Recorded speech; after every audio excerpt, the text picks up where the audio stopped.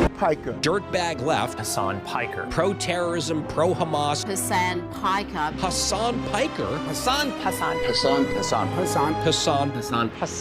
Piker. Going on this vulgar rant, mocking wounded war vet for losing his eye fighting for our freedom. Have you ever heard someone mention the Streisand effect and wondered what they were talking about? This phenomena is named after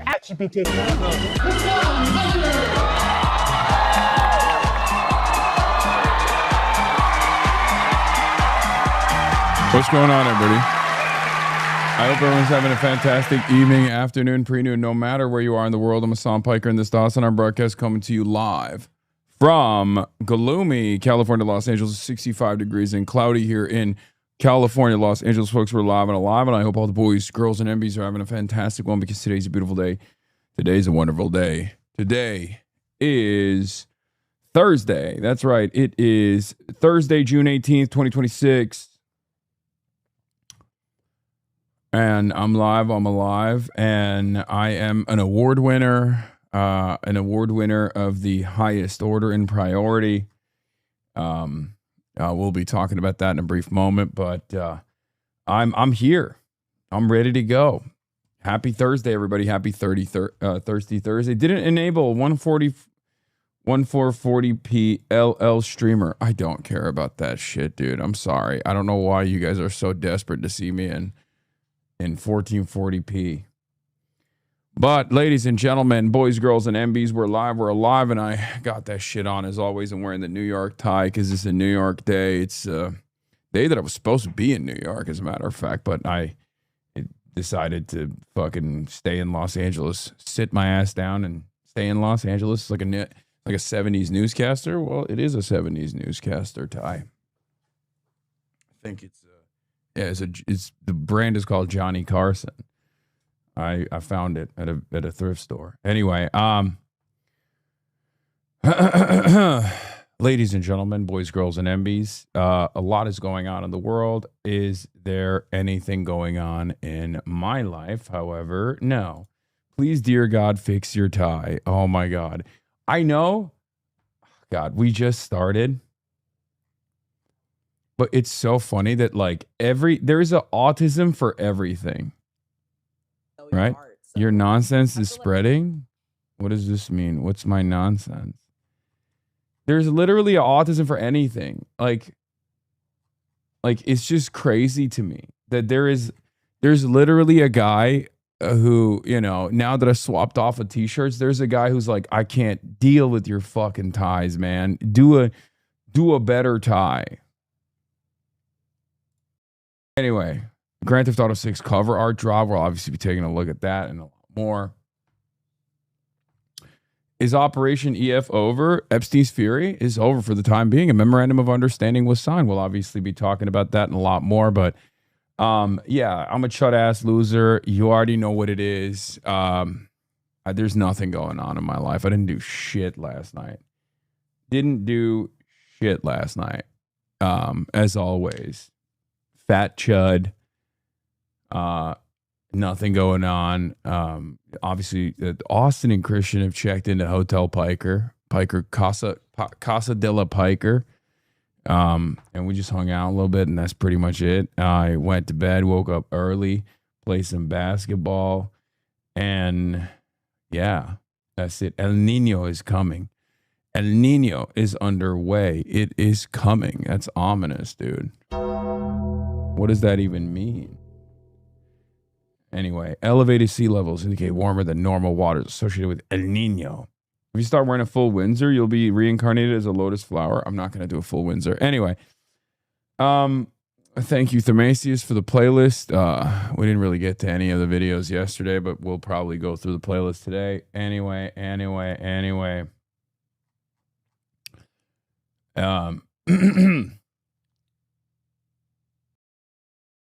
Folks, we're live. We're alive.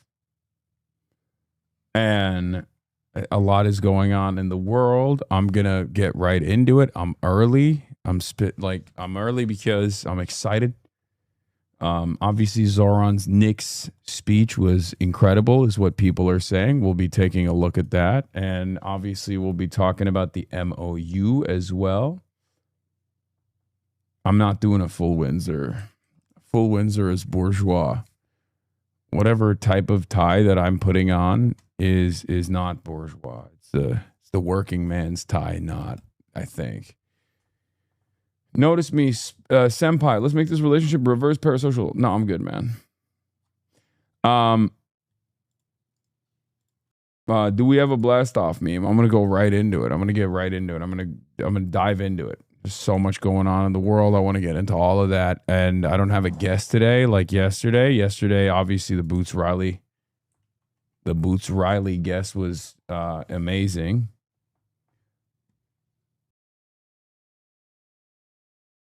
Yeah, Trump obliterates Israel, hogwatch Israel, MOU signed, Nick's parade,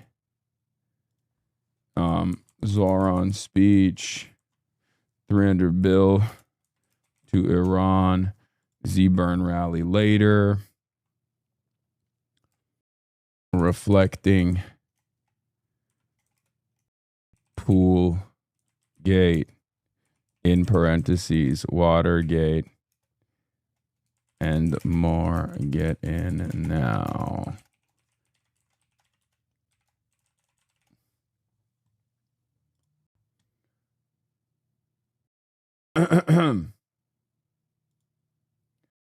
Bro, it's crazy.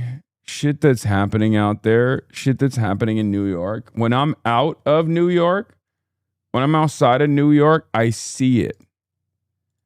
I see it. I see how it feels when you're outside of New York and like New York is just popping. You're like, what the fuck, man? When I'm there, I feel it. And it's strange, right? It's a strange feeling to be in it's like a decontamination zone, right? Everywhere around the country, there are a lot of issues. Everywhere around the country, there's a lot of problems. And then you go to New York and you're like, this is New York is a country on its own, it seems. What is this? Fear and? Wait, who is this? Who is Will Neff? Like, who's the Will Neff? This is so funny. This guy's way hotter than me.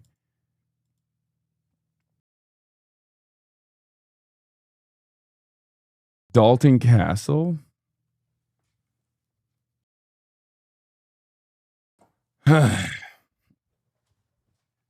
States are fickle, cities are eternal.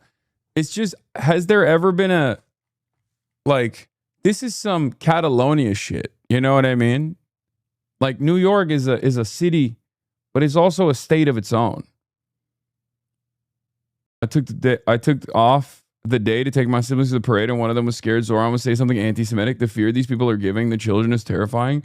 Wait, that's so funny. Your siblings got the brain virus? That's so funny that your siblings think Zoran is going to do like a New York parade, and at the end of it, he's going to say like, it's time, everyone, to purge the infidels, purge the kuffars amongst our ranks. And by that, I mean, of course, all of the Jews. Like, that's what he's going to say. Yeah, he's going to issue a he's just going to issue a Order 66 kill shot. Dude, how are people like this, man? Yeah, he's just going to be like, it's Sharia time. And everybody knows what that means. That doesn't mean fast and free buses, of course. Sharia and jihad means I'm issuing a fatwa, and Jalen Brunson is my executioner. And Jalen Brunson by my side, I am issuing a fatwa. From here on out, Judaism is no longer allowed in the most Jewish city on the planet, right? Like a city built in large part by Jews living in it. We've decided, we've decided it's over, purging the Jews.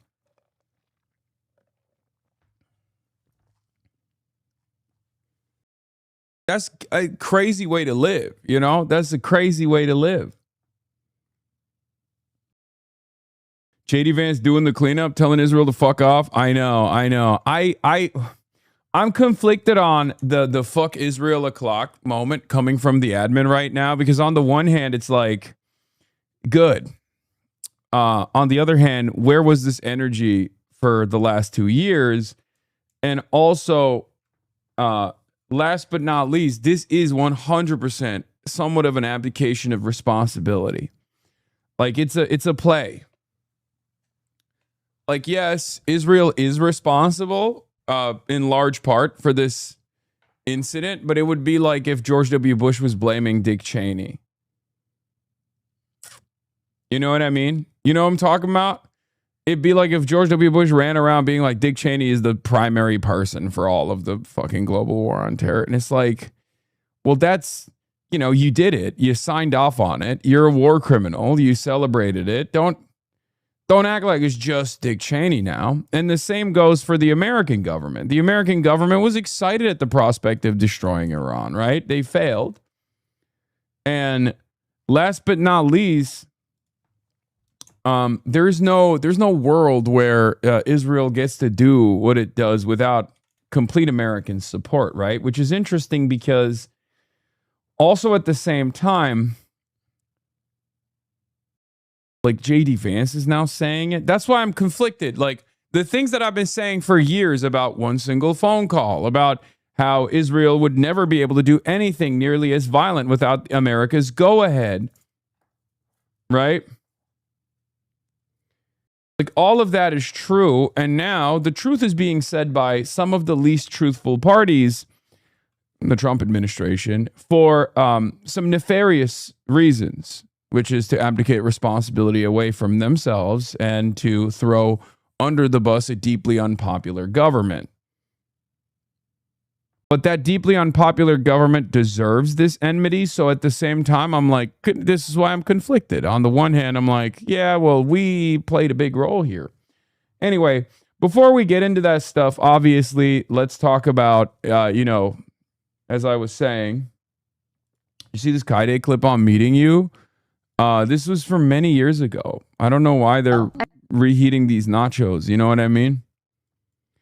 When Kaide revealed what meeting Hasanabi in real life was like. I like Hasan. Oh, of course. I love Hasan too. Yeah. He's intimidating though. I remember one time at a party, I talked to him about politics because I didn't know what else to talk to him about. Because I was like, I don't want him to like see me as stupid or anything. So let's talk about politics. He's like, you know that. You talk about other stuff too. And I was like, oh yeah. I like Hasan. Oh, of course. I love Hasan too. Yeah. This is like a 4-year-old clip. I don't know why they reposted this. I don't know why it's like going viral again, but that fuck ass haircut you had, yeah. Yeah, clip is funny because it's like it just the point of the clip is that I'm a human being who doesn't only talk about politics.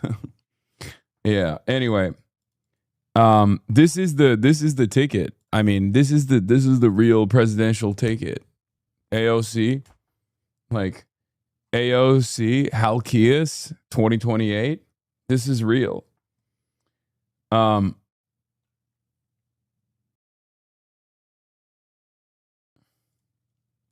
you seen this? Comfort meets constraint in China's most livable city. A high-income, low-pressure existence is not. It's all cracked up to be. Oh my God. Oh my God. That's awesome. They're like, hey, Chinese people are having too good of a time. At what cost? Please watch this wholesome as fuck and has 25 million views. I'm excited because my wife put me lunch again, like every day, because she loves me. And so one thing she told me yesterday, she told me don't talk to strangers because I'm really friendly.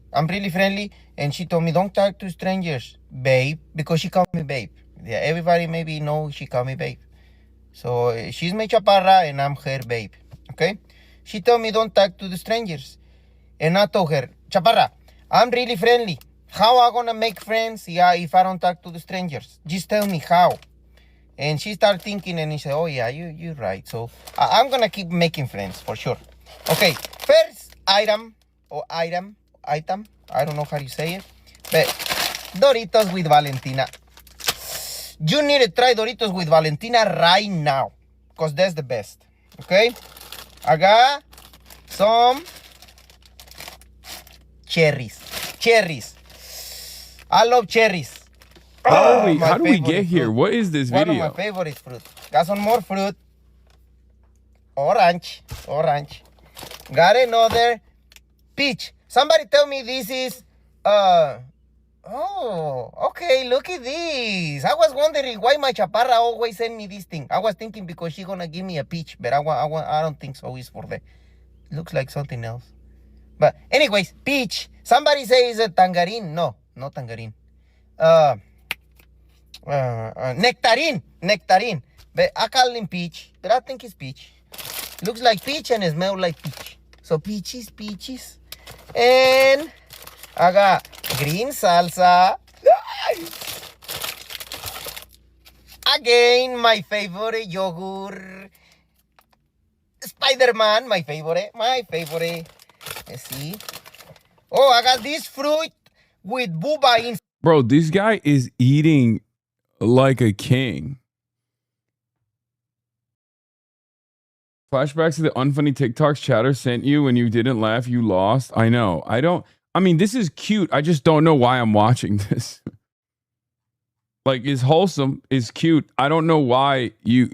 Jay Mershon was like, you have to see this, bro. Look at how viral it is. It's like, yeah, this is... Like... Sometimes I'm conflicted on this stuff because, like, here's why I'm conflicted, okay? This obviously is a lot more my speed. I'm conflicted on this stuff because on the one hand, I'm like, that's America B. You know, those are guys that are having a grand old time. I got to understand what people are looking at. It's like dog videos, cute videos of people that are on the job site and their wives are making them food. And it's like obviously appealing to so many normal folks who have, you know, similar experiences. Maybe it leaves them wanting more. But my brain is far too rotted for this. So when I see wholesome shit in my mind, I'm like, what am I looking at? Give me something fucking crazy. Show me American Century of Humiliation brain rot posts. But also, at the same time, I'm thinking, this is cool. This is good to know. It's like, you know what it's like? It's like the World Cup. Right? The World Cup is happening right now, and I haven't really been tapped in at all. And then I see every now and then on my timeline, Jason the Ween at the World Cup, like walking up the cameras and stuff and going, like, oh, it's crazy. You know, I know speak English, like whatever, right? And then the videos are like super fucking viral because like everyone... my brain, I think, is fried by the algo, but like everyone is obviously paying attention to this shit. And ironically enough, no one is paying attention to like the elections that are taking place, right? Like we don't have a singular focus on anything. And the closest thing that human beings gather around is sporting events. This is really and good. Maybe, you know, front-facing camera videos at the job site of cute man talking about his cute relationship and how his wife packed him fucking fruit cups. I love it. The first time I try it is good. So I got my paleta payaso. Always. No, wait. Sushi gummies. Sushi What the gummies. hell? Oh my goodness. I need to try this one. It looks really yummy. Okay. What else? Pippies! But pippies, I love. But remember, only 2 a day. 2 pippies per day. No more than 2 pippies. So, bro, this man's diet is like a fucking tier 1 operator. The amount of sugar that he's having in his diet that his wife is packed for him is basically like an MRE, man. This is literally like I mean, look, he's working at the construction site, so obviously he needs it, but like, this is crazy. Give the man some protein. Wifey, what are you doing? Give my man some prote. and I got some. Look Let's at see. these beautiful giant burritos. Oh my God. Giant 2. Not 1, but 2 fat ones. Respect. Okay, I spoke too soon. donkeys. I love donkeys. I love burritos.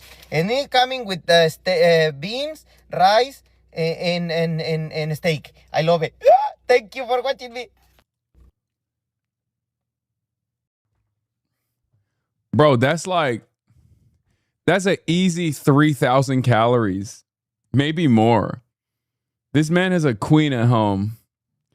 Anyway, but this is like definitely more my speed. Isaac Galaxy P Brain. American Century Humiliation signed into international law. The IOF has asked us to stop peace at all costs. They need higher gas prices. Higher than the 70s gas crisis.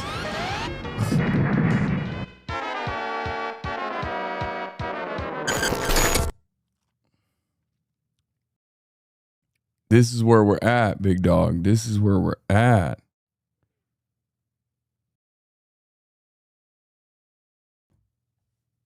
Will Cook Pork Boy make the Knicks a thing? What are you blathering about? I actually think it's hilarious. Knicks fans are still trying to make the Knicks a thing when all anybody actually cares about is the World Cup.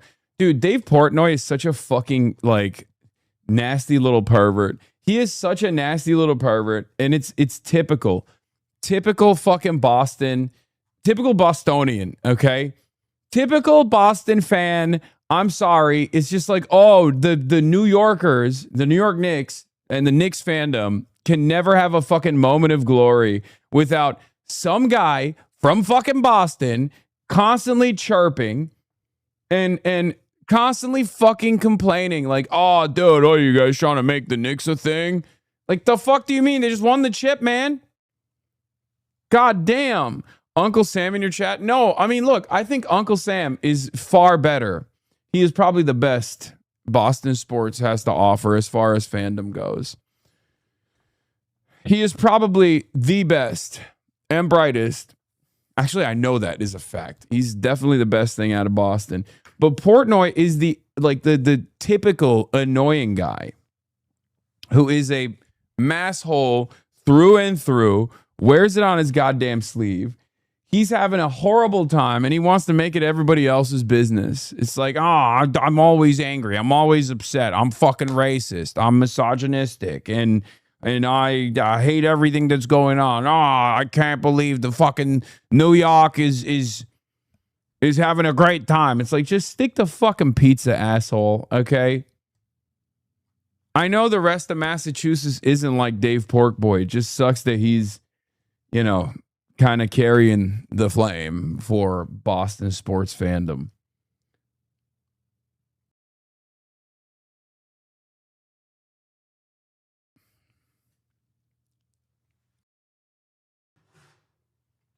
Anyway.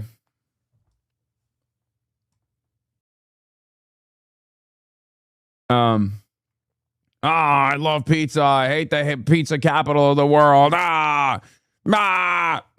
That's what I fucking hate Dave Porkboy. Anyway, where was I? All right, so we'll start off with the New York Knicks parade. Zohran Mamdani literally living life like a Disney princess. Every meme is this, bro. Every day, it feels like this. Everyone in New York is just like on a different frequency. Everyone in New York City's on some different shit all the time. Guys, you live in America, okay? Wake up. New York, wake the fuck up. You live in America. This is a country run by pedophiles, okay? You can't be living in a totally separate planet. Like, this socialism in one city shit, I'm done. I'm done with it. Spread the fucking wealth around, you know? Typical commies. Okay? They came out and they were like, sorry, we're doing communism in one city only. Not even communism in one state only. Right? We're doing communism in one city only. We're just going to have so much fun. It's going to be awesome. And everyone else can just fuck right off. What? Bro is doing the meme. He won't let me leave. Okay, man. I mean, it's true though. This is true. This is how I feel. Yes, I feel trapped in this fucking cage that I'm in Los Angeles, California. Anyway, Truth Nuke? Yeah, I know. We watched it. We read this yesterday. The Truth Nuke that we read yesterday. We'll talk about Clavicular too. He's doing some crazy shit. But anyway, look at this.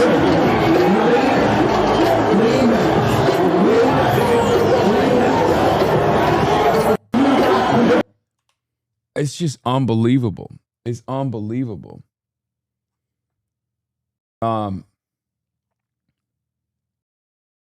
Ask New York City how socialism in one city worked in Austria circa 1930. Yeah.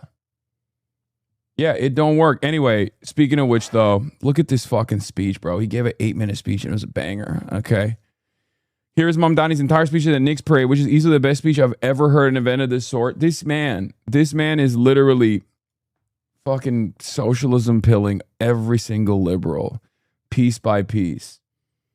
I have my criticisms of him from time to time, but god damn it, dude, he is literally like, he has become, as long as he maintains his role as like a movement guy, as long as that shine is still obviously on not just the guy, but instead the movement, which is, you know, obviously our goal here. Bro has more motion than you for real? Dog, of course he has more motion than me. What are you talking about? He's the mayor of New York City, dude. Dog, you know who else has more motion than me? Donald Trump, who happens to be the president of the United States of America.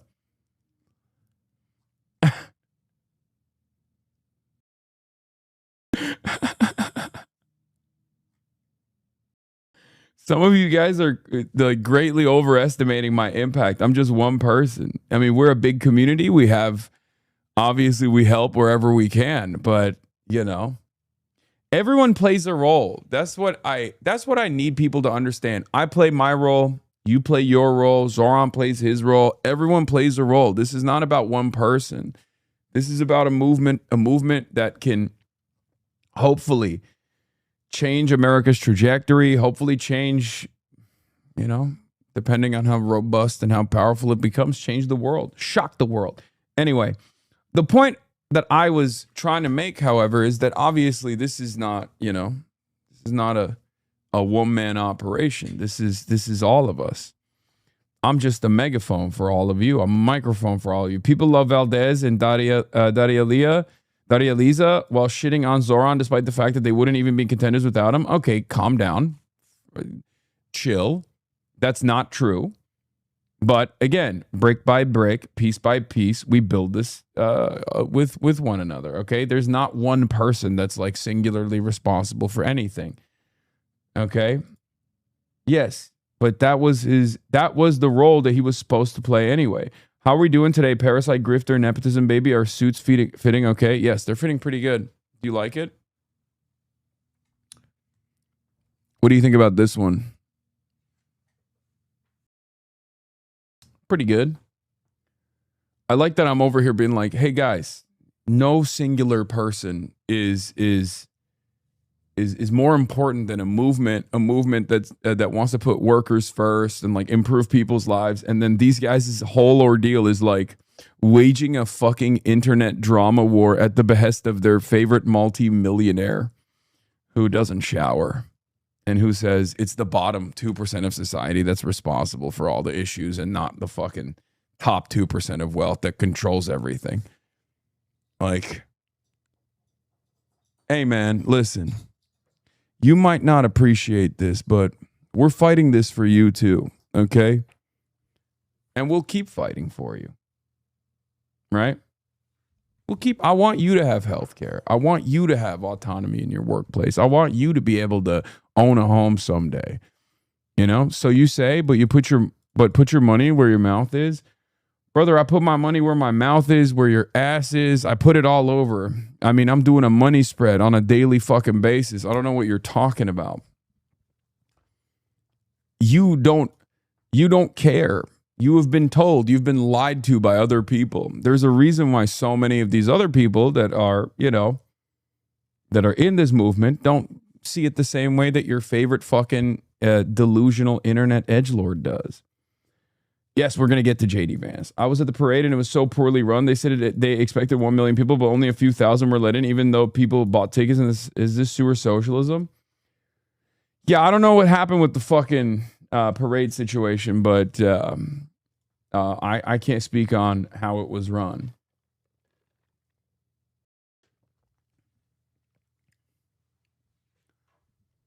It is pretty funny that people are just like, oh, why don't you put your money where your mouth is? Just like, dude, do you have any idea on anything I do? You don't. There was no ticket, Lamau. Cheddar got scammed. There were no tickets. It was free, Lamau.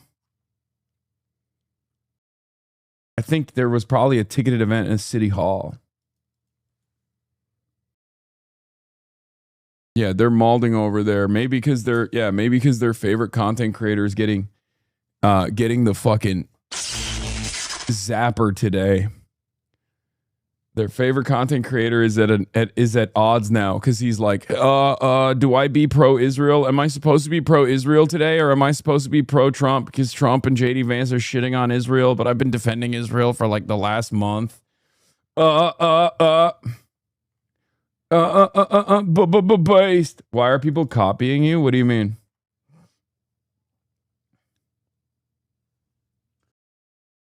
Yeah, what's the mold man's opinion on the Iran deal? That's who I go to when I want to know about geopolitical conflict. Guy who's never left his home, who doesn't know anything. My fellow New Yorkers, for 53 long years we have watched and we have waited.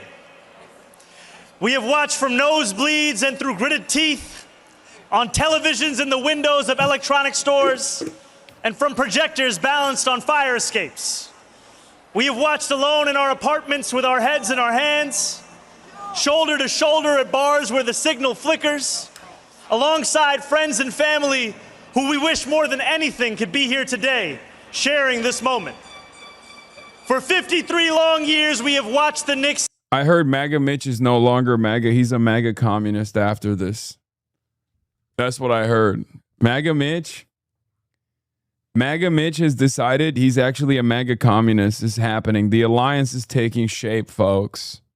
And we have waited.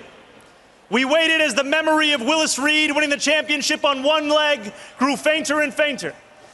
We waited as Clyde came up clutch again and again. As John Starks dunked on Jordan and Patrick Ewing dunked on the Pacers. As Bernard King scored 60. As Charles Oakley pulled every rebound within reach. As Spike got in Reggie Miller's face.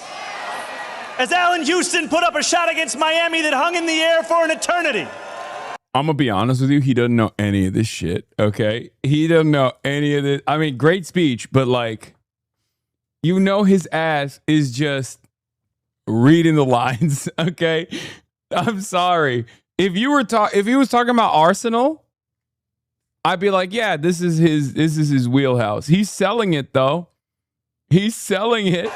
As Larry Johnson gave us the 4-point play heard around New York. As Starbury traded threes with Kobe and then sold sneakers every kid could afford. As Nate Robinson stuffed Yao Ming. As the city came alive watching Linsanity. And as Melo lived every Brooklyn dreams when he came home and made MSG feel like the center of the universe once again. We waited without ever knowing if this day would come, and we waited because we knew. Yeah, Melo's done now, okay? It's Brunson time. Deep down in our sick, suffering hearts that it would. New York. You hating because you'll never know this much ball? I mean, I don't. But I'm pretty open about it. City, this team has done it. The New York Knicks are NBA champions. We are here not just because of this team that will go down in New York City legend. I'm talking about guys like Ronaldo Balkman, Marty Collins, Raymond Felton, Marcus Camby, Kristaps Porzingis, J.R. Smith, Iman Shumpert, and the whole Knicks tape era. J.R. Smith mentioned. I'm talking about guys like Tony Douglas, who I watched tie the single-game franchise record for 3. Trying to get the pipe mention.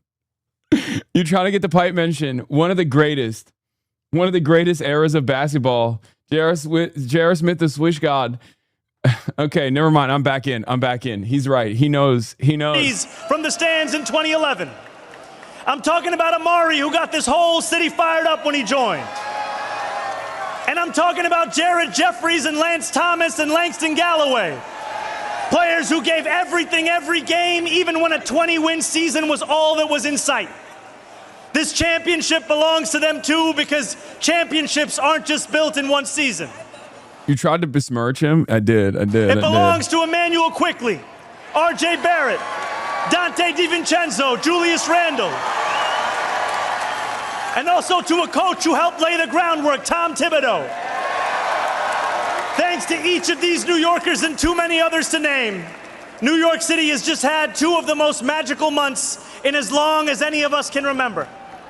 Over these past weeks, as the Knicks kept winning, our city has come together as one. Neighbors invited neighbors over. Strangers high-fived one another in the street. Subway conductors sang their announcements and bus drivers danced behind the wheel. So often when this city comes together, it is because we are forced to, by a moment of tragedy or adversity. What a gift it is to be brought together by pure, unfiltered joy.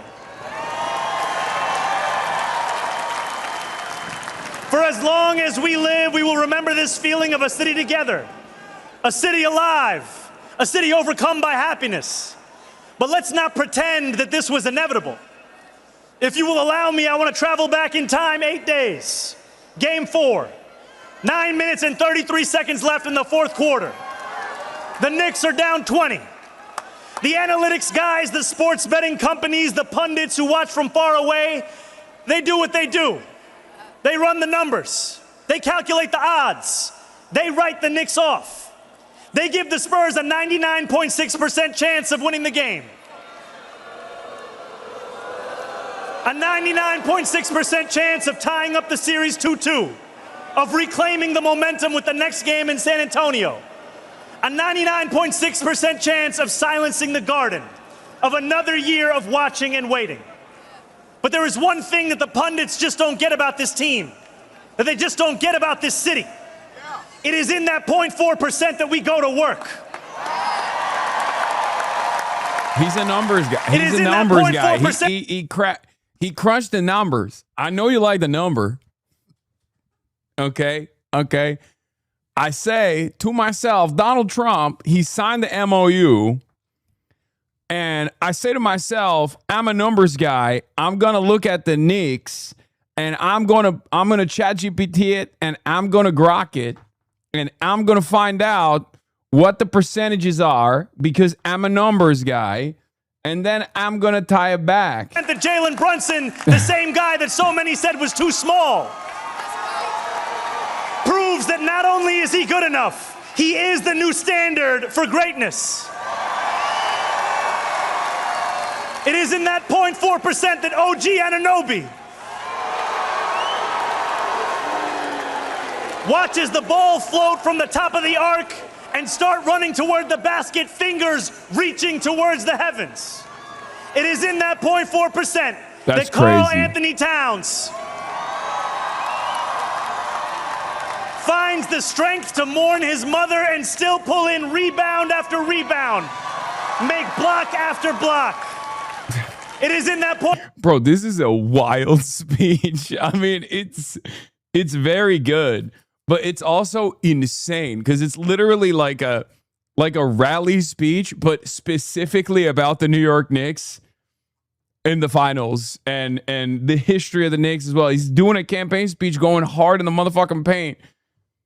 Like 0.4% that Jose Alvarado shows every kid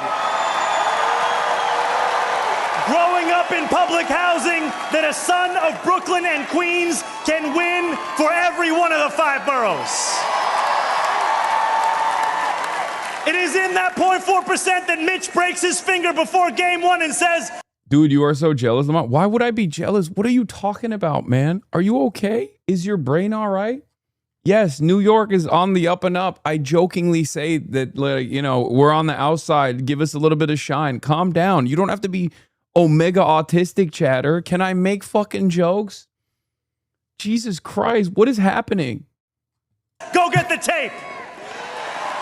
It's in that 0.4% that Josh Hart gets rebounds that break teams, that McCall Bridges proves he was worth every single draft pick,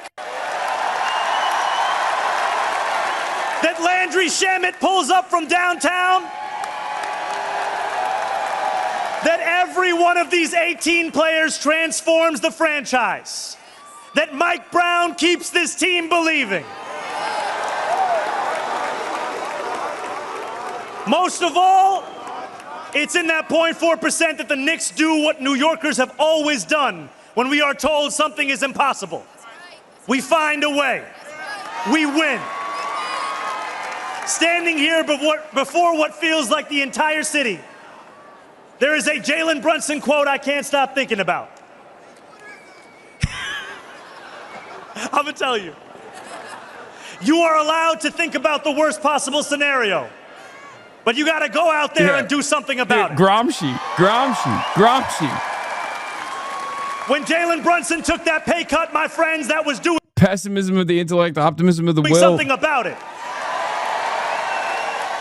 Time after time, I mean, Jalen Brunson's story is actually incredible. I mean, what a crazy thought journey. about the worst possible scenario. And time after time, the Knicks went out there and did something about it. The Knicks did not just win for New York City. They won like New York City. What is New York if not your back up against the wall? A dream that feels just out of reach. A rent payment you don't know how you'll ever make.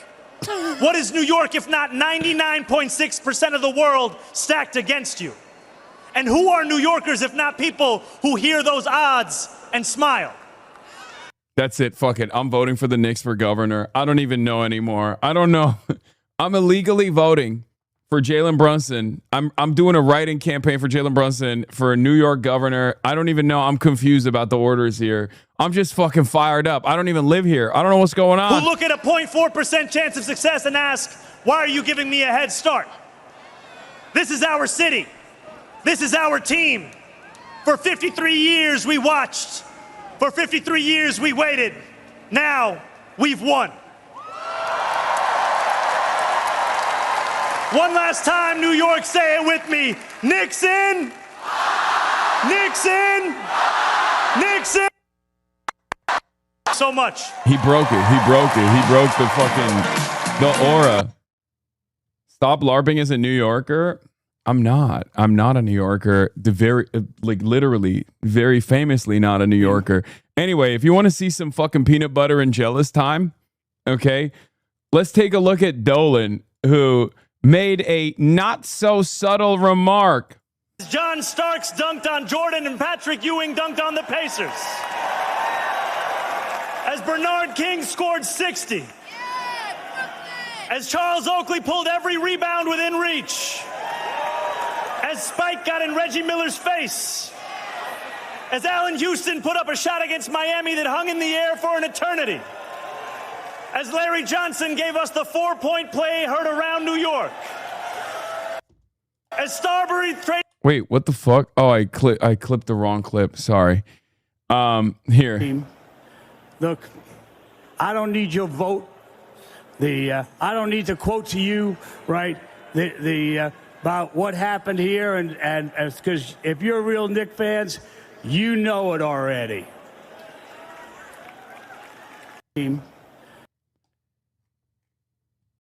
Thought this was you on the left for a second. Really? The glow down, Bad Bunny glow down? You put me on the Bad Bunny glow down train, 9-year physical globe of Puerto Rican global superstar Bad Bunny. What is happening? I have just haters everywhere, man. Anyway, Dolan, yeah, and the crowd goes mild. Dolan reminds people that he's a billionaire and therefore he doesn't need anyone's excitement. He doesn't need anybody to like him. He can be pro-Trump all day, every day. He does not like Zoran Mamdani. He had to get some in there. He's like, I don't need your vote. I'm no fake fan. I don't need to quote to you about what happened here because if you're a real Knicks fans, you know it already. Jim Dolan with a much less rousing speech.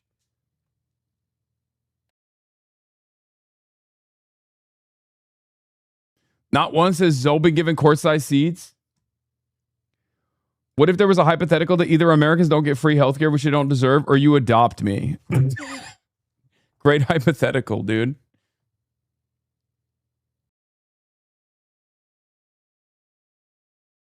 Yeah.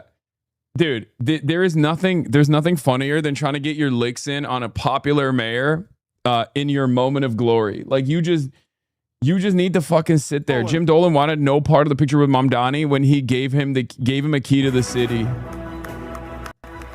Yeah, by the way, the key to the city shit is so smart because once again, every speech that he makes, right? You can compare to Eric Adams, who had a lot of swag, had a lot of aura, let's be real, but like, you know, I'm going to keep repeating this over and over again. Eric Adams gave a key to the city to Diddy. Zoran is giving it to the New York Knicks. Just saying, just putting it out there. Look, obviously he's making the most of a very, very fortunate string of events. Very fortunate for us that he happens to be a democratic socialist, a cadre, of the organization, someone who is obviously carrying that banner with every initiative that he takes. He's like, good governance is forever associated with democratic socialism in New York City, hopefully, once his tenure is over. And the same goes for this wave of insurgent candidates that will hopefully do their very best to govern just as well. This is the key to the city that we will be presenting to each of the players, and it is the first key that our administration is giving out since it's been only 6 months. And it is designed by Azra Khalfan. It is manufactured by him, designed by Anish Bhupati, and the typography of the key is actually designed by Tobias Freer-Jones, who designed the typography of the 9/11 Museum, NYU, a lot of the kind of iconic typefaces in our city. It's really elegant. And we're so honored that he did this. And you put in the order months ago? That was very brave of you. You gotta plan. You gotta be ready. As a fan, you never want to talk about it, but as the mayor, you gotta be ready. Well, you were prepared. Thank you for stopping by on your way to parade. Enjoy. I wish the city keys could open any lock in the city. That would be insane. What the hell does the key do? It's just symbolic. It's just a symbolic thing that mayors do historically. They give a key to the city to people that they're honoring. Okay.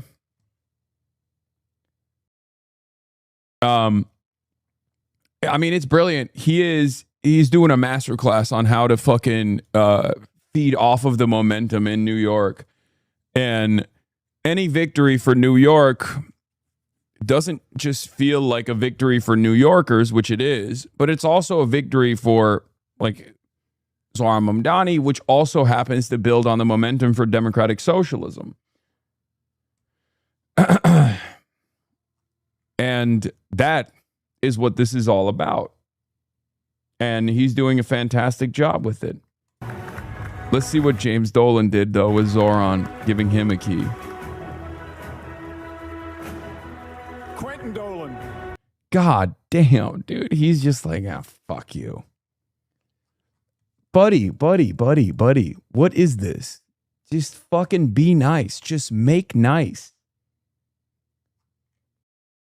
He's over here smiling at you, Didn't even look for the photo. It's just so funny, man. Not even barely a handshake. He's just like, fuck off.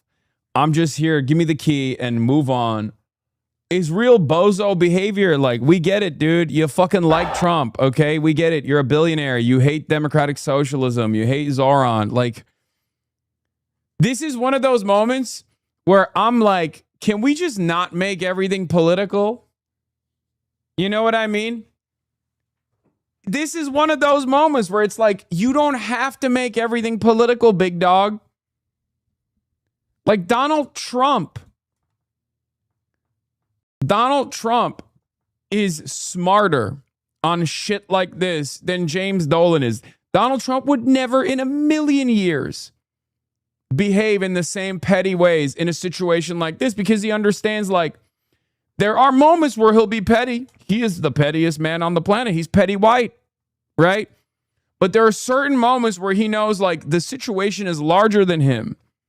He already fucked up with the whole, blowing the Knicks streak by making the event about himself. But in a situation like this, he would probably play ball.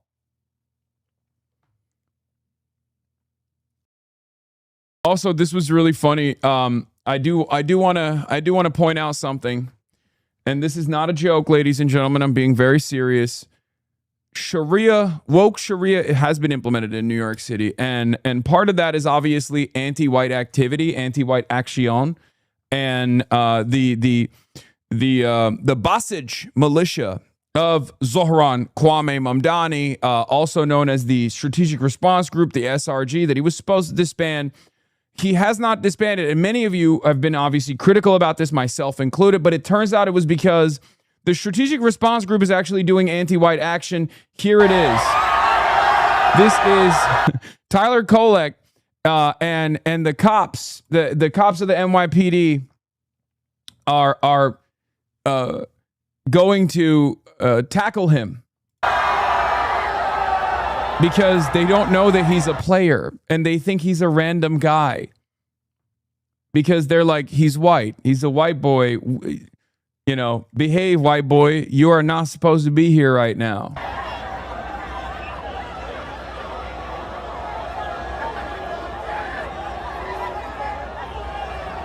That's so funny.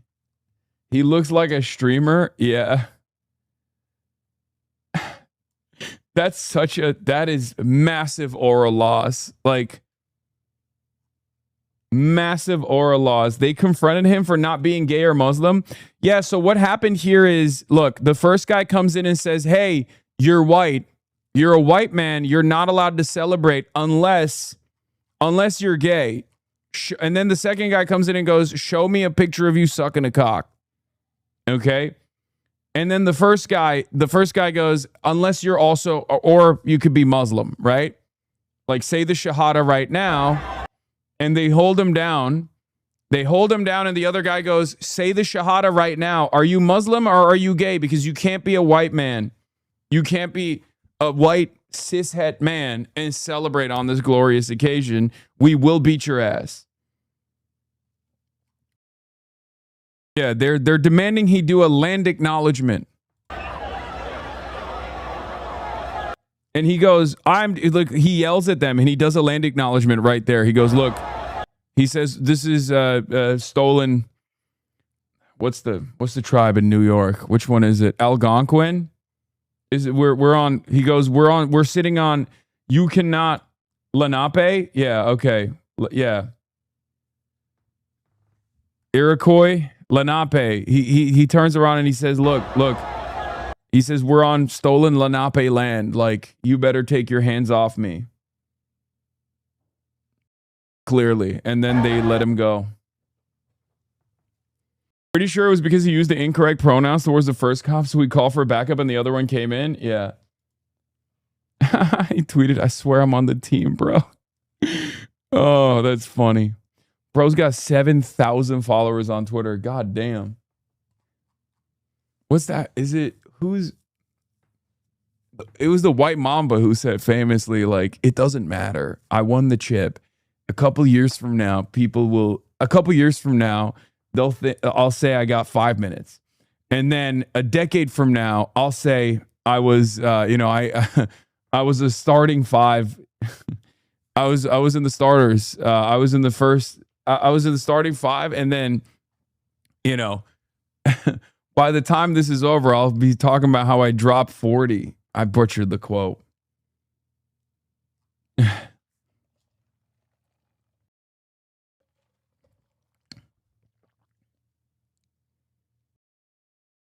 Yeah, he can turn around and say, I'm closer to LeBron than you are to me.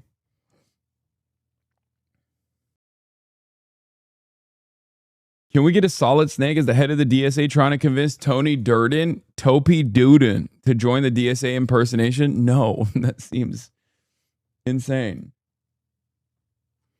It's good for the soul to picture all the Zionist billionaires, gutter journalists, ghoulish influencers, AIPAC funded politicians, and disgraced former mayors of New York City stewing over how quickly and completely New Yorkers have taken Mamdani into their hearts. Yeah. Straight up. Toby Durden. I'm calling you on behalf of the Democratic Socialists of America. As a next governor of South Dakota, you have a mission. You have to stop the Metal Gear. And the only way to do that is by joining the Democratic Socialists of America.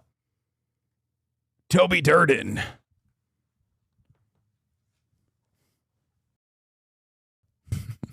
There you go. Turby Derby. Guy who says Turby Derby over and over for 5 minutes regularly? No, that's silly. Okay, well, I did it. Yeah, what's really interesting about this entire experience, I think, is that the mayoral position is a very difficult one, and it's a often very unpopular one. And to give Zoran his endless flowers that he deserves, he has genuinely taken this position and turned it into a popular one, which, like, Bill de Blasio was a lot closer to Zoran's worldview, obviously never all the way there, but like a lot closer to Zoran's worldview than you know, Eric Adams is. And Bill de Blasio was endlessly panned, was endlessly yelled at as the mayor. So the fact that he's capable of taking this role and moving further to the left than even Bill de Blasio did, and also simultaneously still maintain this kind of aura, this kind of positive approval with what he's doing, is actually a very impressive feat. Sid Rosenberg talked about Zoran's speech. Oh, my favorite purple guy. Wait, he follows me? What the fuck? He's purple for an amazing reason. Thanos? My phone is blowing up with texts from people saying, good thing you're in Israel and you missed the parade. Guess a fraud radical jihad mayor did the most talking? Not surprised. I told a bunch of folks at Yankee Stadium last night I wouldn't go even if I was in New York City because of the shitty mayor. He's a fucking disgrace. Jim Dolan repeated what I've been saying for 2 months, which is Mamdani is not a Knicks fan. The Knicks are great. The city sucks. Glad I'm 10,668 meters in the air.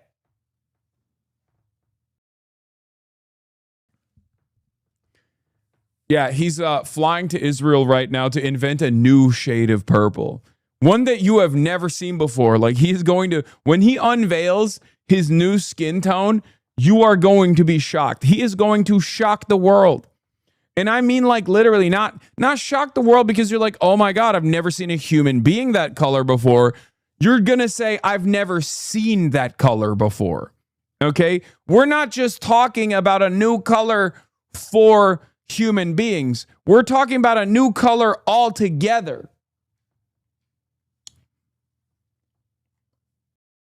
Only a color that bees can see. Yeah. He's gonna invent a new color altogether that is going to be so strange that it'll cause dogs to react to it. Like, this is a frequency of color that you'll be able to smell from afar. This is the type of skin tone that you have never seen on a human being, but you've never seen altogether. Dogs will respond to it. Dogs will be like, this is the first time I can see color. Anyway, so congratulations on Sid Rosenberg and his collab with Pantone. I look forward to seeing what he unveils. He's cooking up in the shop. Also, I won an award. No one's talking about it, but I won an award as well. And that award is probably the most important award. Now, obviously, as you guys know, I've lost a bunch of awards in the past couple of years. I don't even get invited to, like, the Webbies anymore or any of these other fucking shows anymore because, you know, post October 7, you know, my invite's been getting lost in the mail, even though I'm one of the largest content creators in this space. It's fine. It's not a big deal. I did also obviously lose to Candace Owens on the Anti-Semite of the Year award. However, there's one award that I did win, and it's probably the most important one. Las Culturistas Culture Awards 2026 winners, ladies and gentlemen. I'm up there with other honorable names such as Madonna, who won the God Must Have Spent a Little More Time on You Award for Divinity, the Linda Blair Award for Most Terrifying Child or Children in Media. The Children of Weapons won that. Hereditary, Little Diva Head Come Off, Scariest Moment in History. And many people are saying that the most important award for the Las Culturistas Culture Award was the Break Me Off a Piece of That award for the man we want to dip in the chocolate. And I won that. Hasan Piker, They Can Never Get My King. So thank you so much. Obviously, I worked really hard to make sure that I win this award. They're always trying to get me, and they couldn't get me just yet. So thank you. There's at least some awards that I'm still winning out here, and I really, really appreciate that. I defeated Mr. Peanut, clothes off, and that hat too. As for your cane, there's a place for that at the door. Simon Cowell from 2004, Hot Squidward, and Mike White, Abs Now, Survivor. I defeated these guys thoroughly, and they can all suck me. Okay, that's all I gotta say. Thank you so much. It's this is sincerely an honor, the greatest honor of all time. It feels like this is what the New York Knicks must feel like right now. You know what I mean? When they're doing the day parade. That's how I feel. Don't show this scene from the parade to the insane AI lady. Oh, I saw this where she like literally fully shows her booty. So I don't know if I can show that. I don't know if I want to show that because like her butt cheeks are out in the open and she's just twerking on her hater. So I'm not going to show that, obviously, because I don't want to get banned. But, you know.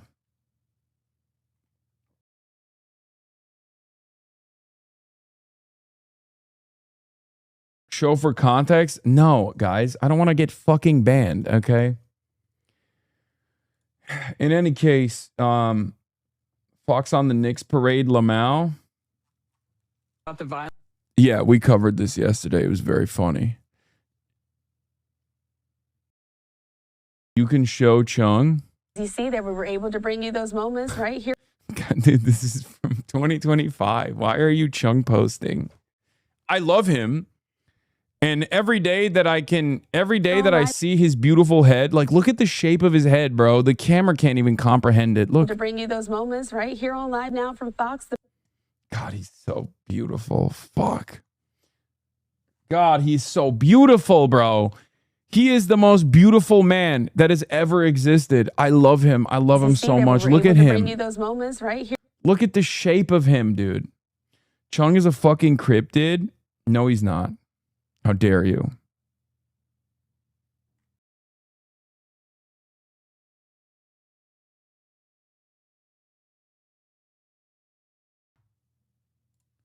Statement by Ayatollah Mojtaba Khamenei about the New York Knickerbockers' victory.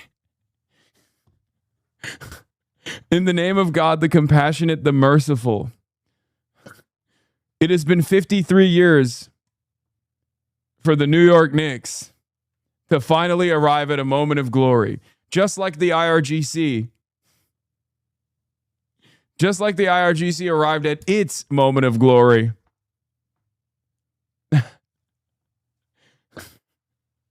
To the passionate and loyal nation of Iran. We'll look at that in a second.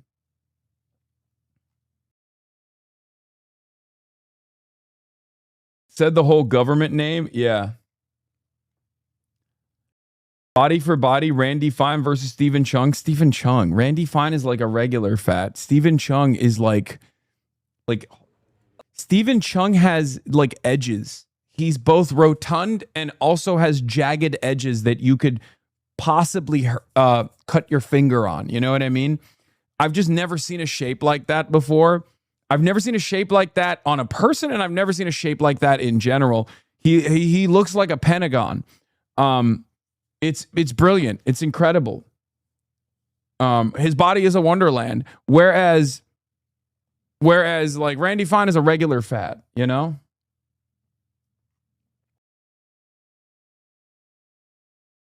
Non-Euclidean Chung-nometry. Yeah. Mathematicians have been studying Stephen Chung's shape. They've been studying Stephen Chung's body. They've been studying his shape. And they have found out that, no human being has ever looked like this before, ever looked so sexy. They're looking at his build. Anyway. He needs to be at fashion shows doing the catwalk with his unique silhouette. I agree.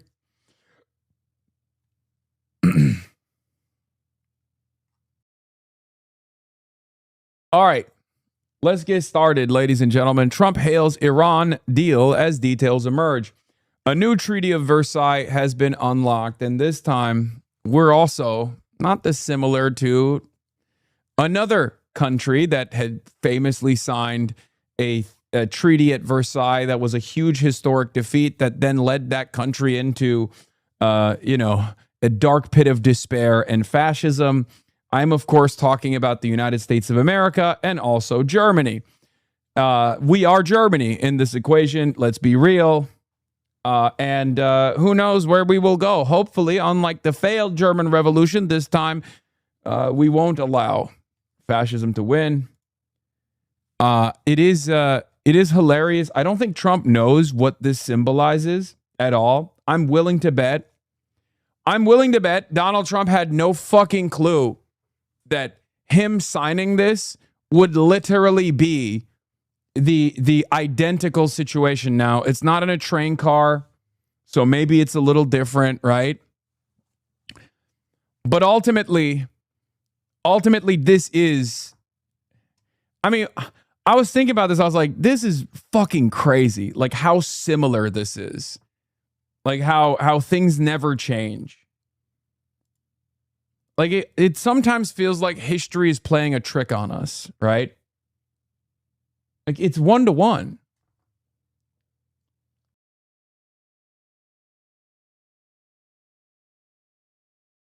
An immovable object is met by an unstoppable force, a seemingly unstoppable force that is stoppable.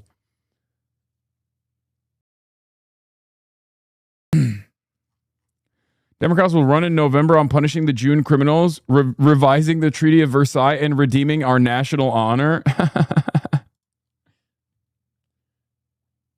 Yeah. Yeah, that worries me a little bit because then it's like the Democrats are going to do the stabbed in the back myth. The Democrats. Someone's going to do the stabbed in the back myth. And, well, I do think that someone is actually fucking the Republicans currently. They're the ones who are doing it. Surrender document being signed at Versailles.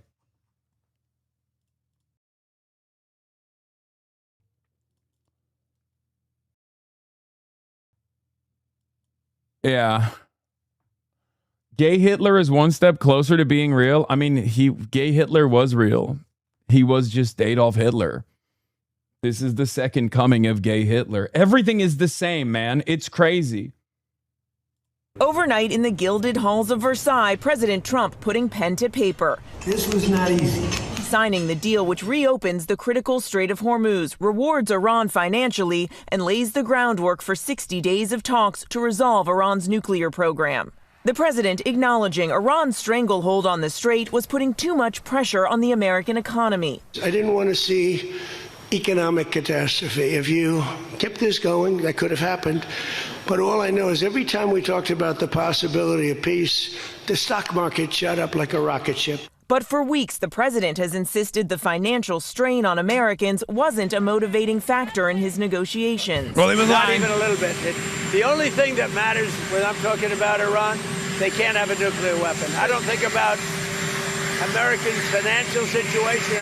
Under the deal, Iran and the country of Oman will administer the strait, something that was not the case before the war. The waterway will reopen toll-free, but it's unclear if that will hold when the 60 days runs out. In return for reopening the strait, Iran will see immediate financial relief. For the first time in years, the U.S. lifting restrictions allowing Iran to freely sell oil. The U.S. also committing to negotiate lifting all sanctions against Iran and the release of billions of dollars in frozen Iranian assets if certain progress is made. It's not our money, it's their money, and we froze it.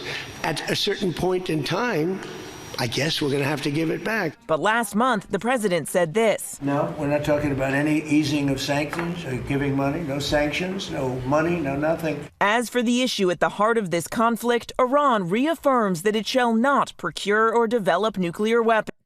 One of the funniest aspects of this deal has been, in an effort to criticize the Trump administration obviously taking this ginormous L, liberals have now recognized something that they never recognized for some weird reason, which is the idea that Iran already had signed off on its reaffirmation that it shall not procure or develop nuclear weapons, both in the JCPOA and also in the numerous rounds of negotiations that took place where America and Israel engaged in an act of perfidy and struck Iran. Well, where was that energy before? It's so strange because if I recall correctly, 110, 111, 120 days ago, no liberal was saying this. As a matter of fact, they kept repeatedly saying Iran can never have a nuclear weapon, giving sufficient reason for Donald Trump to take some kind of militant action. Where was everybody on that note? Now that the memorandum of understanding is being signed and a war is ending, liberals have remembered that Iran had always said that they were not going to procure or develop nuclear weapons.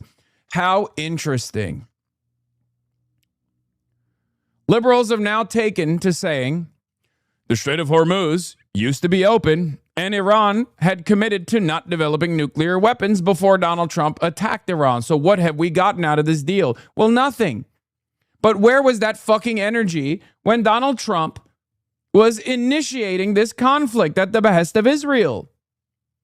Where was that understanding in the beginning?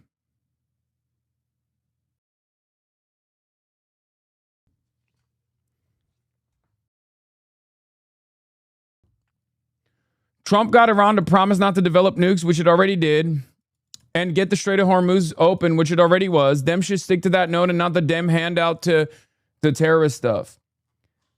Yes, that is what the Democrats are talking about. That is what the Democrats are advancing as a talking point. But I don't think we should let them get away with the fact that they weren't saying that beforehand. Many of the Democrats were not saying this fact beforehand. And yeah, Democrats with a B. No B, sorry. Democrats, no B. It's really interesting. It's really, really interesting. If you recall, there was one guy who kept fucking repeating this point over and over again, trying to hammer it. I was like, hey, Democrats, you already have the JCPOA. You can just point to that. You can just point to the JCPOA over and over again.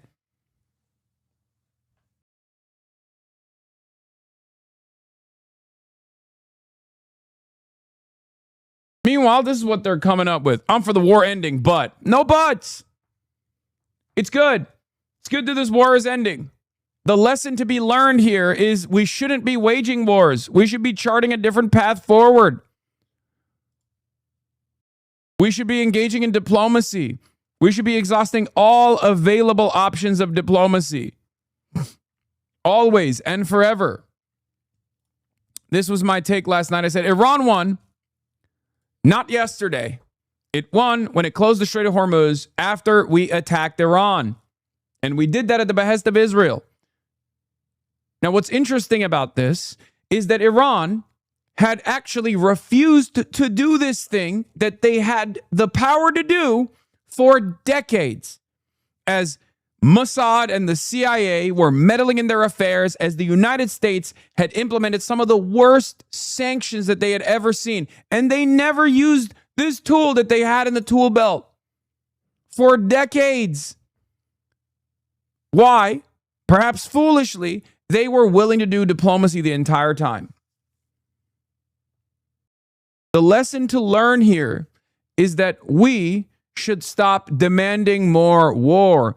We should stop this endless militarism. We should stop our economic sanctions terror regime. Democrats, stop demanding more war. This is good. It's fucking ridiculous.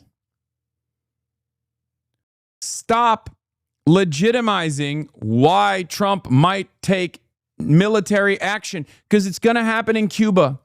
It's going to happen in Cuba, and I know Democrats are going to be like, well, Cuba is an authoritarian nightmare with a horrible economy, but Trump is not following the process. If I hear Democrats say this, oh my Lord, oh my fucking Lord, do not give credence to why American militarism must continue while simultaneously offering finger-wagging notes on process. It's unbelievably stupid. Americans hear you say that and go, okay, then yeah, of course Donald Trump is going to behave in the way that Donald Trump does.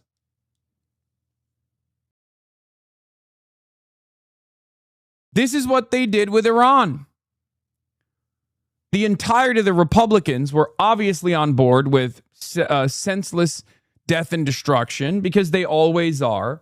And while the Democratic Party's base of support was begging for an end to our unlimited allegiance with Israel, and Donald Trump was being directed by Benjamin Netanyahu, being played like a fiddle by Benjamin Netanyahu, who was openly saying like, oh, I wanted to do this for fucking decades, and finally I found a sucker dumb enough to follow through on this. Democrats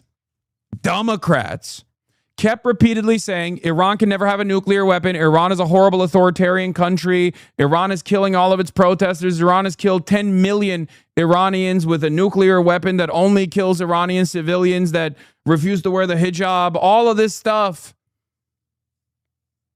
But we must follow process. Why is Donald Trump not telling us why he's killing, why he's going to go wage war with Iran? Like, we know why he's doing it. Why are you giving him fucking legitimacy?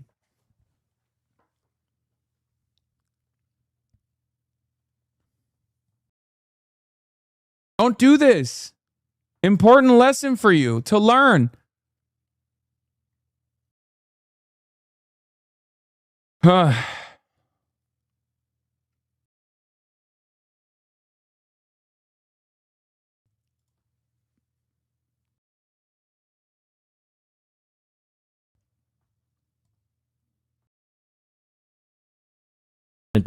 I watched this yesterday. Yes, Master Shake going ape shit. I watched it yesterday. It was awesome.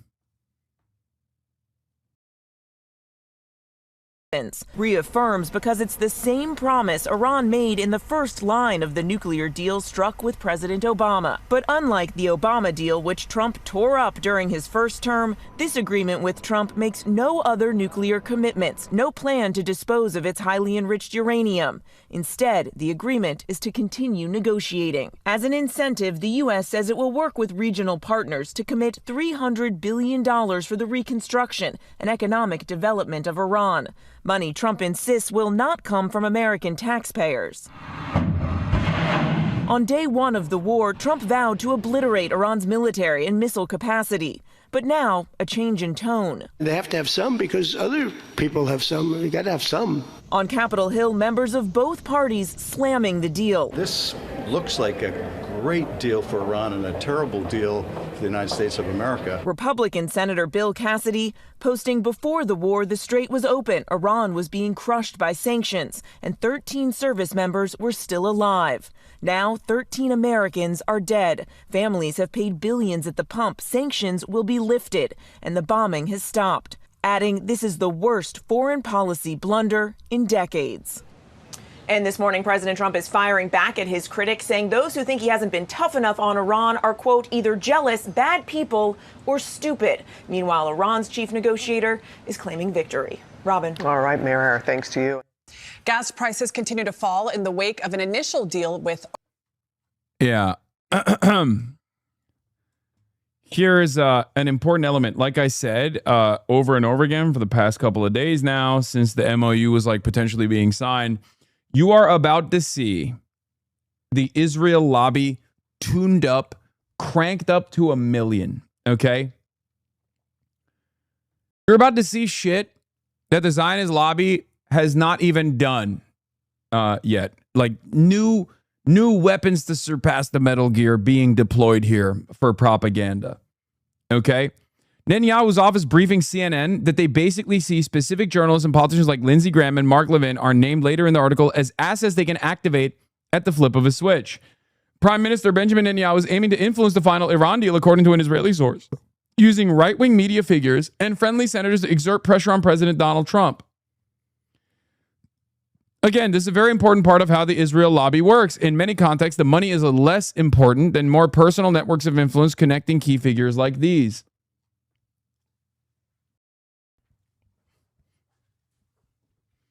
And it doesn't even matter that these guys don't have a real viable audience, for the record. What matters is they have access to Trump. They have Trump's ear. They can talk to Trump. They can chew his ear off. And that's how Israel gets to exert its influence. Like, for example, Israel doesn't have any popularity in the American masses any longer. But what can they do?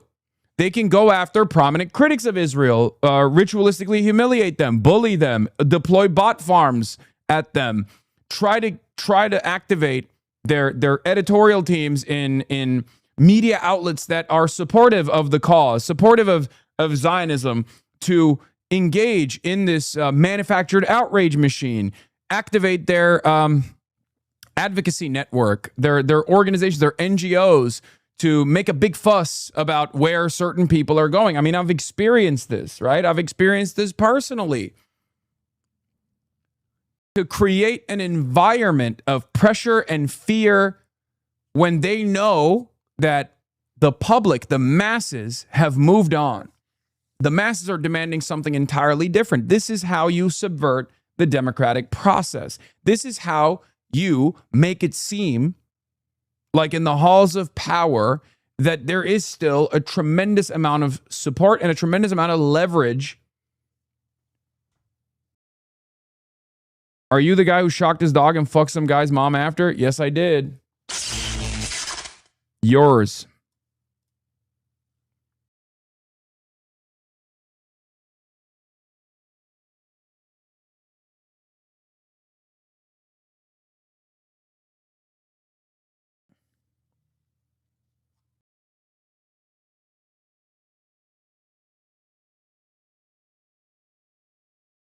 And the dad. But that is how this works. Anyway, as I was saying, like the Zionist lobby's influence campaign is not going to work on the masses because the masses have moved on from Israel. The masses don't like Israel. Israel is a pariah state in the eyes of many people for good reason. However, they still have tremendous amounts of influence and tremendous amounts of leverage over people in positions of power. There are also obviously people who are ideologically in support of this project in certain media outlets that will do their very best to try to create some kind of pressure, to try to create some kind of fuss, to manufacture some kind of outrage. And it's important for us not to fucking lean into that. It's important for us not to understand exactly what that is and not fall victim to this kind of propaganda, to fall victim to these sorts of attempts.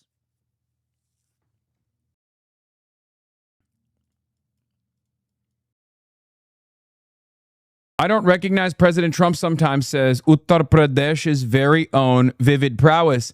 His tone, his way of words, the way he somehow, for some degree, defends the number one sponsor of terror, the Islamic regime in Iran, while at the same time criticizing Israel for defending itself.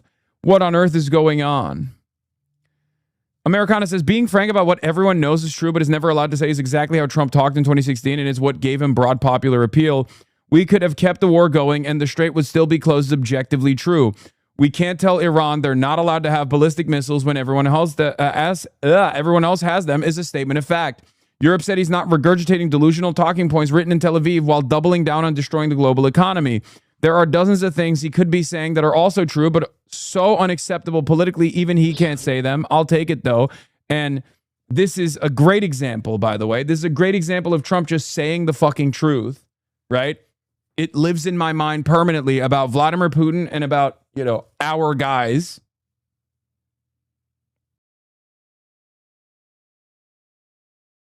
Do you respect Putin? I do respect him. Do you? Why?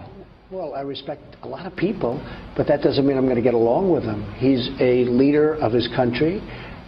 I say it's better to get along with Russia than not. And if Russia helps us in the fight against ISIS, which is a major fight, and Islamic terrorism all over the world, right? Major fight, that's a good thing. Will I get along with him? I have no idea. It's very He's a killer, though. Won't. Putin's a killer. A lot of killers. We got a lot of killers. Why, you think our country's so innocent? That is a banger. I think a lot of people refuse to comprehend how much mileage you can get out of just simply saying the truth that many politicians are refusing to say. Zohran Mamdani did this with Israel, if you recall. When they were like, where would you go? Why wouldn't you travel to Israel first? Just like all of your other counterparts on this debate stage. And he was like, because I'm fucking trying to be the mayor of New York. I don't give a shit about going to Israel. Like, that is a moment of naked honesty that every single person intrinsically understands. And yet they also understand another thing. The fact that many politicians will refuse to say the truth like that for some weird reason, right? Those moments of clarity, those moments of honesty help so much. They allow you to chart a different path. They allow you to break through the noise. They allow you to rise up above the rest of the political class. Because people also get it. People get it. Donald Trump had so many moments like that in 2016 on the debate stage, where he would point to everyone else and go, as a billionaire, I've bought all these guys. Now, obviously, he's still a corrupt monster, but the point remains that politicians rarely ever deploy the truth. If you have truth and justice on your side and you say it out loud, you can have confidence that the masses will respond in kind. You can have confidence that the masses will understand where you're coming from, and they will reward you with loyalty.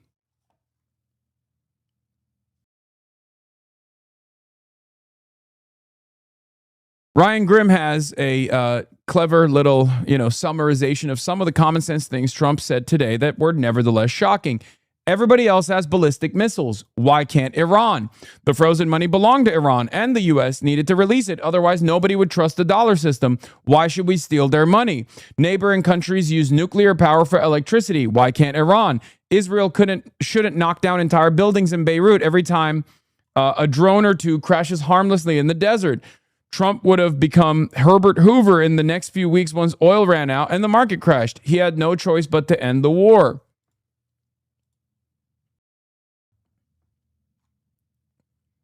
That's it. These are not rare things that people can comprehend. These are actually very commonplace opinions amongst the masses, at least amongst the masses that are knowledgeable on the issue. These are things I say all the time. And yet,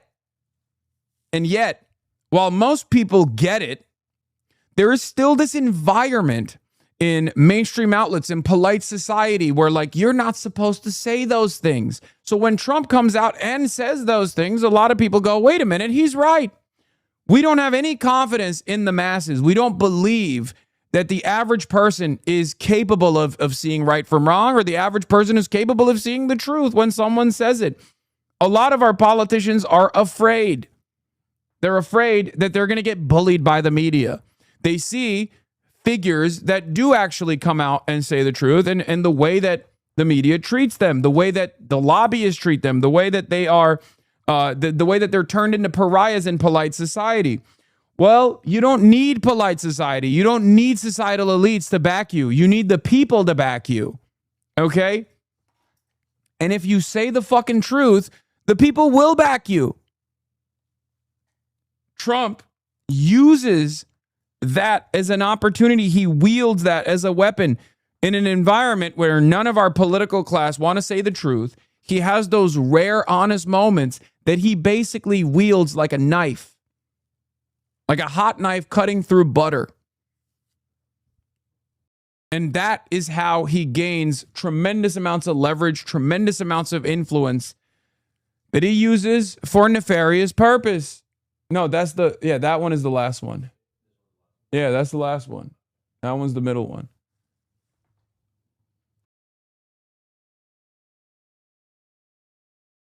Democrats held the House, Senate, and presidency for 2 straight years from 2021 to 2023. Why didn't you steal frozen Iranian funds or start a private investment vehicle to cure cancer during that time? Why didn't you end homelessness? Do you actually care about these things, or do you only bring them up to score points against a historic peace deal? For what it's worth, both parties are allergic to holding up executive and legislative branches specifically because people start asking these kinds of questions. Yes.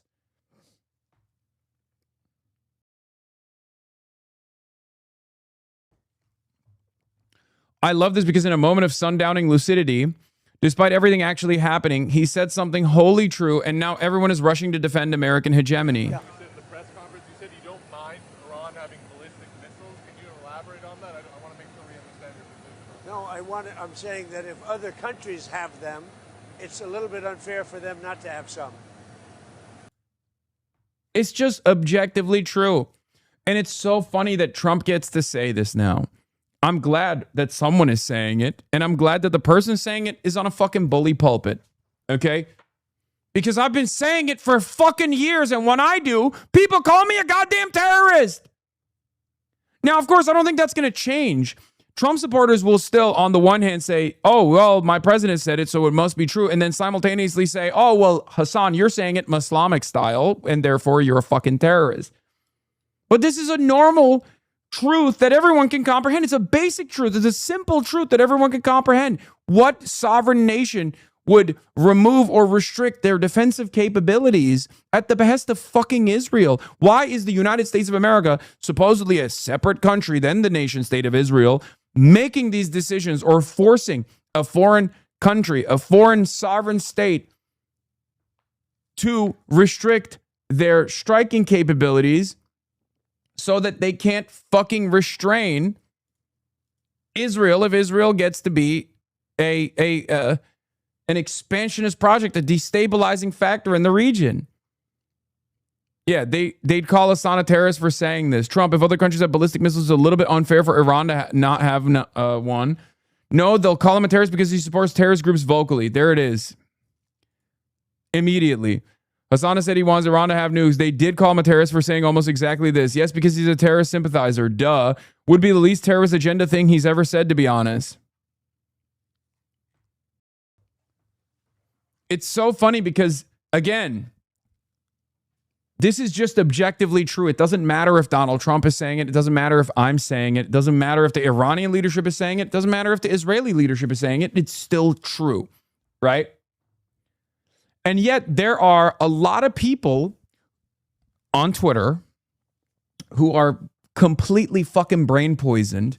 There are a lot of people who watch mainstream media and read mainstream outlets and legacy publishers and think they're making educated guesses on this stuff. That look at an objectively true statement like this and go, no, I don't agree with it. They don't go beyond it, though. They don't even explore why they don't agree with it. They don't even explore why this is an objectively true statement. Nobody cares about anything. We all live in post-truth. It's all cognitive dissonance and willful ignorance all the way down. Nobody has principles. It doesn't matter. Yeah, Republican senator officially proclaims Iran has a right to defend itself. We're clearly living in a new reality. Iran demonstrated its strength and resilience. Now it has a sovereign right, previously only given to Israel. Cannot overstate how disastrous this war was for hawks. Now, the irony, of course, and I need to repeat this over and over again, and I will continue to do so. The only reason why we arrived at this position is because Israel got everything it wanted. Those war hawks, those neocons in the United States of America got everything they wanted. They have been fantasizing about this moment their whole lives. They've been fantasizing about striking Iran their whole fucking lives. And they got it. They finally got it. Trump gave them exactly what they wanted.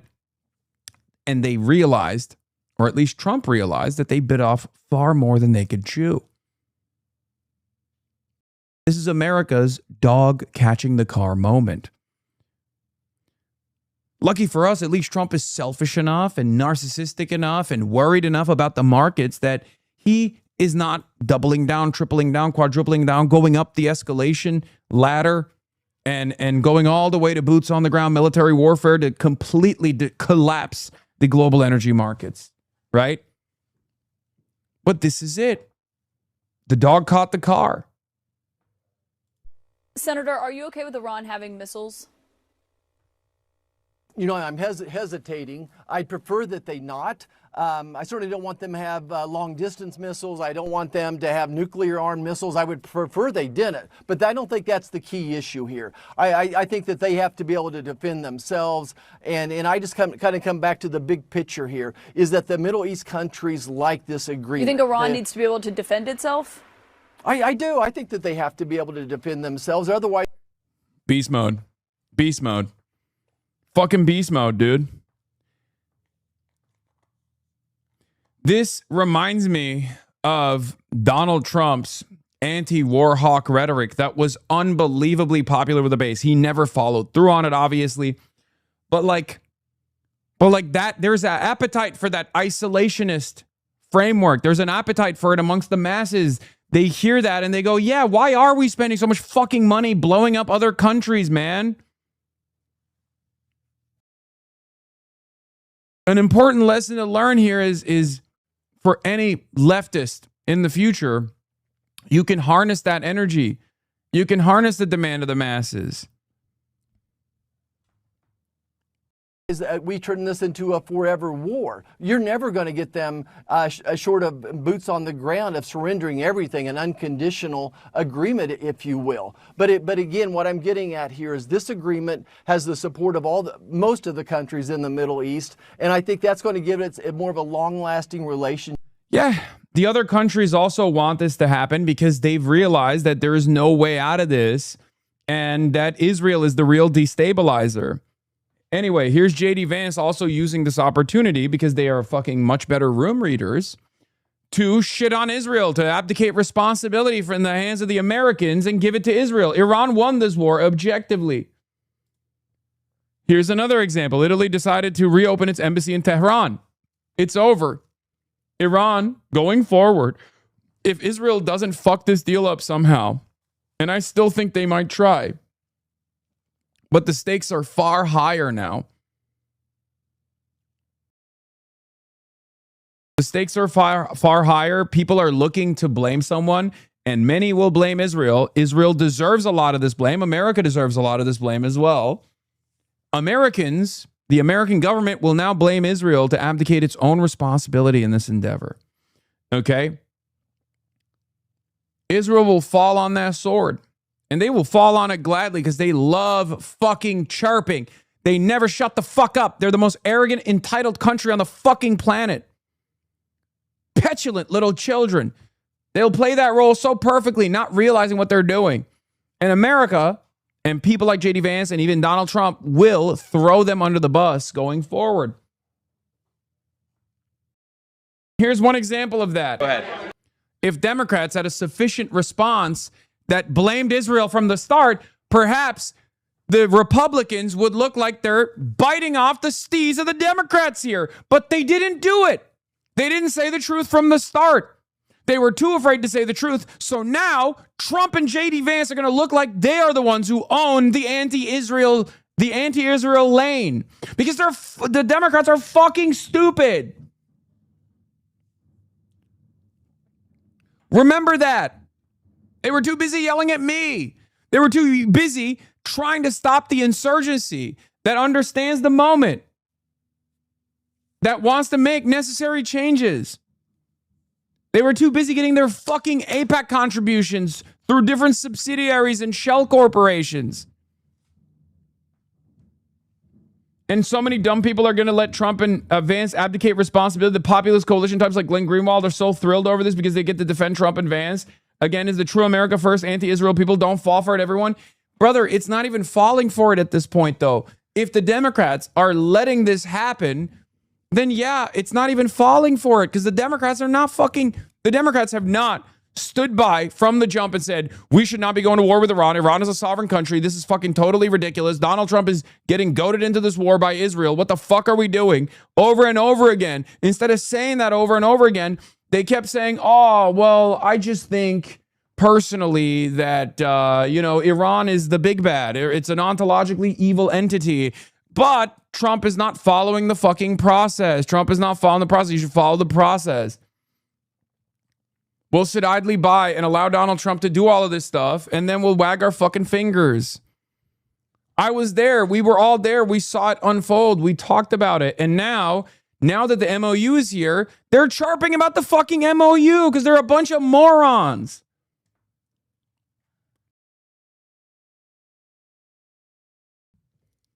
Imagine if the Democrats were, from the jump, critical of the nature of the relationship with Israel, critical of Donald Trump's actions, not giving any credence to why Donald Trump is doing this.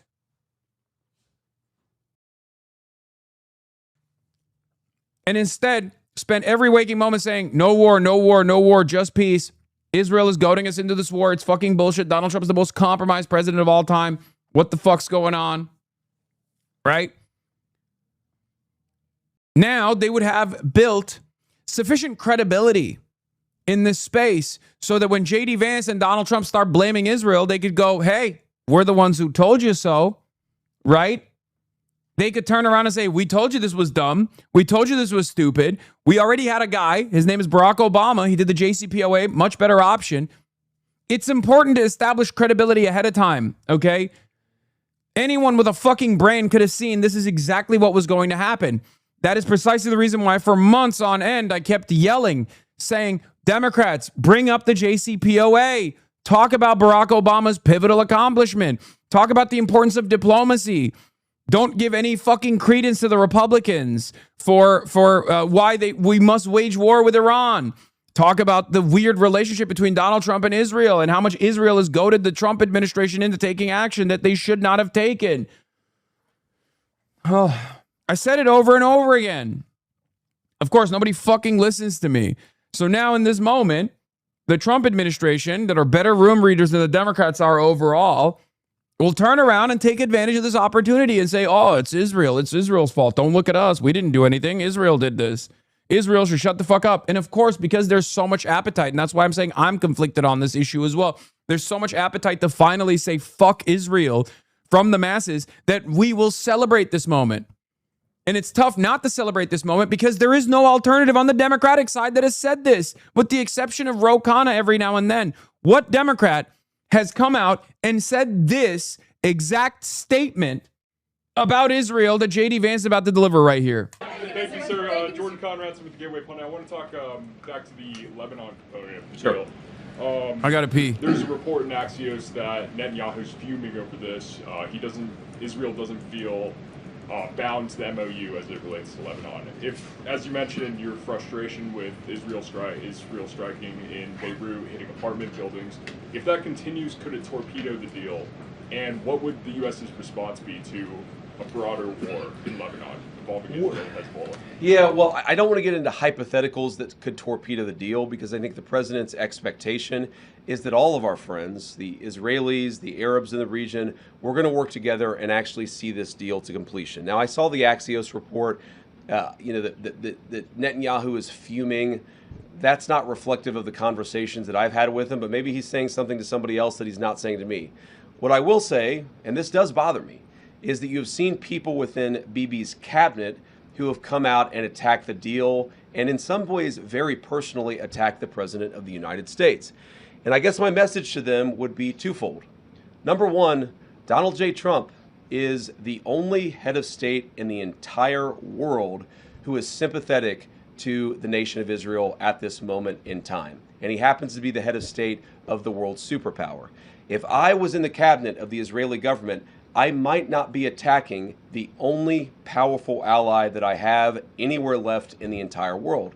And the second message I would give to some of those cabinet members, Bibi, to his credit, has not gone down this path, But to some of these cabinet members in Israel who are attacking the President of the United States, the other thing that I would say is that over the last 3 months, 2/3 of the defensive weapons that have protected your homeland have been built by American hands and paid for by American tax dollars. Yes, it's true. I've never fucking heard Kamala Harris say that. I've never heard Joe Biden say that. And I've never heard a prominent Democrat say these words.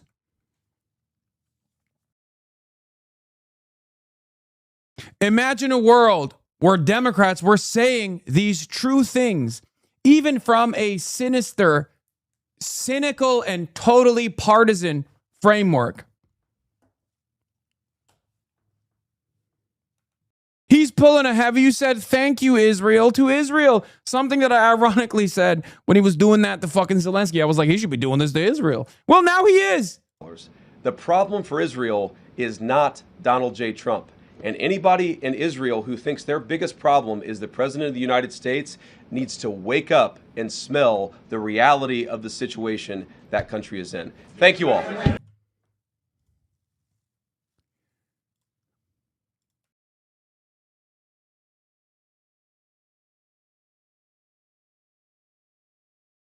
We're saying these true, objectively true statements for the last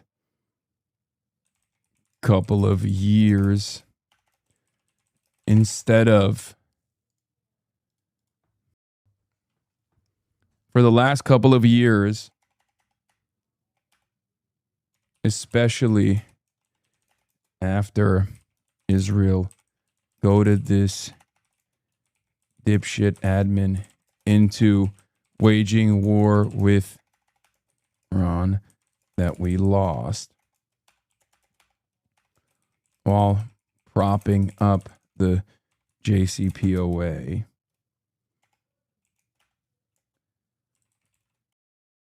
Imagine how much more credibility the Dems would have at this moment. Instead, they offered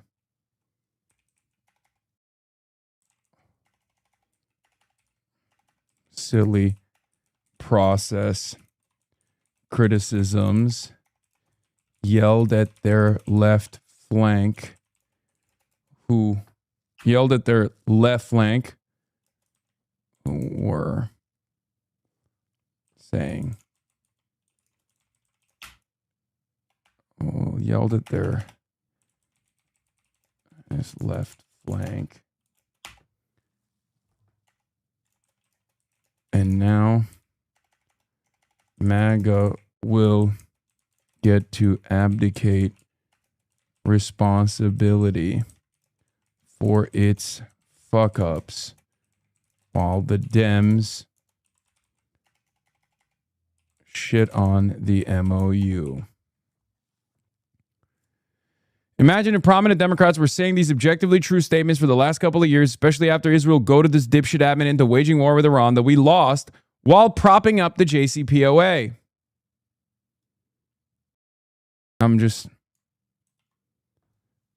Imagine how much more credibility Dems would have at this moment. Instead, they offered silly process criticisms, legitimized the reasons for waging war, while legitimizing the reasons for waging war, yelled at their anti-Zionist left flank, and now MAGA will get to abdicate responsibility for its fuck-ups while the Dems and dump it on Israel while the Dems shit on the MOU.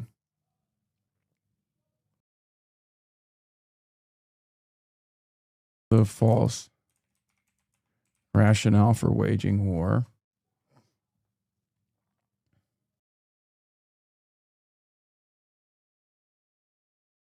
Fox News is shitting on you again for your Breakfast Club interview. Fox News hasn't gotten the memo yet that Donald Trump is about to say the same shit about Israel that I've been saying. Okay?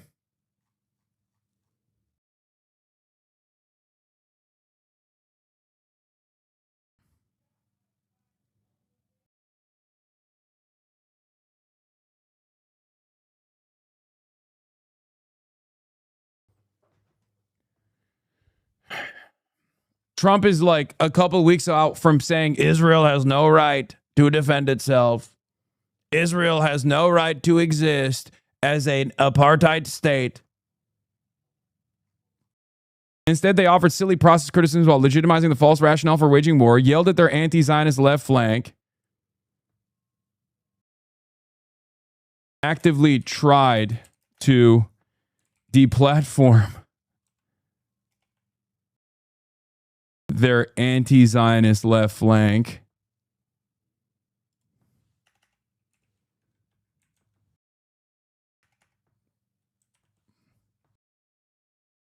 You can't hate Elon if you pay for X.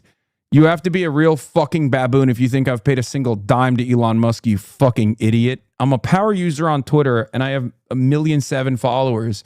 Elon Musk gave me that blue check mark for free so that all these other dumbasses buy it because they think it's actually still a legitimate thing and not just like something that porn bots and cryptocurrency hucksters purchase.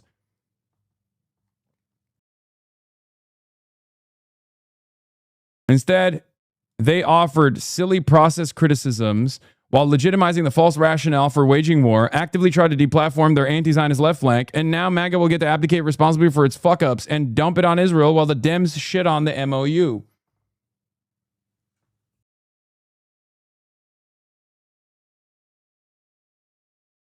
Yeah. I choose my words very carefully in moments like that. And nothing I said on The Breakfast Club is even remotely objectionable. It is actually objectively true. And it's ironically enough, something that the majority believes, which is precisely the reason why when Fox News is fucking chirping about it and Fox News is trying to present it as some sort of like super radical perspective, super radical framework, what they don't realize is they're showing me to a broader audience that most likely will agree with what I have to say, especially in a moment like this, when Donald Trump is also shitting on Israel.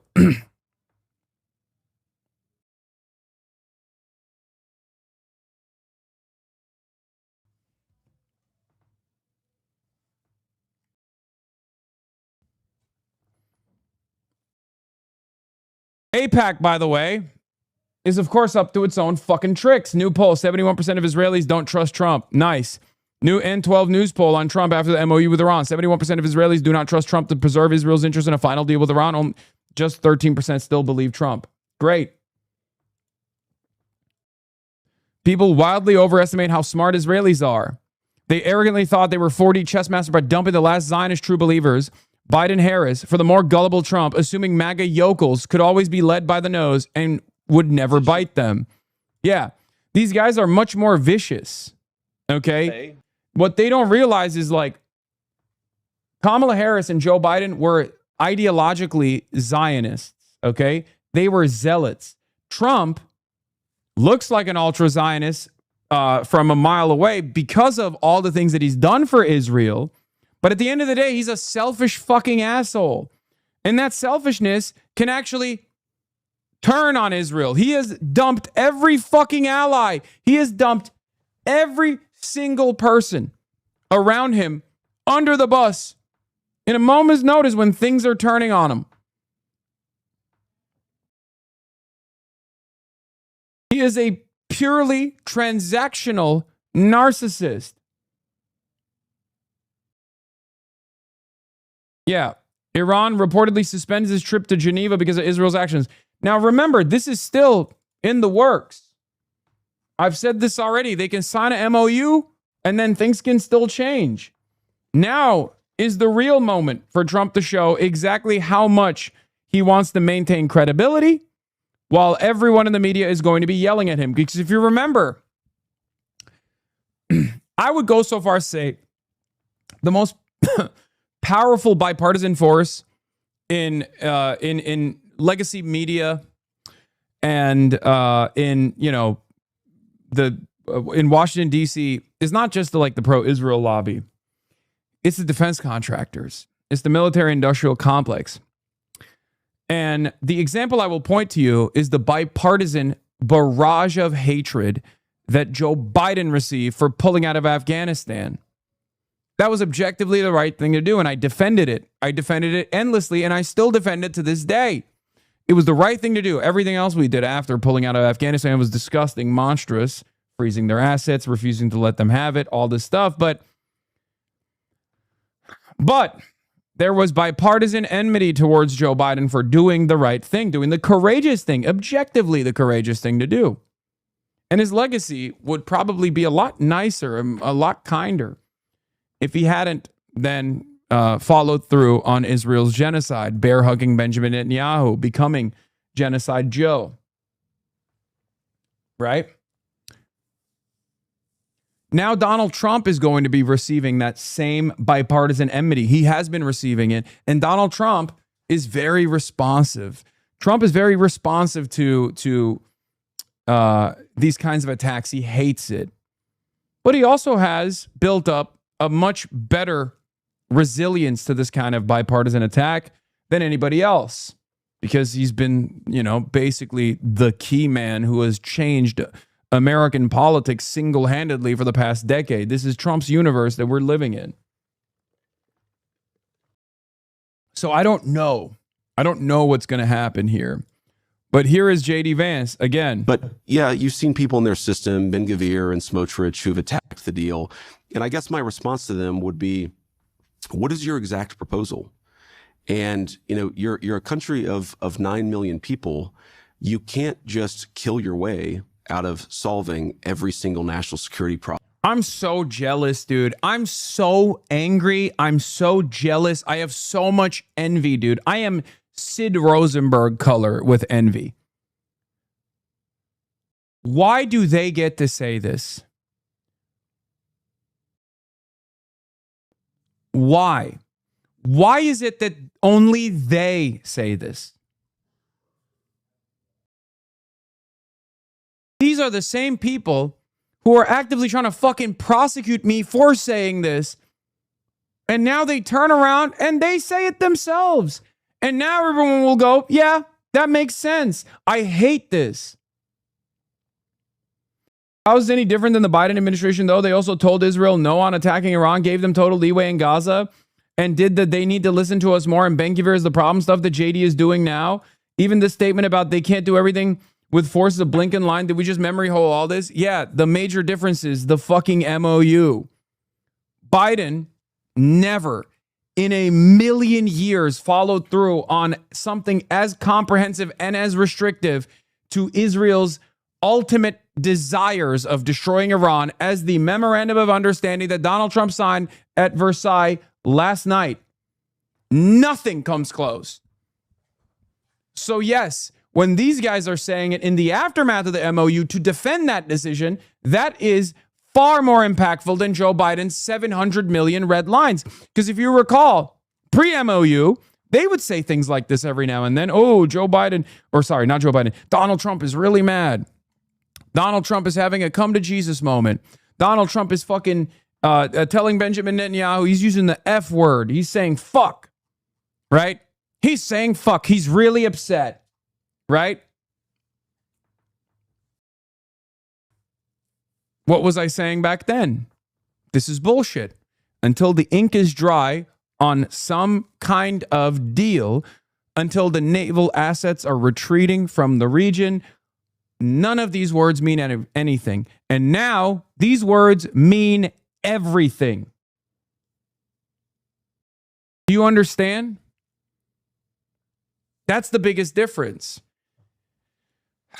Saying these things right now in the aftermath of signing a memorandum of understanding that genuinely reshapes our foreign policy, puts the United States of America back in the driver's seat of our men of policy, which, by the way, I don't even think is going to be decent in the long run, but takes it away from Israel, is unbelievably impactful.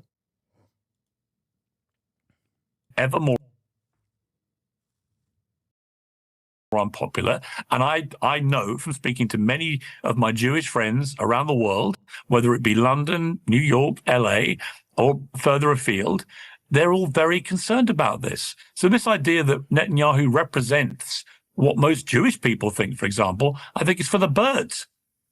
I'm not aware of a single Nazi official who was as openly bloodthirsty as Ben Gvir, including Goebbels, who was a nutcase, in my opinion. And, you know, they, of course, were all executed. The ones who survived the war were executed at Nuremberg. We don't actually have visibility into what's happened in Gaza because they've murdered so many journalists and no one's allowed in to see it. But we know over 100,000 people have been killed, most of them non-combatants, tens of thousands of women and children. This is ironically the same gripe that I've always had with allowing Tucker Carlson to occupy this space as like one of the key figures of the anti-Israel movement, right? If the Democratic Party was universally in opposition to our allegiance to the state of Israel, right now, most people will be looking at J.D. Vance and going, oh, you're just repeating what the Democrats are saying, right? The average person would look at this and go, wow, you're just repeating what Chuck Schumer has said a million times over. Now, obviously, this is a laughable. I'm just using Chuck Schumer as a joke because obviously he is a joke and he's an insane dick rider of Israel, an ultra-Zionist. But like in a world where we have a competent opposition party that was already there, in a world where we already had a competent opposition party, a competent opposition media framework, where the entire movement was in the hands of a responsive opposition party that represented anti-Zionism openly, when these guys come out and fucking finally say the truth, people will be like, we've heard it before. We've heard it from the Democrats. Do you understand? But what did the Democrats do for the last 3 months? What did so many key, prominent Democrats, including senators, including congresspersons, do? What did they do? They yelled at me. And at the time, I said over and over again, what the fuck are you guys doing? How am I the story? They're waging war in Iran and we're losing that war. Talk about that. Talk about Israel's involvement in this. Talk about Israel's level of unprecedented influence in this administration that finally goaded the Trump administration to do the unthinkable. And they kept calling me a radical and a terrorist and an anti-Semite for it. Democrats were doing that. They were too invested in that. They were too invested in stopping the socialist momentum that has grassroots mobilization, that has all the support in this fucking country right now. It's unbelievable. I feel like I am forced to relitigate the same failures of 2016 and the same failures of 2024 for the rest of my fucking life.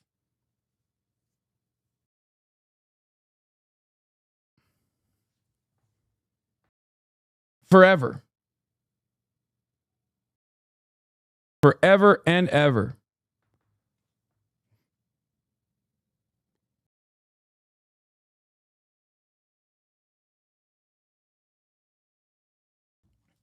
Stop yapping. It's the hype train. Time to carry the flame. Oh, shit.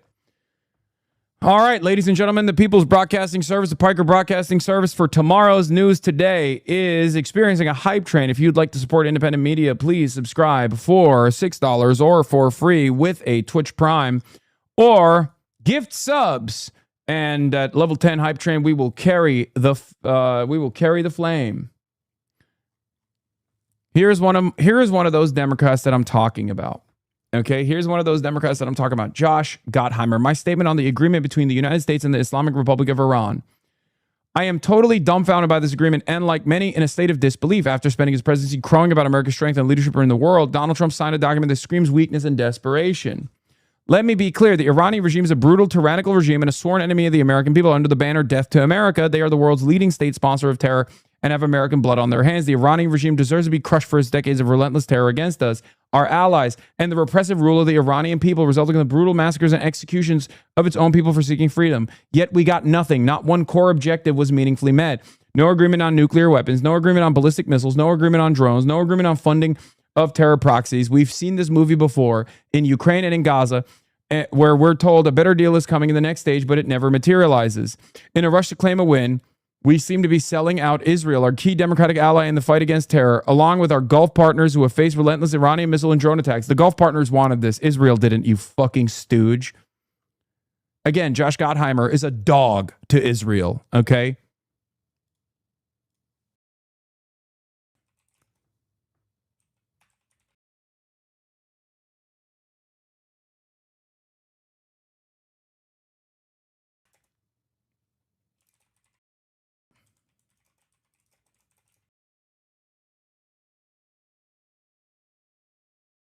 We are forced to stop the hemorrhaging.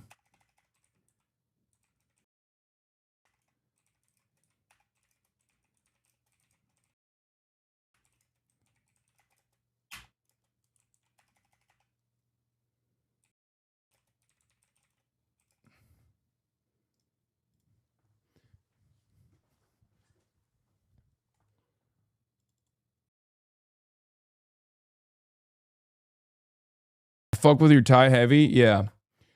Say, this servile stooge to Israel spent the last 3 months crying about me.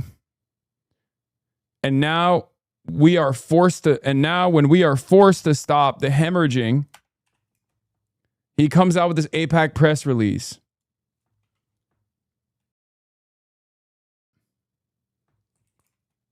Put Americans above the interests of Israel for once in your life.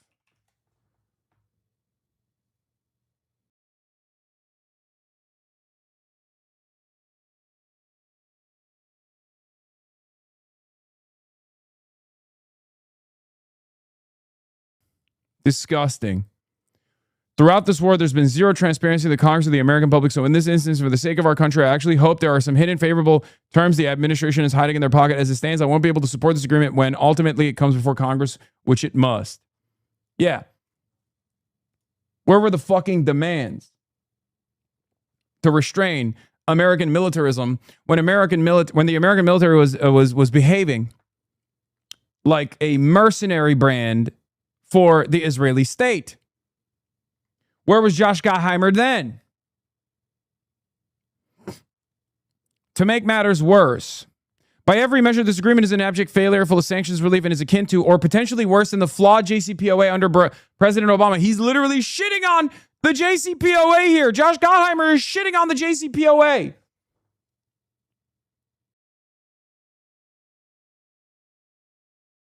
A fucking animal, this guy is.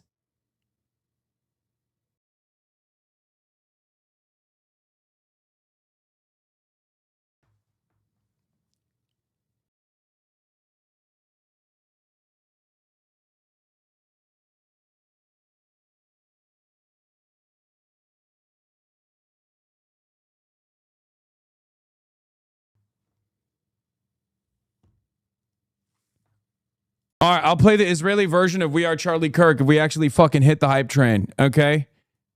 We're at level 5 and only 1 minute remaining for a very special day. If we hit level 10 hype train, I will play the Israeli We Are Charlie Kirk. Gift subscriptions now. Barack. Thank you for the 5 gifted subs. The Israelis yearn for Biden. Biden save us. It's awesome. There's also, I saw this. There's also the Phoenix emoji. Anonymous gifter, thank you for the 10. Hasan's fake glasses, thank you for the 5. Puka Numa. Cleo, thank you for the 10. Oh my God, people are going fucking crazy for the We Are Charlie Kirk Hebrew remix. The original version, some might say. God damn.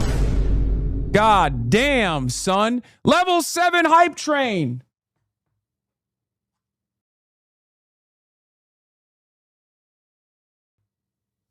The other one is the Israelis are chanting Markbar Amerika.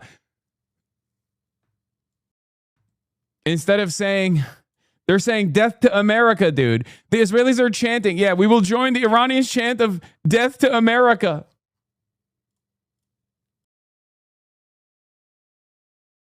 Welcome to the third world, Israel. Israel joins the many developing nations of the world, the nations of the periphery, in chanting death to America. Oh, my Lord. Level 8 hype train, ladies and gentlemen. Level 8 hype train. Support public, support independent media. Support the Pikers Broadcasting Service, the People's Broadcasting Service for tomorrow's news today to get all your greatest and latest needs in commentary.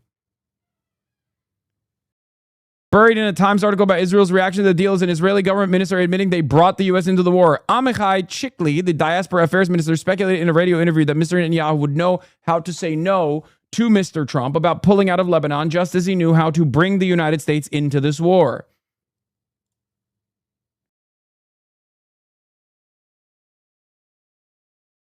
Ladies and gentlemen, we're at level 9 hype train. We're only one level away from We Are Charlie Kirk, Israeli patriotic song.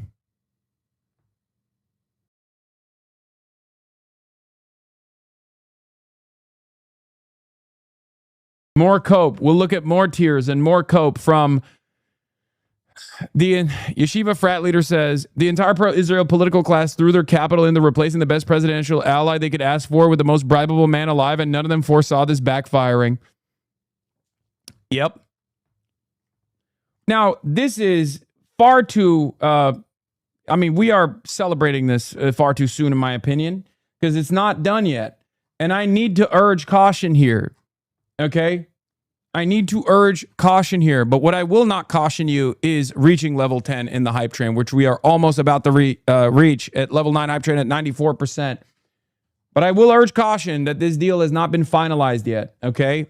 So remember, Israel will try to fuck this up.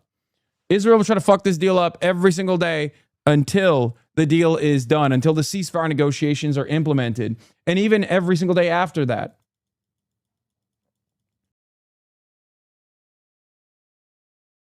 Biden said the same things JD and Trump did in December. Biden warns Israel is losing support over his war. No, this isn't. Again, this is meaningless because it doesn't come with a memorandum of understanding against Iran, which is Israel's #1 op. And at that point, we are at level 10 hype train, ladies and gentlemen. Let's get it started. Here it is. We are Charlie Kirk.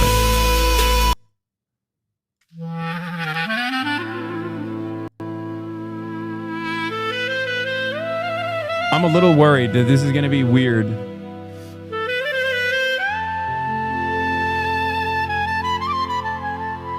I looked at it briefly, and it seems sincere.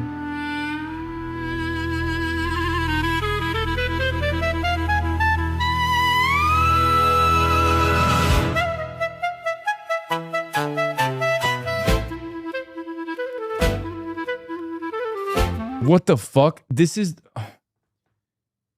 Bro, this is literally the one time Charlie Kirk doesn't look like Charlie Kirk. How is that possible? How is it possible that every piece of AI that has been generated about Charlie Kirk, or not even about Charlie Kirk, looks like Charlie Kirk? And this is the one time where he doesn't look like himself. How is that possible? All right. This doesn't look like him either.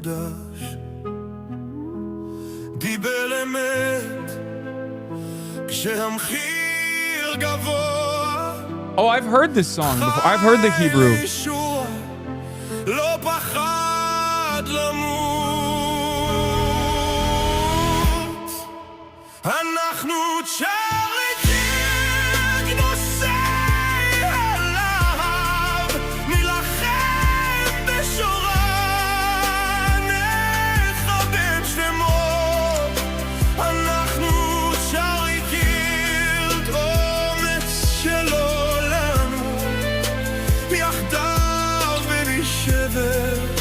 נודיע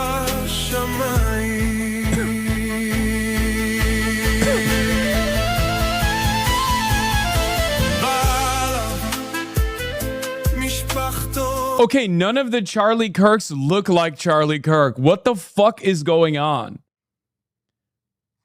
Why are none of the Charlie Kirks looking like Charlie Kirk? This is the one time where the AI Kirkification is fucked up. Did you see they removed the gospel line? Yeah, I think this is like, I don't think this was made by haters. I think this was made sincerely. At first I thought this is like anti-Semitic, but I think this might not be.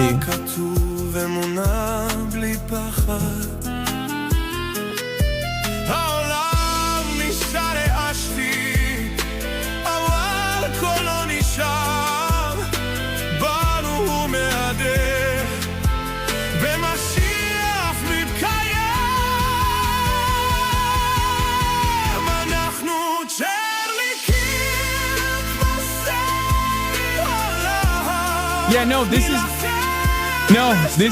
is a sincerely made version. Oh my God. That's why they deleted the gospel line. Oh my God. We are Charlie Kirk. We fight in formation. Oh my God. Oh my God. Oh my God. This is not a person. The person who made this, I checked their fucking page because I was like, this might be like anti-Semitic. It's the person who made this is sincerely making this. Marching through Iran, Israeli patriotic song. I'm joining the IDF. Bibi Netanyahu. The lion.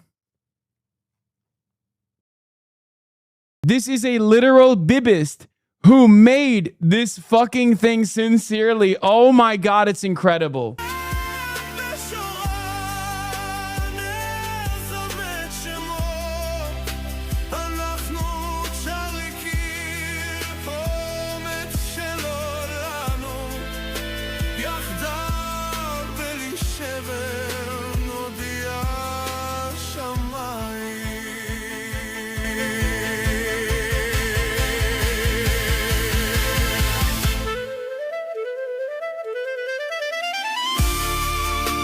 That's not Charlie Kirk at all anymore.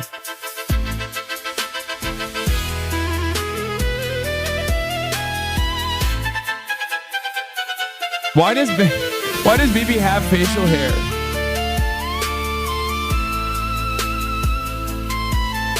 Why does this look like Charlie is forgiving Benjamin Netanyahu for assassinating him?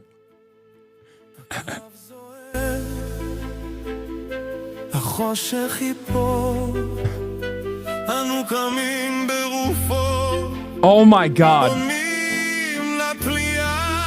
I need to dissect the person who made this in their brain. I need to understand what their normal thought process looks like.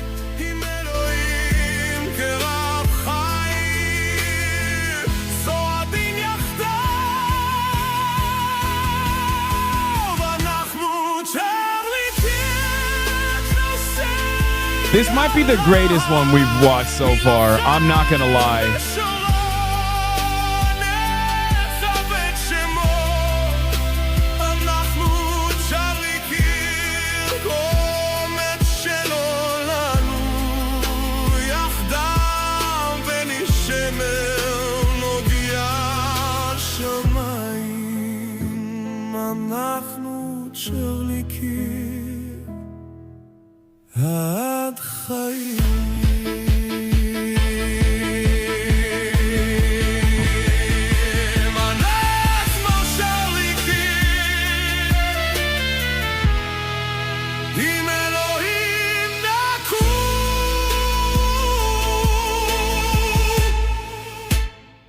That's awesome.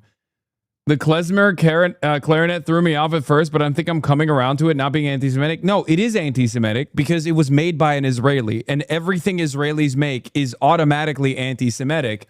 But it's not anti-Semitic in the way where you're like, oh, is this a fucking like neo-Nazi, like a Christian neo-Nazi who's like trying to fucking shit on Jews? Like, no, it's like this is sincerely a fucking Likudnik or maybe even like a Otzma Yehudit fan who made this.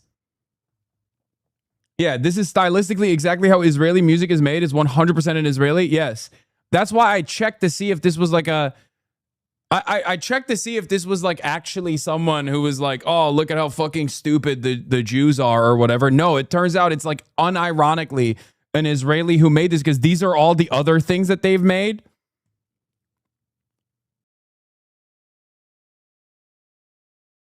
And it's awesome. It's incredible. I mean, this was sincerely made.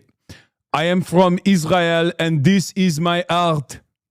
Okay, that's what this is. Hello, I am from Israel and this is my art. Yes, this is some deep Israeli lore shit. You don't make this if you're just run-of-the-mill neo-Nazi. Yeah, no, this is like sincerely someone who is probably currently living in Israel who made this.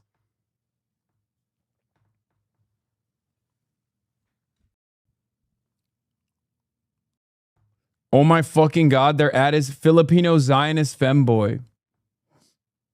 Anyway, yeah, we did that. We carried the flame. Maybe we'll carry it again. Maybe this will be a day where we double carry the flame, but that was incredible. Anyway, I'm so fucking mad at Josh Gottheimer. Yeah, Derek Davison says, Vance is an amoeba. He will ooze himself into whatever shape he thinks will best advance his career, which is his only core principle. If Democrats let him own this land going into 2028, they are even dumber than I thought they were. And I'll be honest with you, I think Democrats are that dumb. Like, I can see them doing that. Is that you have seen people within Bibi's cabinet who have come out and attacked the deal, and in some ways very personally attacked the President of the United States. And I guess my message to them would be twofold. Number one, Donald J. Trump is the only head of state in the entire world who is sympathetic to the nation of Israel at this moment in time. And he happens to be the head of state of the world's superpower. If I was in the cabinet of the Israeli government, I might not be attacking the only powerful ally that I have. Why are the tides turning so quickly? Wow, Clinton, it was a constant push. Netanyahu Barack would basically say, you need to support us in attacking Iran. You're saying you were being played by Israel all the time, by an ally that receives an enormous amount of aid? Of course. Oh, wow, I can't believe it. Hillary Rodham Clinton came out on 92nd Street Y and fucking said the truth about what Israel has been doing. Let's hear what Hillary Clinton was saying like last month about our allegiance to Israel. Oh, that's right. She was shitting on the anti-Zionist youth for not knowing the truth about Israel and how wonderful of an ally Israel is. This is exactly the type of shit that I'm talking about when I say you have to be consistent. People are not stupid, okay? The average person, no matter how dumb we may perceive them to be, is not so dumb that they can't sense hypocrisy, okay? That's the fucking problem. That's the problem. That's why I keep saying Democrats should have been on this tip from the jump. It absolutely is worthwhile to establish credibility before the tide turns, okay? This is why having moral conviction on these issues matter. This is why having moral conviction on these issues matter. This is why I always stress the importance. So whenever people come out and they're like, Daria Lisa was at the October 8th, 2023 anti-Israel protest. Yeah, of course she was. Because she's been fucking aware of what Israel's been doing for decades. Because October 7th didn't just happen overnight for no reason. Israel has been an occupier in an apartheid state that was ethnically cleansing, slowly but surely, the Palestinian population for 75 years at that point. What the fuck kind of take is this where we're just like, oh yeah, we have to punish these people for being right. Like, oh, they were accidentally, or not even accidentally, but they were prematurely anti-fascist? Really?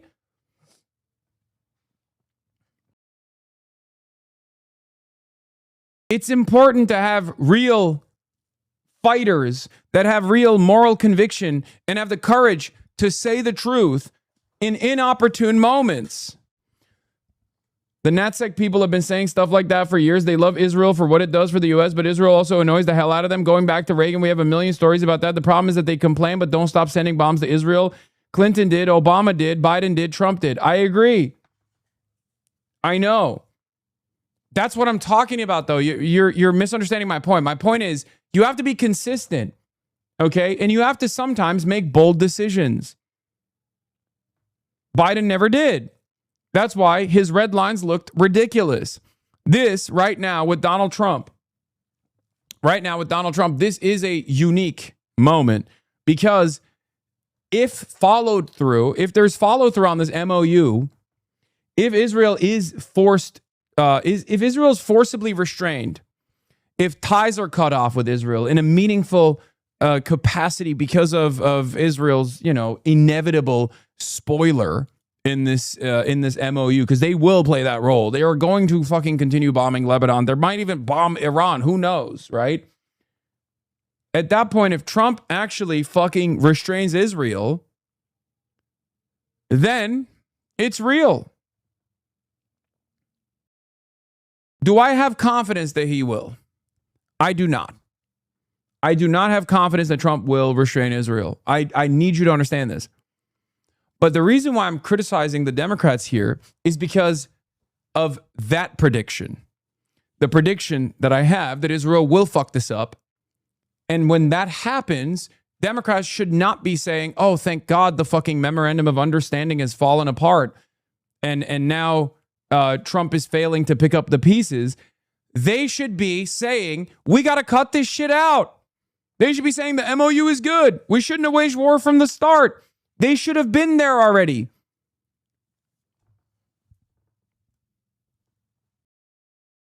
Yes, I glazed Biden after the Afghan withdrawal, and I'm glazing Trump after he signed the MOU because I care about the actual impact. I care about the actual policies.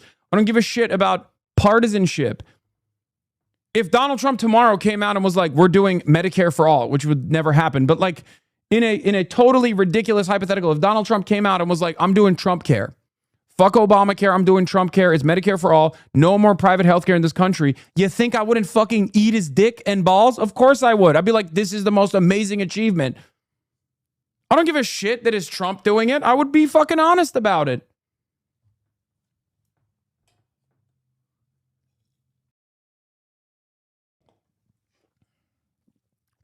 And pussy too.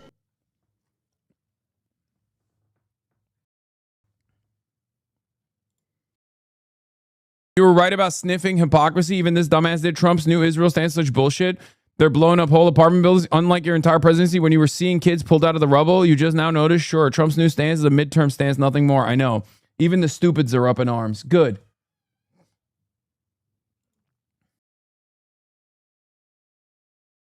Ryan Grim responded to your tweet about the Dems. Netanyahu deliberately cost Democrats a presidential election and still they wouldn't say 10% of this stuff. Yes.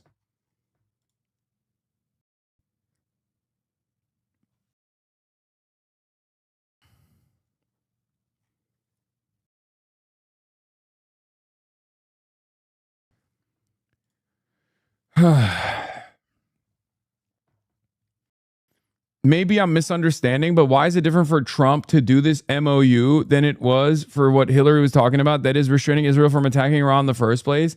They wanted to every single day of the Biden and Obama admins, but never did. The only difference is Trump let them do it in the first place, still saying the MOU is great news because this memorandum of understanding is the most comprehensive ceasefire and long-standing commitment to peace that greatly reroutes and restructures the entire region away from the interests of Israel, because Israel's primary interest under the Obama administration, when Clinton was the Secretary of State, and certainly under the Biden administration, and certainly under Trump 1, and even far before then, Israel's primary goal always was to destroy Iran. The reason why Israel always wanted to destroy Iran was because Iran was the only sovereign nation in the region that would actually restrain Israel by its proxy militias that it propped up and offered logistical support to and offered, training support to. The proxy militias such as Hezbollah in Lebanon, the Shia militias in Iraq, and also in Syria as well. The Hezbollah was also operating inside of Syrian borders as well. The Ansar Allah movement in Yemen. And this always presented a real threat in Hamas and the Palestinian Islamic Jihad, but mostly Hamas in Gaza. This always presented some kind of military deterrence, a threat to Israel's ambitions of territorial expansion. Israel wanted to destroy this threat.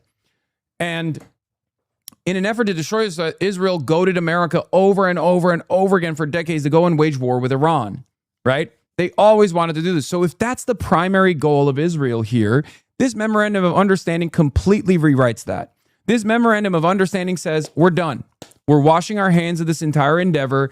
We're leaving this in the hands of the Gulf nations to deal with Iran as an even partner. We are going to normalize relations with Iran. Now, I'm not saying this memorandum of understanding is going to go through, but this deal is perhaps the most comprehensive fuck you to Israel, and it's not even about Lebanon. A lot of the Israelis are really frustrated about the Lebanese part of this equation. Oh, Israel can't attack Lebanon. It's an Iranian proxy, but we can't fucking... You're treating us like an American proxy, and you're telling us we have to restrain ourselves. They're stupid. The real anger here from Israeli leadership is not coming because Israel is for the first time ever being forcibly restrained in Lebanon. They've been restrained in Lebanon before. Ronald Reagan did it, for example, right? George H.W. Bush did it. Numerous other American presidents have told Israel, cut it out. Joe Biden did it in 2021. The reason why Israel is freaking the fuck out over this, even though to the onlookers it seems like they're frustrated because they're so entitled and they've realized, oh my God, like we can't fucking get away with blowing up Lebanon anymore, but I'll die. You literally want the Holocaust to happen if I can't kill Lebanese children. Like that's not the point. That's what it sounds like to the average person. But the real point here is that this writes Israel out of the driver's seat in our MENA policy, and it actually normalized relations with the only sovereign country in that region that has the military capabilities and the interest in restraining Israel. This is the biggest fuck you to Israel that I have ever seen from any American presidency if this memorandum of understanding actually is followed through on. That's what's huge about this. And that's precisely the reason why there is a massive panic amongst AIPAC and amongst the Zionist lobby and the Israeli thinkers that are losing their minds over it. Because I do believe that they got caught a little bit off guard here. Maybe I'm being a little too hopeful, but my point obviously is that they will still try to fuck this deal up regardless. But that's why it's so much more consequential than anything that Hillary Rodham Clinton has ever said, anything that even the Obama administration did. Because prior to this MOU, prior to this memorandum of understanding, the biggest fuck you to Israel was the JCPOA. This memorandum of understanding literally changes the dynamic entirely. The JCPOA gave a fuck ton of assurances to Israel. That's when we did our MOU with Israel. The 10-year-long, $3.8 billion a year deal for the Israeli defense systems, where we were just, giving them money to purchase the Tamir interceptors. That came as a cost for the Obama administration. Israel was so unbelievably mad about the Obama administration maintaining its own sovereign interests in the way that they were negotiating with Israel's number one enemy in the region, that we had to bribe them. We had to give them $40 billion fucking dollars this last goddamn decade in exchange for Israel allowing us to engage in a denuclearization agreement with Iran.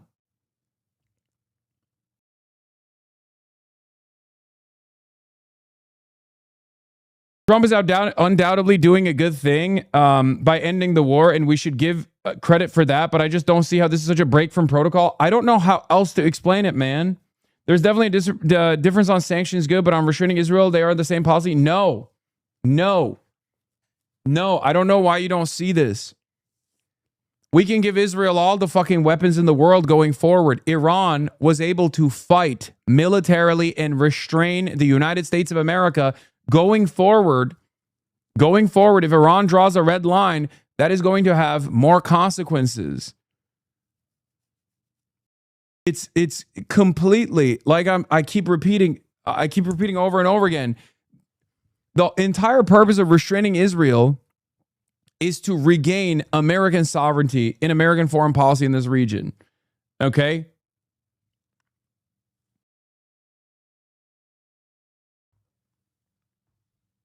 The whole point of this memorandum of understanding is that it dramatically shifts our MENA policy away from Israel back into the hands of the American State Department, which, by the way, again, probably also indecent.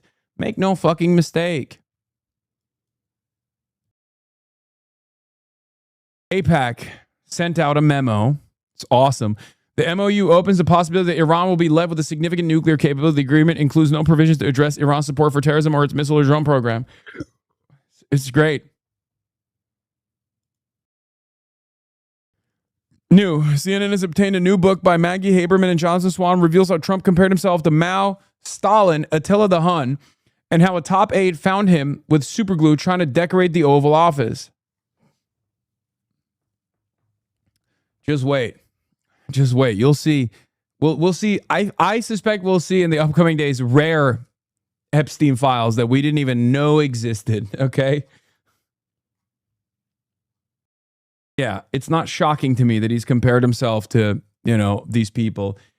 He can't hold a candle to Stalin nor Mao. Maybe Adolf Hitler makes sense.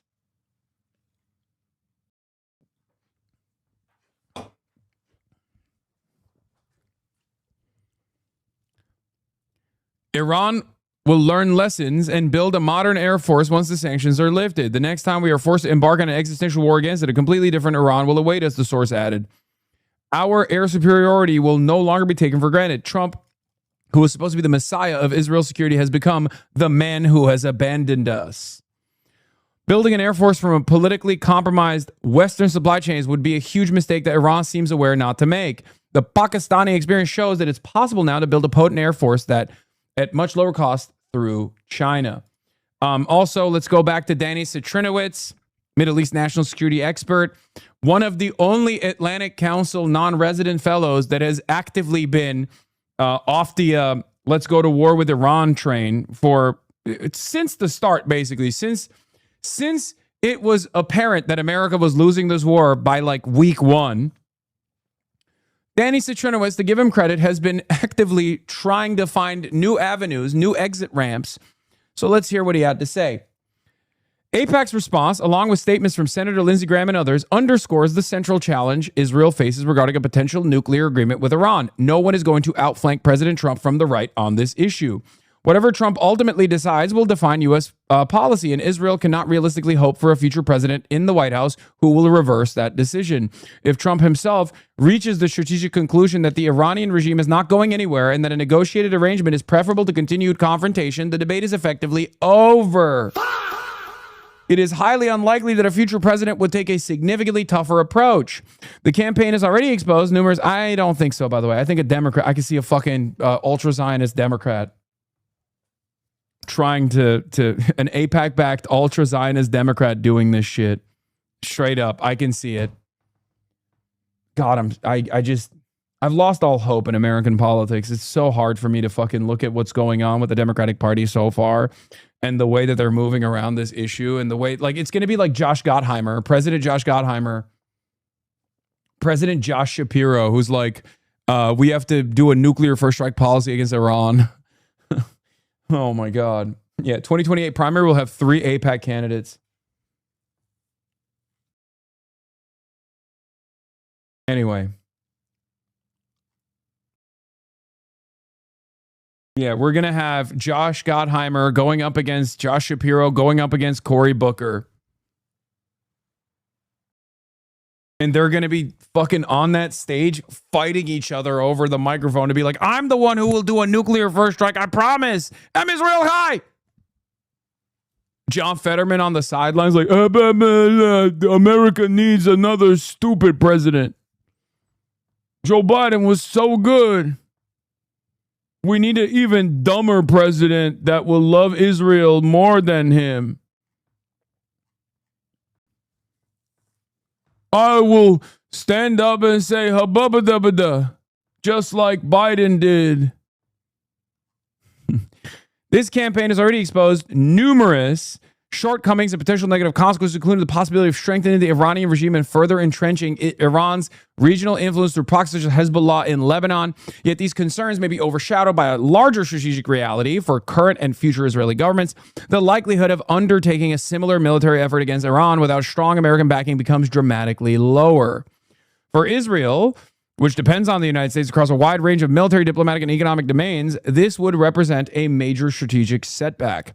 While Israeli leaders often emphasize their ability to act independently against Iran, cope, the reality is that containing or significantly degrading Iran's capabilities without meaningful American support is, for all practical purposes, close to impossible.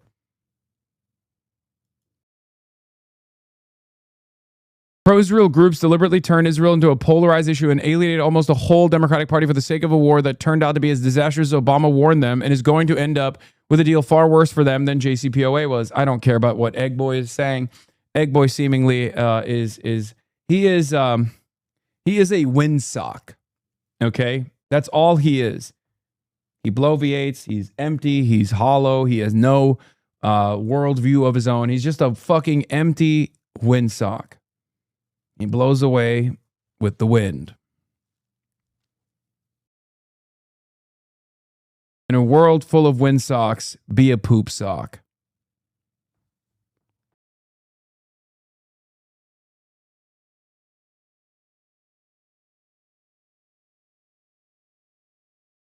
In a world full of windsocks, be a cum sock.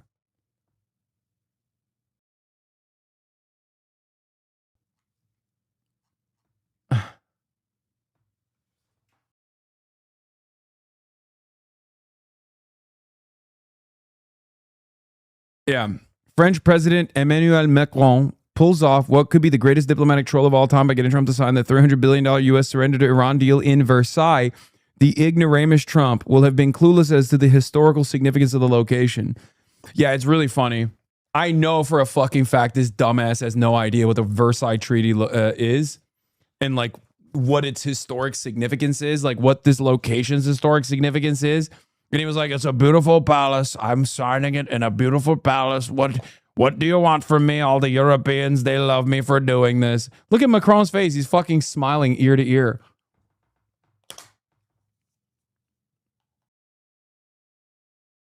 It's so funny.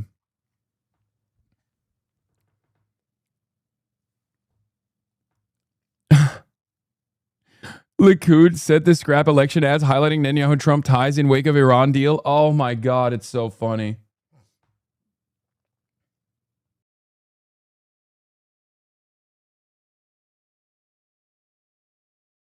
He's surprised he got in bed with a snake and then the snake bit him. Maybe don't push the snake into a war that the snake loses. You know what's funny about this Neera Tanden take? Trump is the snake that poor naive Netanyahu shouldn't have trusted in this scenario. And it's like, Neera, why are you taking the side of one fascist over the other in this circumstance? Like she because the hidden implication here is this. What Neera Tanden is saying here is this. Hey, Benjamin Netanyahu, if you stayed with Joe Biden and the Democrats, we would have probably played much better ball with you. Okay? This is such a funny revelation. And given that it was tweeted at 9:20 p.m. our time, which means it was tweeted at 12 midnight, she was probably on box wine and bars while she tweeted this and didn't realize what she was actually saying, which is basically telling Benjamin Netanyahu, I told you so. You should have stayed with the Democrats. We would have let you do genocide without any sort of fucking pushback. Now you got your guy, Donald Trump, and he won't let you do the genocides that you want to do.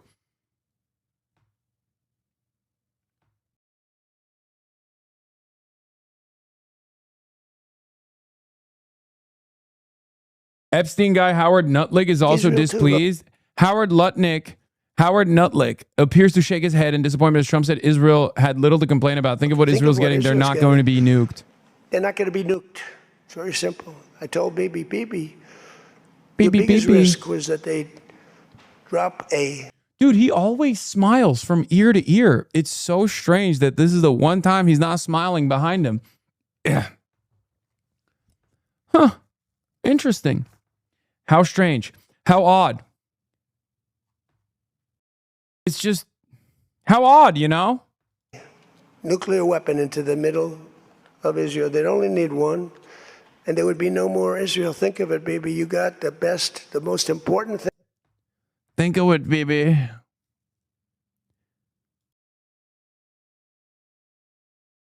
I'm going to be honest, dude. What a spectacular moment of vindication so far. I mean, virtually every fucking analyst, every high-paid analyst in the blob first agitated to make this war happen, then refused to reckon that it was lost, then kept egging Trump on to continue. And finally, the memorandum of understanding shows what we've all known here at the Hasanabi broadcast, that we were right, that America should have never gone into this war, that Iran militarily defeated the United States of America by not directly defeating American forces, but instead by punishing America as the primary responsible party that is supposed to have this protectorate over the global markets by striking at these different profit centers, these forces of capital. They were able to make America bleed and force them to with their newfound leverage, forced America to the negotiation table and make them hold this fucking fat L.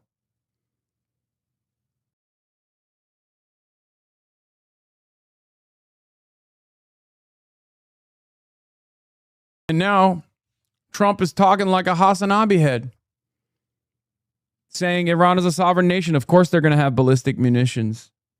Of course they're going to have ballistic missiles. Every sovereign nation does. Of course they're going to have some nuclear production. Every country has that. Of course Israel has to stop. They've gotten completely out of control.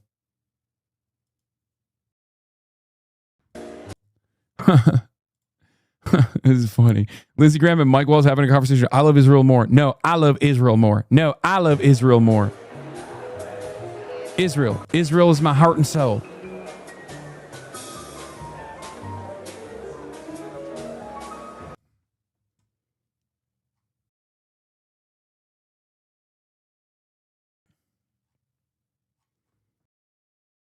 Israeli officials believe President Trump could potentially delay weapon shipments or impose an arms embargo on Israel in the future if Netanyahu won't withdraw forces from Lebanon. Democrats getting beaten out of an Israeli arms embargo would be hilarious. You gave Donald Trump the keys of the castle, by the way. This is my take for the Republicans as well. You gave Trump the keys of the castle, and he's making these decisions on his own, right? Unitary executive theory. And yeah, sometimes the Mad King might arrive at the correct position due to pure narcissism. That would be fucking amazing, by the way. That would be fucking hilarious. If Donald Trump was the guy that entertained an arms embargo on Israel because Netanyahu is just like not listening to what he's saying. Not saying that this is going to happen, by the way. I do want to point this out. I don't think this is going to happen. I still think Donald Trump is a dick eater for Israel. But I do want to think of a better world out there where Donald Trump, due to his petulant, narcissistic nature, is so frustrated with Israel that he's just like, enough. You and your colleagues just... Here, let's hear what Rokana is saying on this issue, by the way. Upend this president's agenda. Is that what's happening right now with this MOU with Iran? No, I actually support the agreement and bringing the war to an end. I have always supported bringing the war to an end. I will say, though, that this agreement is not as good as what the JCPOA was. And let me just give you 3 factual reasons. First, under the JCPOA, 97% of the enriched uranium was removed from Iran. Under this agreement, it simply dilutes it. Second, the JCPOA had the Security Council resolution as a force of law with intrusive IAEA inspections. That still has not been achieved. And most problematically, we're going to be on the hook to raise $300 billion for Iran's economic development and reconstruction. Not U.S. taxpayer money, but raising that money. Why aren't we focused on the economic development and reconstruction of Middleton, Ohio, Johnstown, Pennsylvania, or putting $300 billion to be raised for child care or health care for Americans? Well, all very important points and good ones. Let me just say that President Trump has made the comment that at some point in the future, when things calm down, the U.S. will go back into Iran, get that Maria Bartiromo uranium, destroy that uranium, whether destroyed in Iran or in America or somewhere else. They are planning. Isn't this better than the JCPOA? Yeah, better for Iran, not better for like American domination, if that's your attitude. Obviously, our attitude here at the Hasanabi broadcast is different. I think it was Norm Finkelstein who says something so brilliant about this, where he was just like, I'm not on any side. I'm not on the side of one state over the other. I'm on the side of justice, right? And this deal is just. It's the beginning phases of justice. So if you're on the side of justice, then of course you're not going to be on the side of America in this endeavor. You're not going to be on the side of Israel in this endeavor. You don't have to be on the side of Iran in this endeavor. You just have to be on the side of what is correct, what is moral to do, what is just to do. Right? Yeah, he said this, yeah. I'm not. If America does wrong, I'm not going to be America first.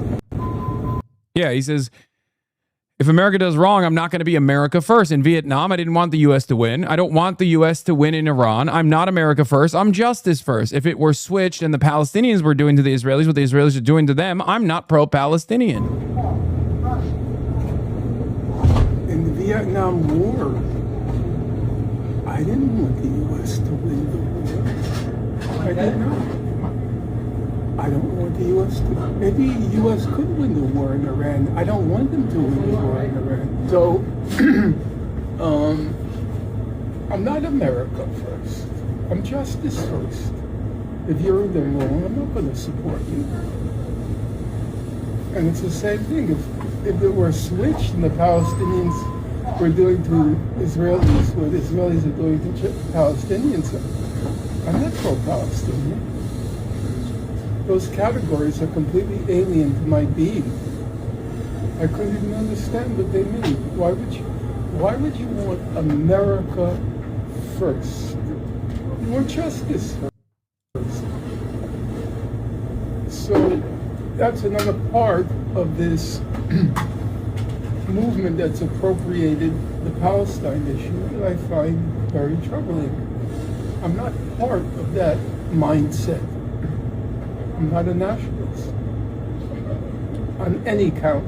Ethnic nationalist, American nationalist, those categories mean nothing to me. So what's also interesting about this is that this deal is only like, obviously this is an L for America because of the hundreds of billions of dollars wasted, not on the 300 billion that is being fundraised for Iran. I mean, like the hundreds of billions of dollars in assets wasted, like munitions expended to kill Iranians. Like that part is a massive L. But the deal itself, the memorandum of understanding, technically doesn't harm Americans, right? It actually is good for Americans if we restrain ourselves a little bit going forward. That's why I always said, like, us receiving a bloody nose here is not necessarily a bad thing in the long term, especially if this causes the State Department and the American Defense Department to recalculate his strategy as the hegemon and maybe behave in a more restrained manner. All the better if we actually let Israel loose, if we just cut him off, right? That would be fucking amazing for America. So here's the thing. What is the actual L here other than American feelings being hurt? If you are if you're a regular American, you were already receiving the L with your gas prices. You were already receiving the L because all of your productive output was going to fucking waging Israel's war against Iran. This is not an L for you. This is a W for you. Great. Fucking awesome. No more war in Iran. Right? It's spectacular. Even better if we actually restrain Israel and totally change our Middle Eastern strategy.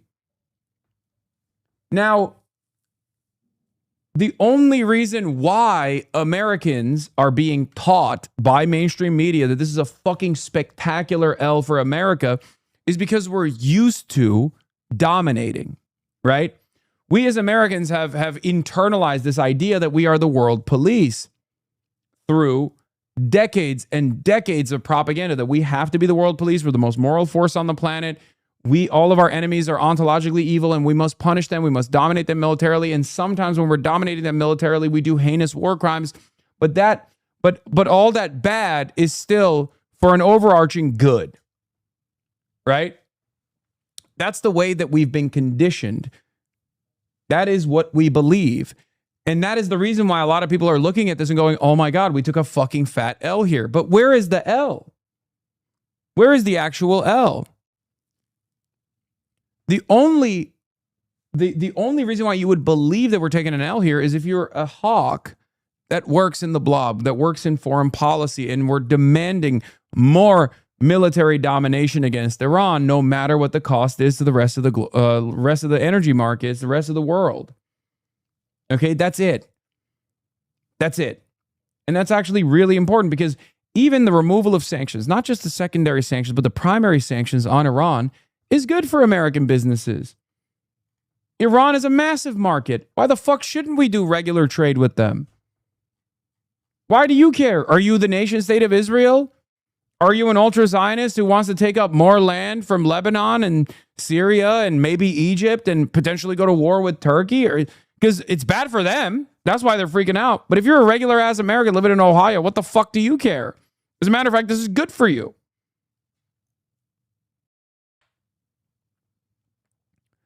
Alireza says it does not cost the U.S. anything to allow Iran access to its own money and the ability to conduct trade with other countries just like every other nation on earth.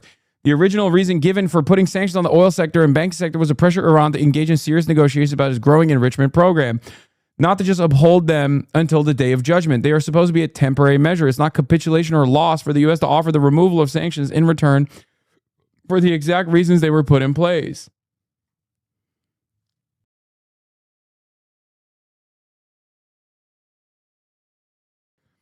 Sammy says there's this bizarre tendency by some lefties on here right now to attack any analysis on the Iran deal, which describes its disastrous consequences for U.S. foreign policy as somehow being hawkish. I don't know that this app doesn't allow for body language with description does not mean endorsement. Any deal that ends the war with Iran is good, but the terms of these deals are shockingly piss poor. Why are they piss poor? Matthew Petty actually brings up a really good point. He says a lot of the supposed consequences are just taking for granted hawkish views, though, like the idea that sanctions relief is just giving away money that belongs to the United States by birthright.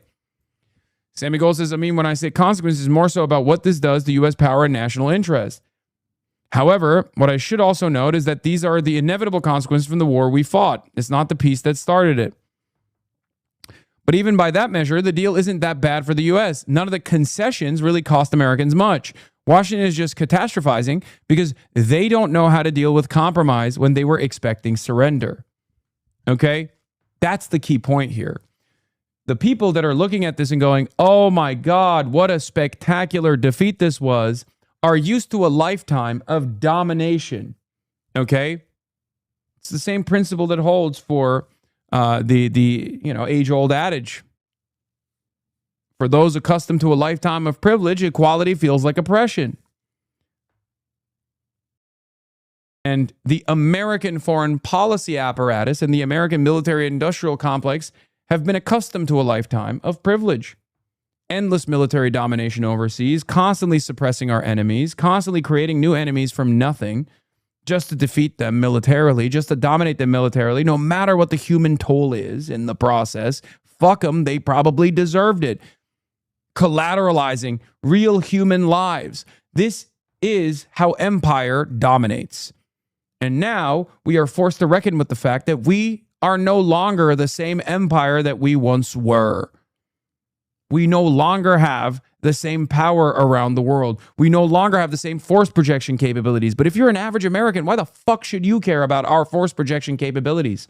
Because the media, our education, our social conditioning have told us that as regular working class folk in the United States of America, when America dominates militarily overseas, that's good for us somehow. That makes us feel good. Why should it make us feel good? What makes me feel good is progress. What makes me feel good is better educational initiatives, better educational outcomes. What makes me feel good is when America dominates in the field of research. What makes me feel good is if we are actually moving in the direction of better outcomes for working class Americans. That is what we should be striving towards, not this conditioning that America is the almighty, all-powerful country when our petro-capitalist pedophiles are making profits hand over fist, when they're actually dominating the rest of the world so that they can turn profit over all of this death and destruction. It's bullshit. There is this expectation that all of this system is so that we can go out and dominate whatever fucking enemy we see fit. Okay? I say no more. That's a ridiculous mentality. That has never been helpful for you. All that is done for you is take away your productive output and spend it on this death machine, this war machine that is endless. It's taken all your tax dollars and funneled it back to the military-industrial complex where American hands are building the munitions that Israel is using to blow up schools. Those hands could be building the fucking schools here. Those dollars could be building the fucking schools here. Why? Why is it good? So that Raytheon has a better quarter? Does that help you? So that Lockheed Martin can come up with a new ingenious way of lasering children from satellites? Does that help you? No, it doesn't. It does not. What helps you is if we pay for college education. What helps you if we build housing, government-sponsored housing, and American hands build those houses. American hands build those roads that are in a state of dire disrepair. That is how we improve this country.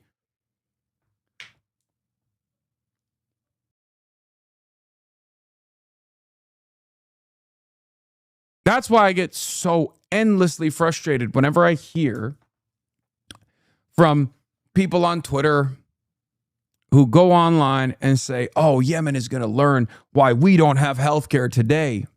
What a joke. You still don't have health care. Is that a worthy cause? Is that an appropriate equation for you? I don't have health care. You don't have health care. But the Houthis are getting blown up with billions of dollars in munitions? Who wants that? And we still lose at the end. So yeah, I don't think this is bad. I think this is not a disastrous surrender. This is a disastrous surrender if you're a war hawk in the hill and you've made hundreds of thousands of dollars every single year demanding more of this war machine. But if you're a regular Joe, if you're a working stiff trying to make ends meet, can't even fucking own a home with one job, can't have a family with one job, no prospects for a better future, why the fuck do you care if America is dominating Iran militarily?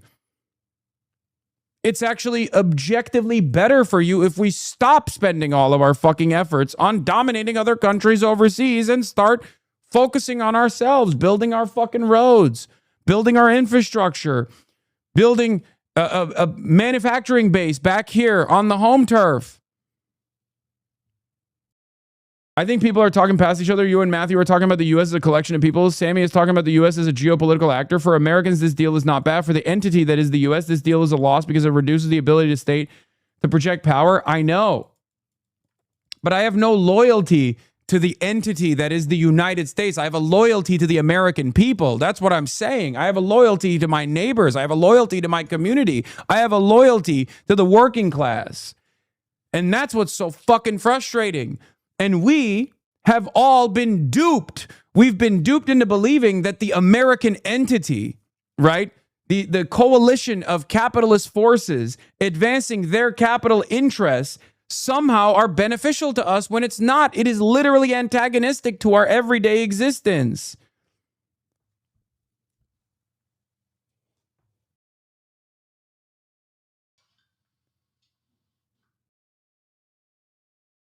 Doors open.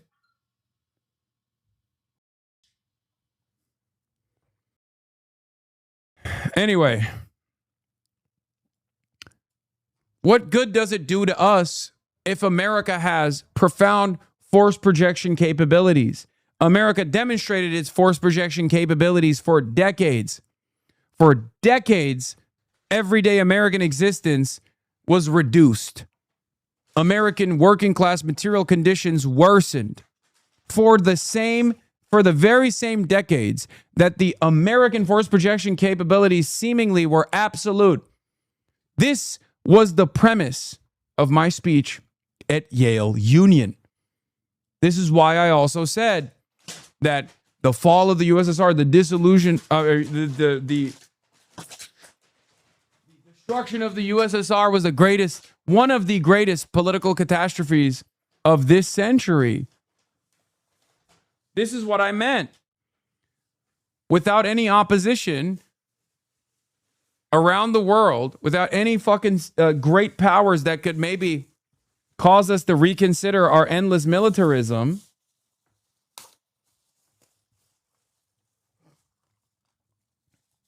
America had no one to restrain it.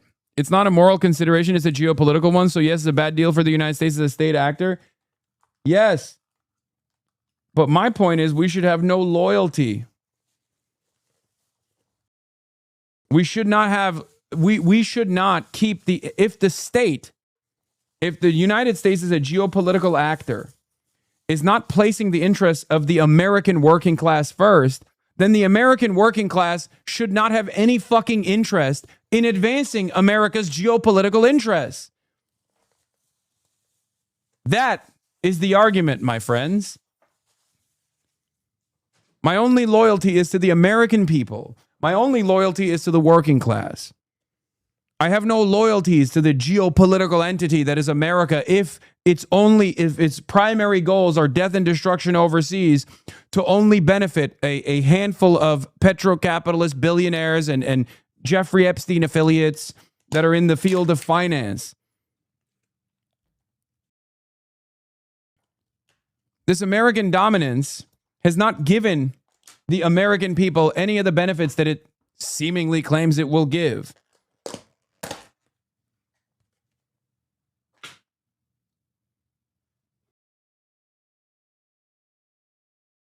I don't. It's just people who are interpreting someone saying this is a loss wrong. Yeah.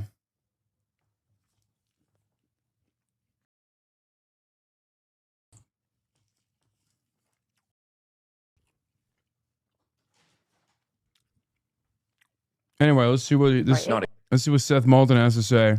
Good deal. And you're right that in the first graph of the JCPOA, it does say Iran wouldn't create a nuclear weapon. But as you know, Republicans criticize it, including Trump, because of that sunset provision. We'll see.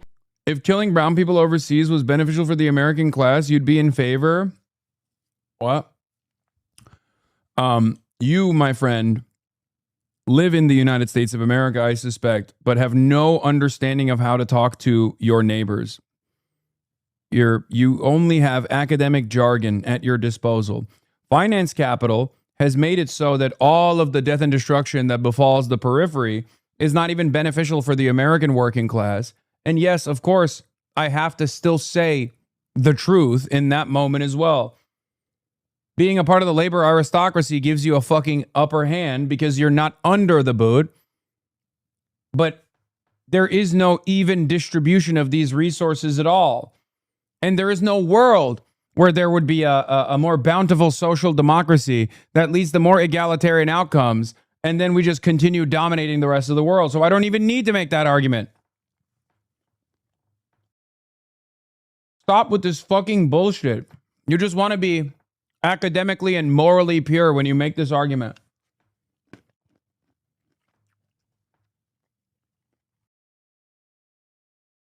What they're able to negotiate now.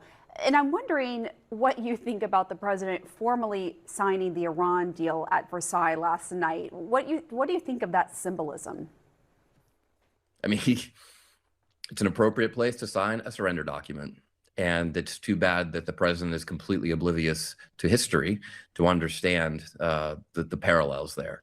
But it is amazing that Trump and these MAGA Republicans lost their minds over Obama giving less than $2 billion to the Iranians when they're talking about giving $325 billion to this regime, a regime that's actually even more hardline than when we started this war, because they took out an 86-year-old in failing health with a fatwa against producing nuclear weapons and replaced him with someone who was more hardline in his 50s. Just in case he wasn't hardline enough, they killed his immediate family. I mean, this could be a lot worse. Just to assume that Iran's going to legitimately come to the table and negotiate a good nuclear deal in a mere 60 days, that's a huge...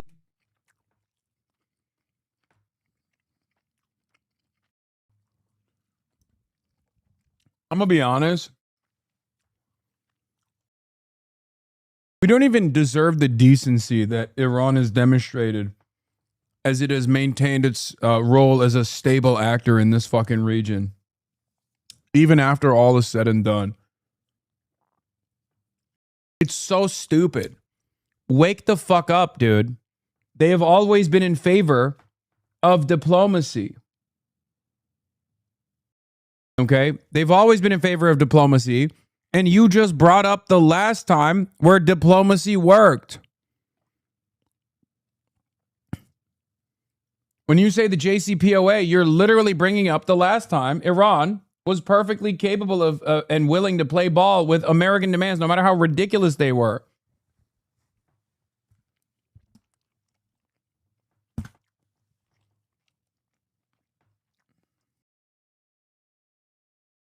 Like, that's why I brought up the fact that Iran has had this capability for decades.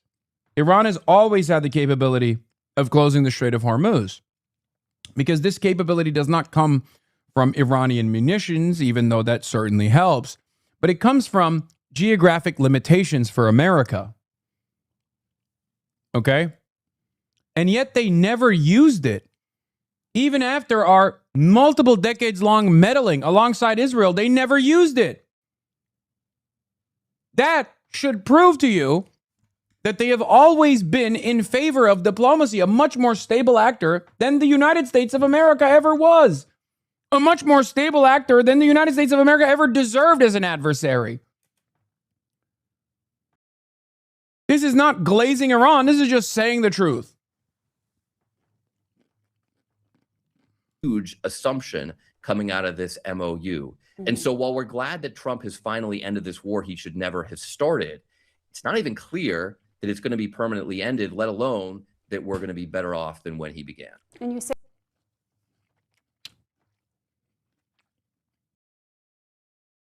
But yeah, it is hilarious to do it in Versailles.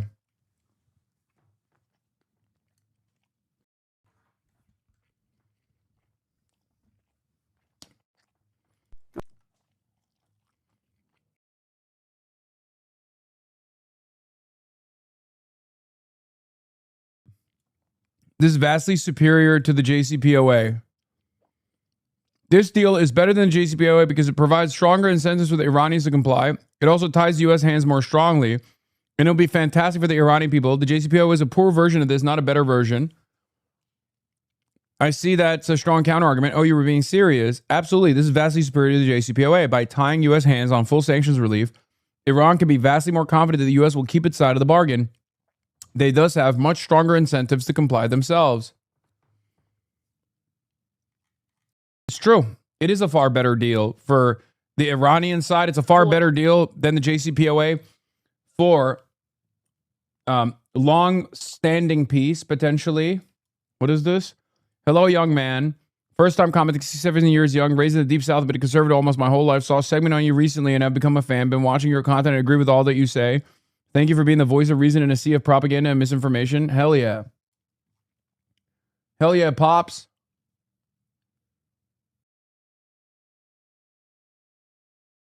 The sole cause for rejoicing is the ceasefire, says Jean-Luc Mélenchon.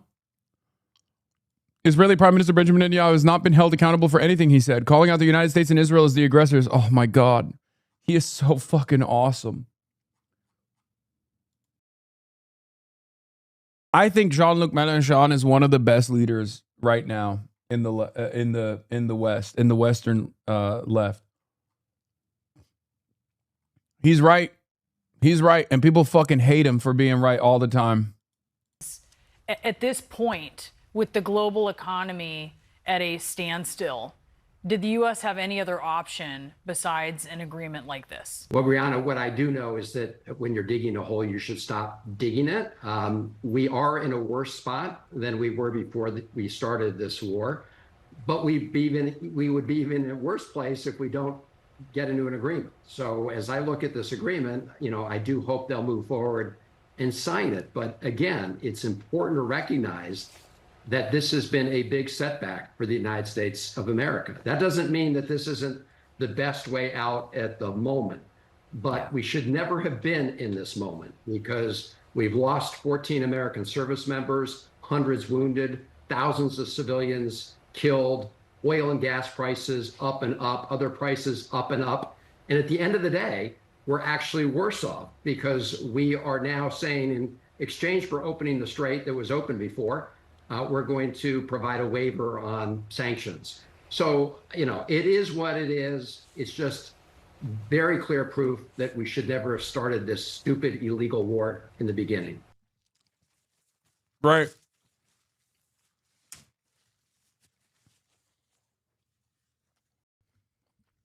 What do you say to those that would say if we didn't use our capital to dominate others, we would be even more victims of another nation if they had hegemonic power?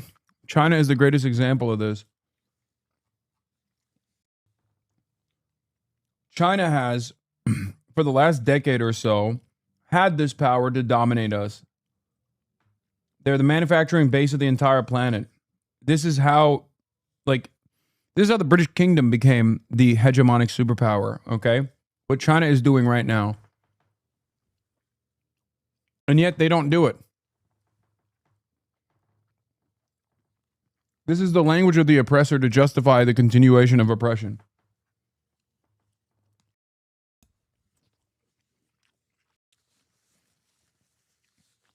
History is riddled with this exact same attitude. Oh, if we free the slaves, the newly freed Africans will then enslave us, white folk. Doesn't happen. If we allow Algeria to liberate itself from French colonial occupation, then they'll come to France and occupy us. It never happens. They will do to us what we've done to them. Has always been the language of the oppressor, and yet it never happens. If we abolish the apartheid in South Africa, then black people will dominate white people and a white genocide will take place. It never happens. It so never happens that Donald Trump has had to invent that reality, ironically enough. It's ridiculous.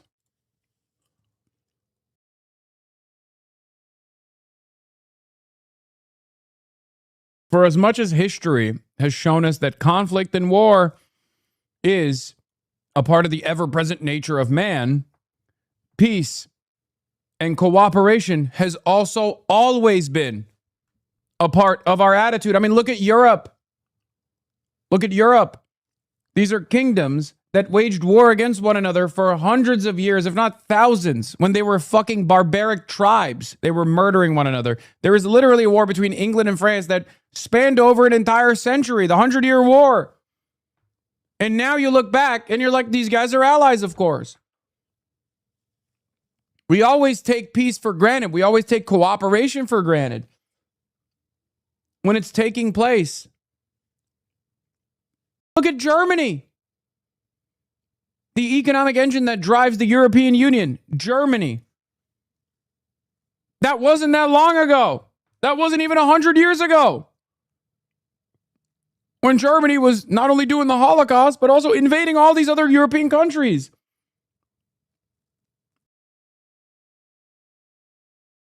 Iran. They're now below $4 a gallon for the first time in months, and that is good news. But the president is facing major pushback on parts of the deal, including from his own party. Ed O'Keefe is at the White House with more. Ed, good morning. Adriana, good to see you. You know, this agreement earned nearly universal praise from European leaders President Trump met with this week. Even the Pope supports it because they're eager to see the conflict resolved. But back here at home, the president faces intense bipartisan criticism, even as he says it's better than the alternative: prolonged war and global economic uncertainty. We got to stand with Trump, our boy. We got to stand with our GOAT, President Donald Trump.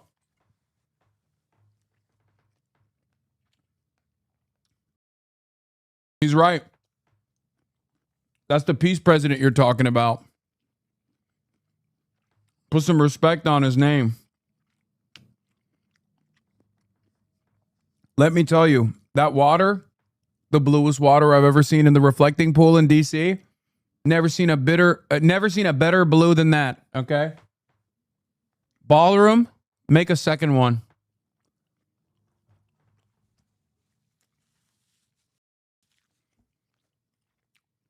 You shut your goddamn commie mouth, Ed O'Keefe.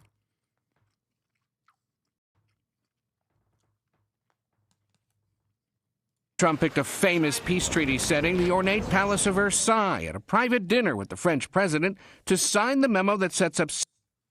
Yeah, the Supreme Court, bunch of charlatans. Take Kennedy's name off the building. Laser back the Trump name to the side of that motherfucking building. Take Kennedy's name off. Okay? That's where I'm at. If he pulls through on this, that's where I'm at. That's the energy I got. 60 days of talks with Iran. Only then the two sides will begin hammering out his long-stated main objective. Iran will never have a nuclear weapon. The U.S. and Iran have 2 months to address the issue of nuclear enrichment and resolve how to dispose of Iran's enriched uranium. But the president warned it may take more time. Could take longer. Just as long as they're behaving, I really don't care that much. Earlier, he conceded domestic political pressure compelled him to act. I didn't want to see economic catastrophe. If you kept this going, that could have happened. But all I know is every time we talked about the possibility of peace, the stock market shot up like a rocket ship. And despite declaring on the first day of the attacks, We are going to destroy their missiles and raise their missile industry to the ground.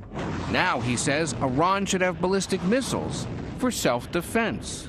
I'm saying that if other countries have them, it's a little bit unfair for them not to have some. But back home, It's going to leave Iran stronger. Louisiana Republican Senator Bill Cassidy called the deal the worst foreign policy blunder in decades. North Carolina Republican Senator Tom Tillis says Congress should get to sign off. The only way you get an agreement that lasts for a generation is to have it the binding force of a congressionally ratified treaty or agreement. And Democrats argue Trump gave away too much to Iran. Trump started this war. He didn't know how to finish it. Yeah, that was the problem.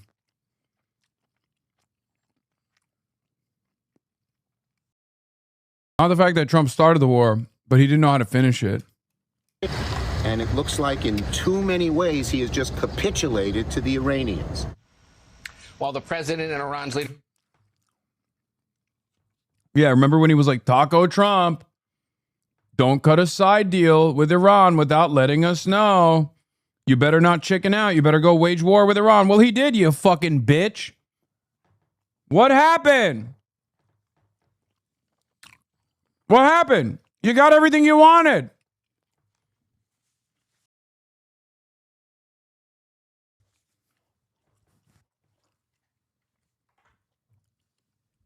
Chuck Schumer literally got everything he wanted out of this, and he just doesn't like the outcomes.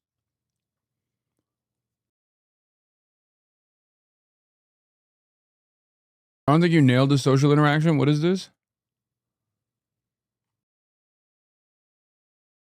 What? I don't give a shit. Leadership have now officially signed off on the deal. Vice President Vance is still scheduled to visit Switzerland to meet with Iranian leaders tomorrow, and we expect the first round of technical talks to begin on Saturday. Vlad? All right, Ed, thank you very much. For more on the deal, let's bring in CBS News national security analyst Aaron McLean. Aaron, good morning. Good morning. So if you compare the administration's publicly stated objectives at the outset of this conflict with the terms that appear in this memorandum, how large is the gap between the war aims and the settlement? What original goals were achieved, which were modified, and which appeared to have been abandoned altogether?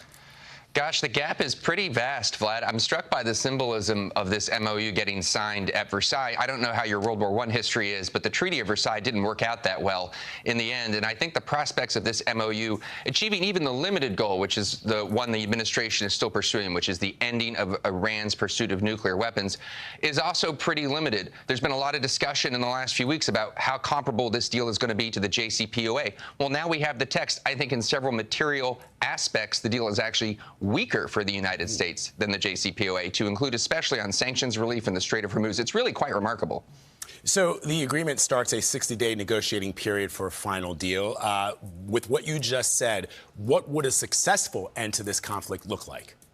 Well, I think for the president and the administration, the goal they've continually articulated is it will end Iran's pursuit of nuclear weapons. They will never get a nuclear weapon as a consequence of this deal. That's their goal. However, I think they've set themselves up in a negotiating structure that's going to make that extremely difficult. They're giving up a ton of leverage at the front end here. They are lifting the blockade. They're giving sanctions waivers. A series of other measures. They're going to flow billions of dollars into Iran over the next couple of months. Having done all that up front, like, think about it. We're treating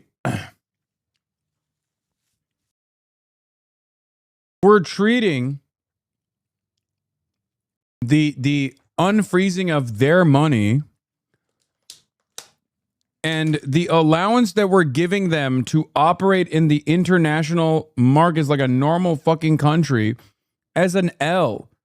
Like, as though they're supposed to be permanently relegated to this, like, second-class country status that's like always that just has to sit idly by and die, right? It's such a strange way to talk about a sovereign nation, another country. And yet, it's perfectly American. As a matter of fact, it's the only way we know how to talk about other countries.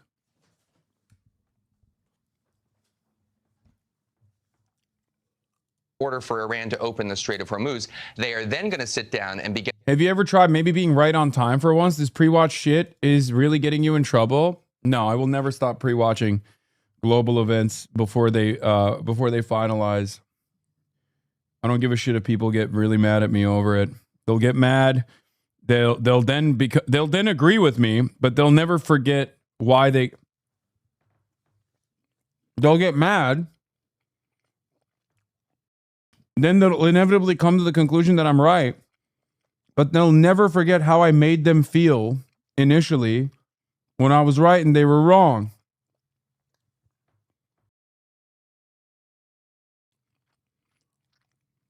But here's the thing. I don't work for them. I work for you. So, who gives a fuck if they're mad?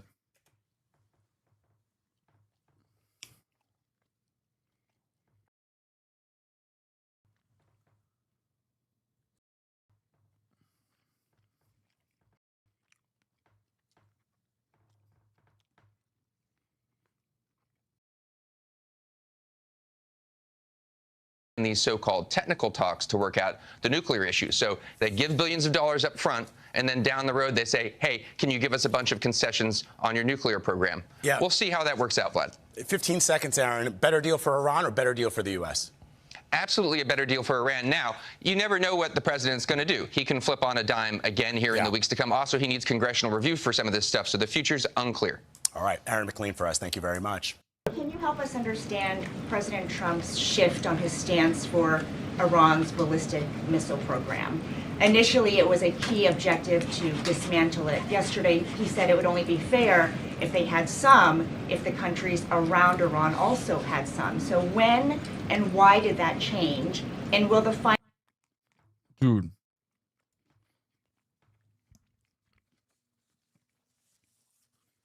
It's so funny. They're literally like, why do they have, like, why are they allowed to have ballistic missiles? Like, why don't we get to dictate it? I don't know, because they fucking lost. Like, the United States lost. That's why.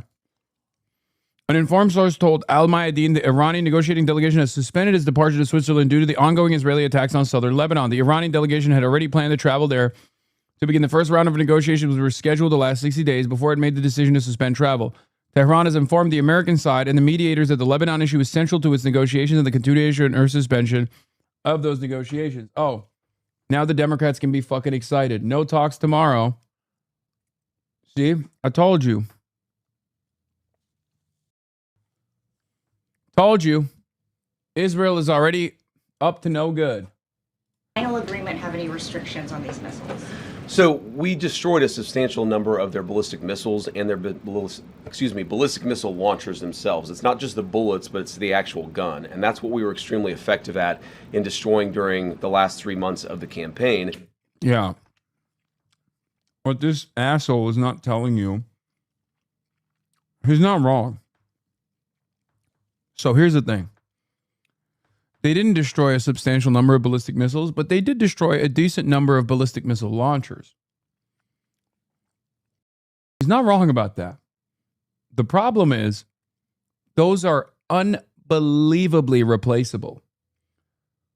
Those are K trucks that they just put the launching platform on the back of with like a decent suspension. That's it. So the reality of the matter is, blowing up those TELs is inconsequential. It is far more expensive to use a missile to blow up that truck than it is to literally rebuild that truck.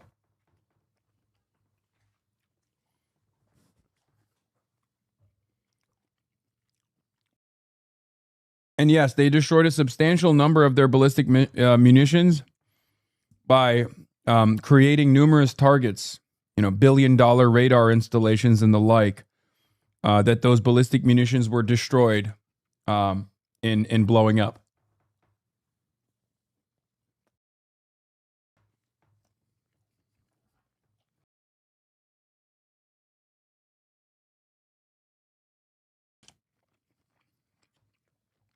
So yeah, J.D. Vance is not totally off base here. All the president said yesterday is that, of course, countries don't give up the right of self-defense. Israel doesn't give up the right of self-defense if Hezbollah fires rockets or drones at Israel. The Iranians don't give up the right of self-defense in their country. But we do expect that as part of the final deal, they are not going to be able to build the kind of missiles that can broadly threaten the entire world. And that's what the President of the United States said yesterday. And look, I mean, it's very...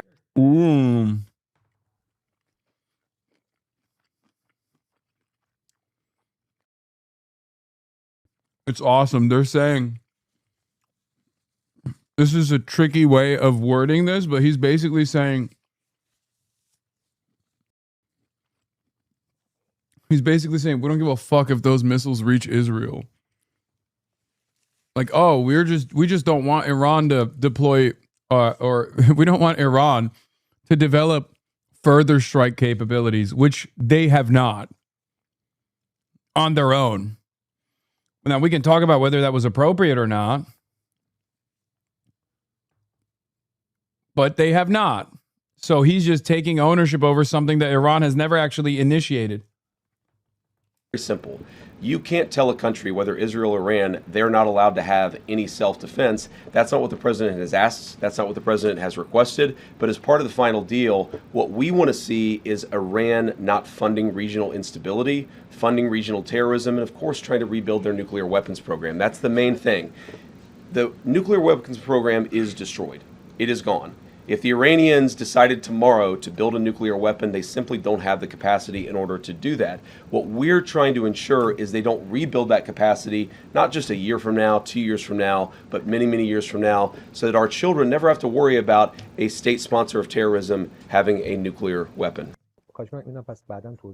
بله اینم بعدا من توضیح میدم که نگاه کنید هر آنچه رو که ما با زدن می‌خواست. Oh, I don't agree with Galabaf.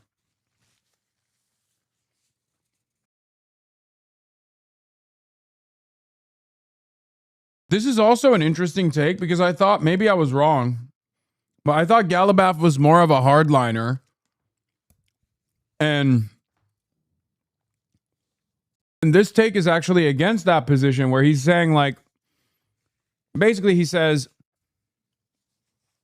that the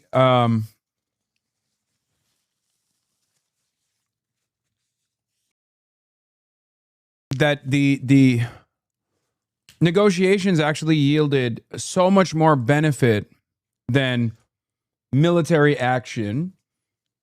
And he's wrong. There would be no negotiations if there wasn't military action. Iran spent blood, sweat, and tears and munitions to get to the negotiations table. So I think he's wrong saying that the negotiations brought us far better than anything we could have ever wanted from military action. چندین برابرش که اصلا قابل قیاس نیست با مذاکره گرفتیم. یعنی در قبال پاسخ ندادن امتیازاتی رو گرفتیم که ما از اونجا چی می‌خواستیم؟ Yeah, he's saying like the negotiations maneuvering around like a will they won't they actually sign an MOU is what caused Donald Trump to say fuck it, I'll give you whatever concessions you want.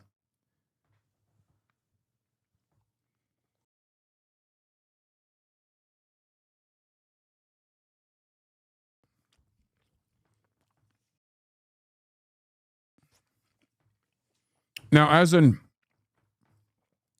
IRGC hardliner, I disagree vehemently with the take coming from this fucking moderate. Okay? If it wasn't for the Shahed drones, they would not be sitting at the fucking negotiations table. Okay? شما دیدید تا ساعت 2 صبح ترامپ رئیس جمهور آمریکا کل آتش بس رو نه در زاهیه در کل لبنان داد. Yeah, get this woke nonsense out of here.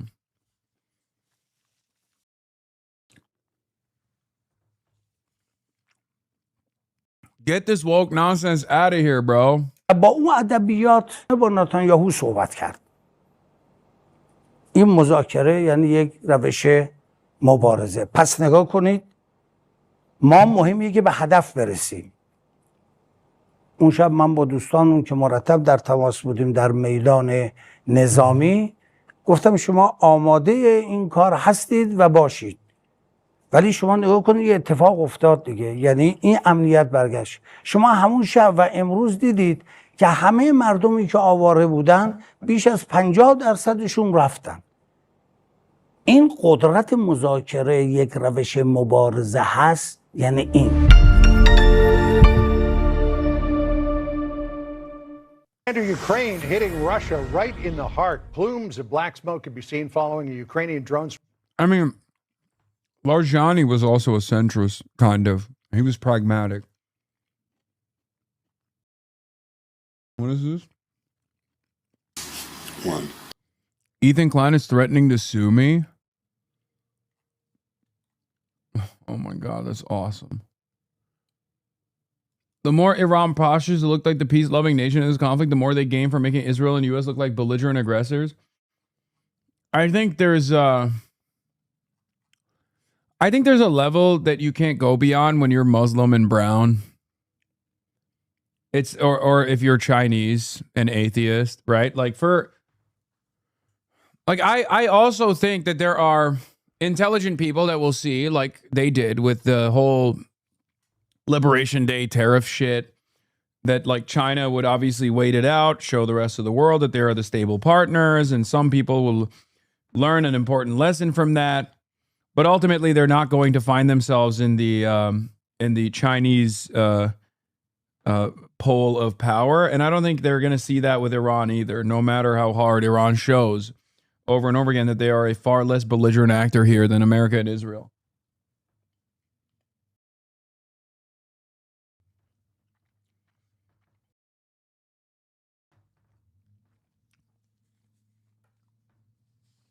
This is low-key part of the whole point of the importance of Shahed drones.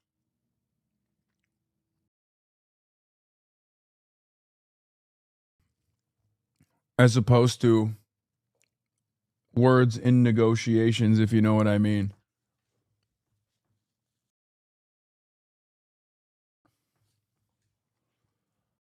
Ah, yes, the main criticism of ICC wanted war criminal Benjamin Netanyahu. He lost wars. If only his genocidal violence was a strategic success, then surely he would be worthy of support. Yeah, Neera Tandon says, leaders who lose wars should lose their jobs. That's awesome.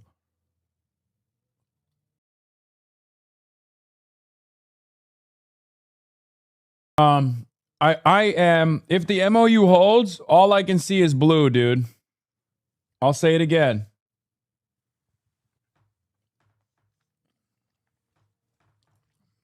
I just want to check back in with the bluest.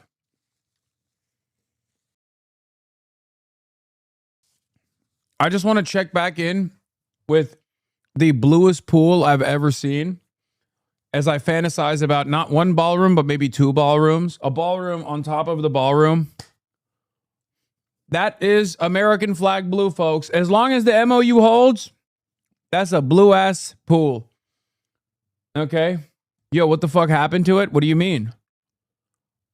The advanced nano bubbler technology very effectively killed the algae that had plagued every Lincoln reflecting pool reopening, most infamously after Obama's reopening.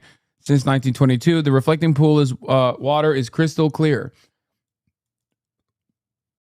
And our National Park Service team is now vacuuming up the dead algae resting on the bottom of some parts of the reflecting pool, just like the destroyed Iranian Navy resting on the bottom of the Persian Gulf. Huh. You got to check back. I'm here at the Lincoln Memorial reflecting. I hope this fucking hater ass bitch, Jonathan Karl, doesn't lie about my big, beautiful president's big, beautiful blue ass pool. Okay. Pool and some astounding developments regarding this project, which the president himself has taken such a great interest in. You remember $14 million was spent to drain this whole thing and to paint the bottom American flag blue was the color, he said, to make it reflect more magnificently. As you can see, it's all green now. They know that. They're trying to kill the algae.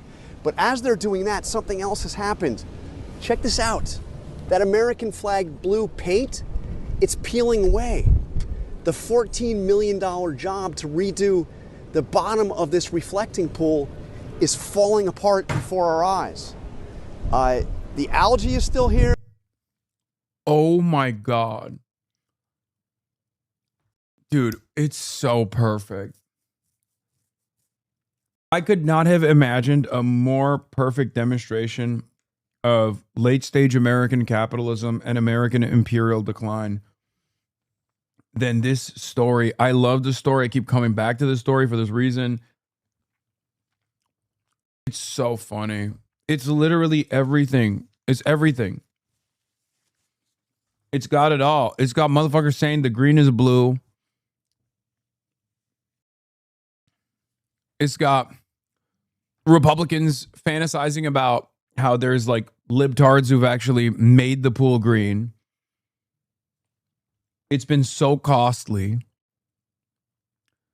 So unbelievably costly.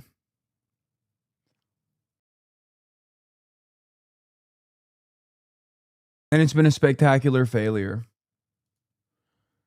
I love it. In the Iranian system, Iran has also, in this conflict, seemingly discovered the Ross Douthat, my op at the New York Times, having an interview with J.D. Vance. Let's take a look. power that comes with being able to close the Strait of Hormuz and disrupt global energy markets. So someone might say, well, sure, the Saudis and the Emiratis want to make this deal now because they know that we're heading over a global energy cliff that will screw them over in various ways. And so they're willing to talk themselves into a deal that they wouldn't have liked as much if Iran hadn't demonstrated that kind of power. Isn't Iran, at the very least, walking away from this war having established a kind of non-nuclear deterrence? So that was a better but still wrong argument, I think, 4 weeks ago. I think it's very hard to sort of make that case today. And let me explain why.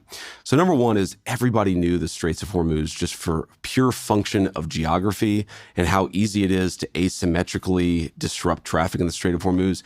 Everybody, the Gulf Coast Coalition, the United States, Israel. Wait. Oh, really? Oh, really? That's so strange. Yeah, except you and Donald Trump, I guess.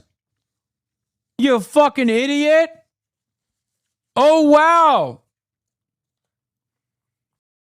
Oh, wow. So everybody knew. So that does that mean you're even dumber than the average person? See, Ross, everybody knew that Iran could always destroy the global energy market. I mean, it's true. I knew it. We all knew it. We knew it here at the Hasanabi broadcast, but seemingly,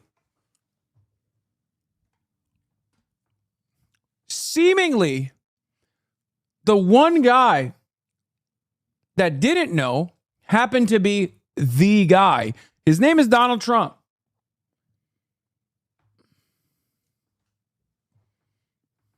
Israel, Iran, everybody has known that Iran has had that as a potential leverage point to use. Everybody understood that. So the idea that we sort of discovered that, or the Gulf Coast Coalition discovered that, I think that's not accurate. Number two, one of the things that we've actually been able to do under a sort of, what was originally called Project Freedom, is that we've been able to get a lot of oil and gas out of the Gulf in the last few weeks. And I do think this is one of the things the Iranians learned is, the Strait of Hormuz is not a card that you play and then you pick up off the table. You have to play it day after day after day. And I think the fundamental transformation is that as the Iranians saw that leverage point, to be clear, it was very powerful 3 months ago. It was weakening more and more over time. And so they actually... So could you have kept going? Without, because you did. We avoided the scale of global energy shock, right? That a lot of people, myself included, as an amateur reader of, people writing about oil, expected. We had higher gas prices, but we didn't have, things were not nearly as bad as they could have been. Correct. But my perception was, and a lot of people's perception was, that you couldn't keep running that through the fall. So, by the way, I have to give credit to Scott Bessent, the Treasury Secretary, and Chris Wright, the Energy Secretary, because part of the reason why the doomsayer predictions about the oil and gas markets, and to be clear, I know the American people have felt some pain because of this. I don't want to discount this, right. But the very worst predictions never came to fruition because Scott Bessent and Chris Wright did an amazing job at trying to absorb as much of that shock as possible. So could we have kept going? Sure, we could have kept going, and we would have gotten more and more oil and gas out of the Strait of Hormuz. But the fundamental thing that the president asks, and this is what he's just fundamentally pragmatic about foreign policy, is they absorbed the shock by literally opening the faucet of the strategic reserves, and every analyst worth their salt was saying that they were basically approximately 1 month out from hitting the red line.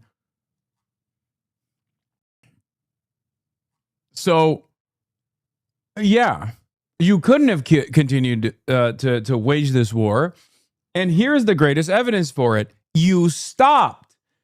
You didn't stop because of the kindness of your heart. You stopped because you made that calculation that you couldn't withstand more energy shock. It's not what's the argument here? That you guys were like, you know what? we could go on for years. Honestly, I mean, we could go on for decades. We could keep doing that. We love that 20% of the entire world's energy supply is just stuck inside of the Gulf. But we're just gonna put an end to this war because we're kind-hearted fellows. He looks at the situation and says, if we keep going, gas prices stay higher for longer, inevitably, and we also don't get this opportunity that we have right in front of us to at least take a shot at transforming the Middle East. And if it doesn't work, we can always figure out new options a couple months.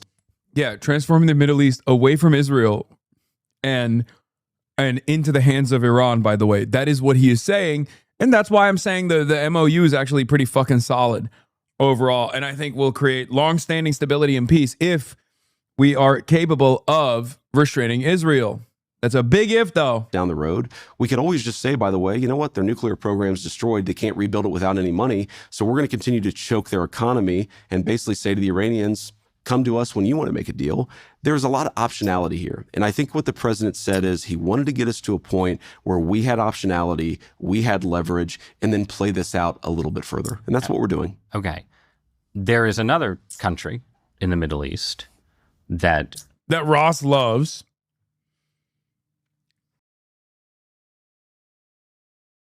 Shit, never mind. Guess you were right. He's just explained. Yeah, kindness of their hearts type deal, you know?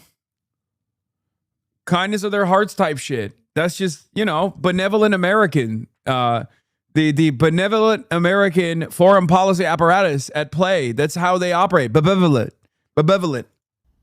Thinks of itself as having a very intimate knowledge of the Iranian regime. Yeah. Not just the Gulf states. That's Israel. I don't think this deal is popular in Israel right now. I don't think you're an especially popular figure in Israel today. We'll see where things are in 6 months. And one perception I think that people have after watching this war unfold is that there is a certain misalignment maybe between the kind of pragmatic American interest that you just described the president having and the more existential sense of the stakes that Israel has. And one key criticism of the Obama deal from people in the Republican Party, people in Israel, elsewhere, was always that it was focused on the nuclear program. By the way, I can't begin to explain to you how little I give a fuck about Israel's interest in this one, okay? I'm sorry. I'm a motherfucking American, bitch. You've already taken like $380 billion of our tax dollars for the last 80 years. You think I give a shit about your fucking goals? Suck my dick. Seriously. Why? Why the fuck should the American vice president care about, how the Israelis feel about him? Know your fucking place. Know your place. And wasn't focused on Iranian proxies, their support for terrorism around the Middle East, their support for Hezbollah and Hamas. So I'm just curious, do you think there's a misalignment between the U.S. and Israel? Do you think Israel has incentives to not want this deal to continue? And is there a vision for how you get to a point where Iranian support for Hezbollah isn't sending rockets into Israel on the regular? Well, what I'd say here is that it's clear that large segments of the Israeli political system and population are very sensitive about this deal. But I also think they're picking up on some misinformation about the deal and running with it and sort of panicking about it. And I fundamentally believe this deal will be good for the entire region and for the world. That includes, of course, the Israelis. Now, I think it's important to say that while I do believe that this deal will be good for the entire world, fundamentally, we're worried about what's in the best interest of the American people. And to the extent that, and I think the president has shown this, where he sees misalignment between the goals of the political system in Israel and the goals of the American people, he's willing to say that we're going to pursue America's interests where there are divergences. So there are certainly going to be disagreements from time to time. I think that's normal. I will say, I don't know, maybe I've missed this. I don't think Bibi himself has actually criticized the deal. Oh my God. Yeah. Bibi himself hasn't had time to criticize the deal because he's sitting in the fucking Führer bunker. And this time, he doesn't even have to contemplate when he will kill himself like Adolf Hitler did. This time, he's worried about Otzma Yehudit coming after him. Or the average liberal Zionist that's out on the street. They might murder him as well. The entire Israeli society is turned on Benjamin Netanyahu and Donald Trump. So I don't think he could be making a lot of public statements right now because they were all geared towards death and destruction. Turns out that's what happens when you fucking develop a fascist society over decades that only cares about the extermination of the underclass, the Untermenschen.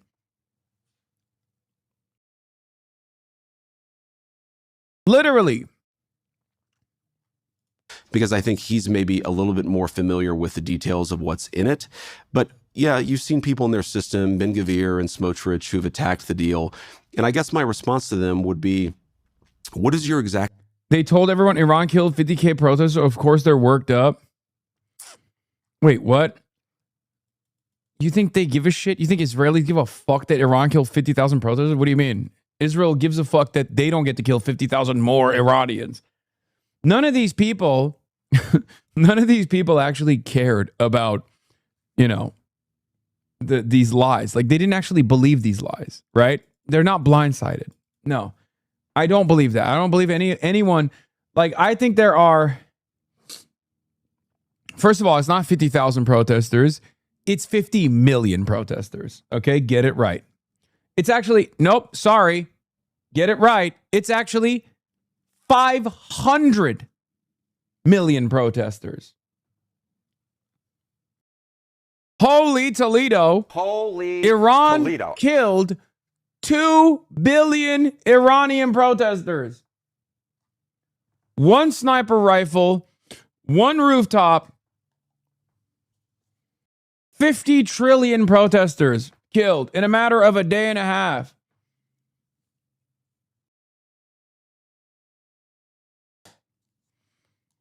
Yeah. Anyway, yeah, the one Iranian sniper rifle from the IRGC and Mao Zedong.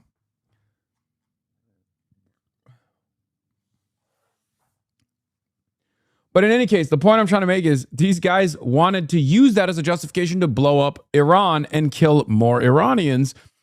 So my point always is, like, obviously they didn't give a shit about the unbelievable levels of repression that the IRGC took on when quelling the unrest inside of Iran. That's it. Proposal. And, you know, you're a country of 9 million people. You can't just kill your way out of solving every single national security problem that you have. Look at what we've accomplished. First of all, Americans have protected a lot of Israeli lives through our missile systems and through our missile programs over the last few months. We have destroyed their nuclear program. We have got the Iranians in a point. And by the way, Cloud is wrong.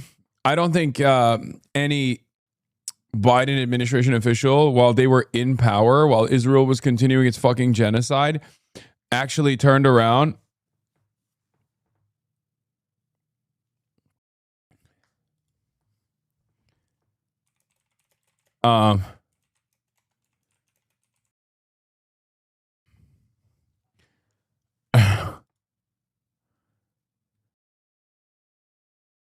anyway, I forgot what I was saying, but I totally lost. I got lost in the sauce. I was looking at something else. Wait, oh my God. This is what the Iranian government did?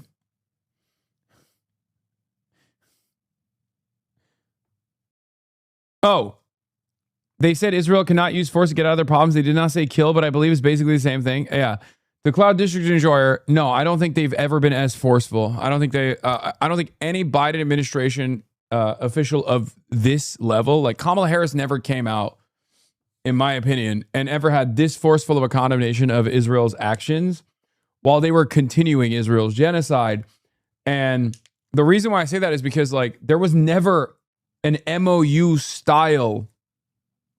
There was never an MOU style deal in play. Like, can you imagine? Because the Israel equivalent of this would be if America went to Hamas, right?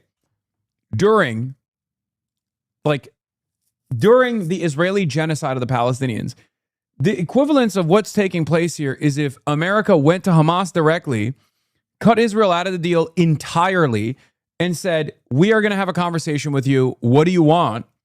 And then they basically gave Hamas everything that Hamas wanted, which in this circumstance would be ironically identical to what the Iranian side wanted, which was just, right? Like a long-standing commitment to a long-standing peace and stability in the fucking region.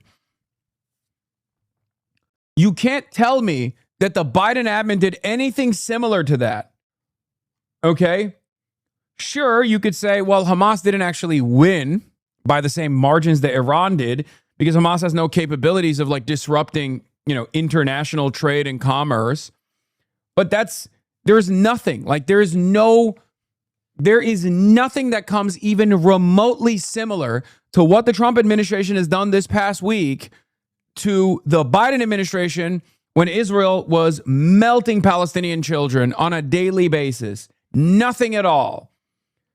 This is also far more consequential than Trump's fake ceasefire deal that he put together and the peace plan and the peace board or whatever. And the difference is because Iran actually won.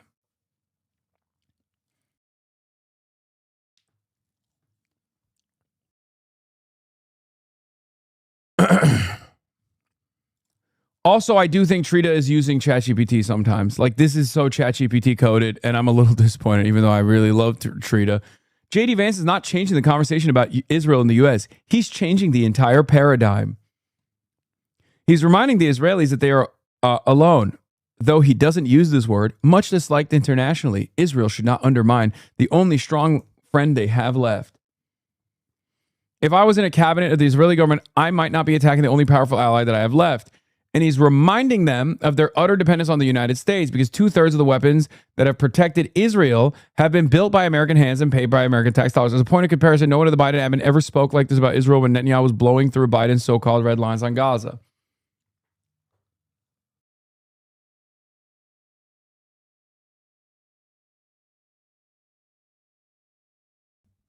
Trita glazes these guys way too much. He doesn't need to. I mean, Amy Goodman's peace sign.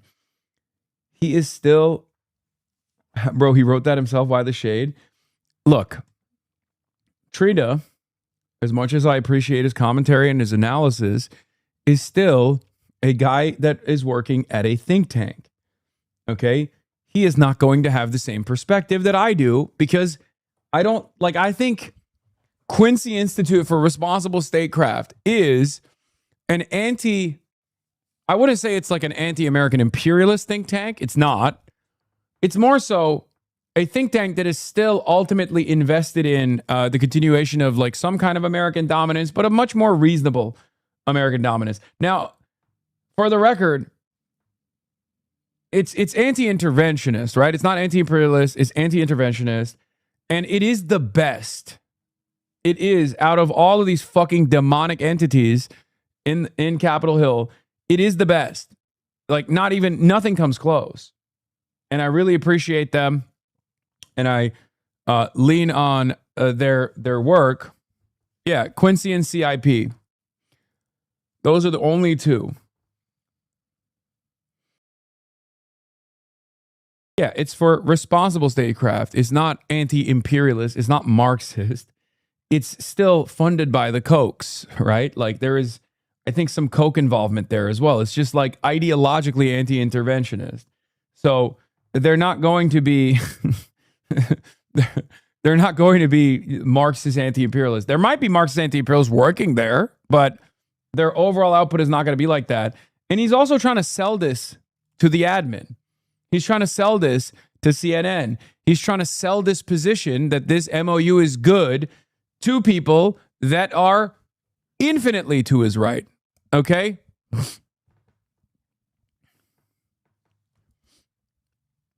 Trita is also relatively pro-Iran, though. He's the president of NIAC. Was the president, I think, right?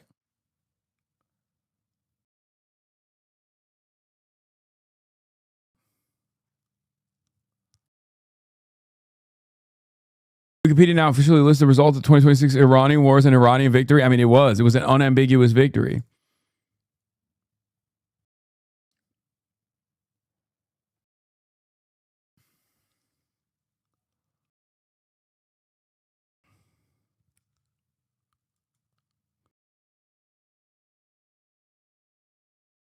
His definition of independence is being able to destroy civilian homes. We're dealing with a genocidal death cult here. Israeli National Security Minister Ben-Gvir, oh, the fucking biggest dipshit of all. We cannot stop destroying houses in southern Lebanon. We cannot stop, period.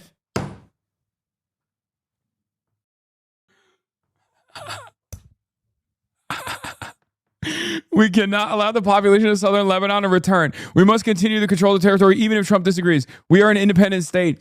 He's like a comic book villain, dude.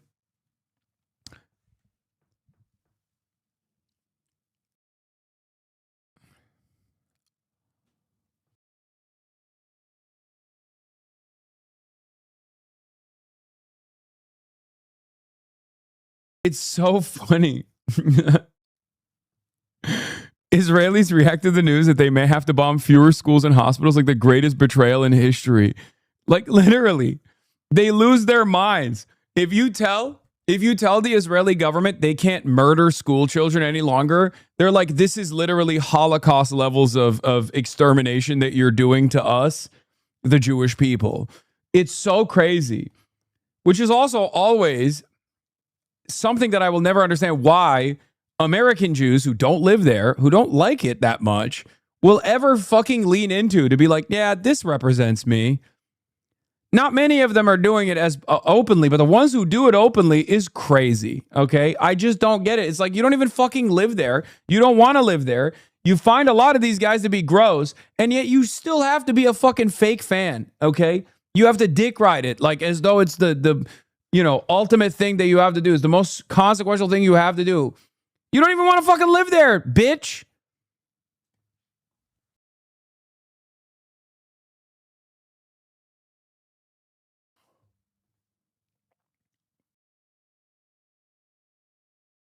What is this? I got kicked out of a long COVID WhatsApp group for being Israeli. It's weird how an illness aligns with politics. These are all of my interests. There it is. This is every now and then there's a perfect tweet. And here it is. It's a crazy level of brain rot, especially because the arguments about masking in Israel is really tolerant about the issue, and we have great universal health care.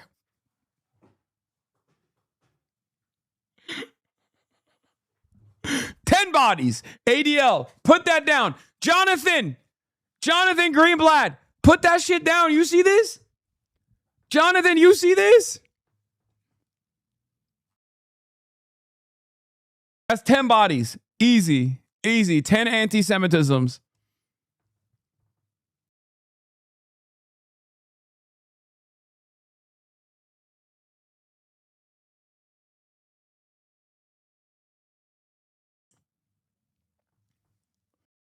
Wait, what is this? Peep the second reply. She was giving the game away.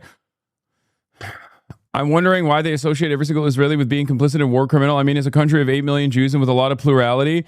Some of them even anti-Zionist. It's mind-boggling. I would not mind to have an Iranian, Russian, or North Korean friend. If I give them the benefit of the doubt, I think they kicked you out because the Jews invented the coronavirus. Actually, it's because I argue that people use masks to hide their identity, to support terrorism, and commit violent acts without consequences.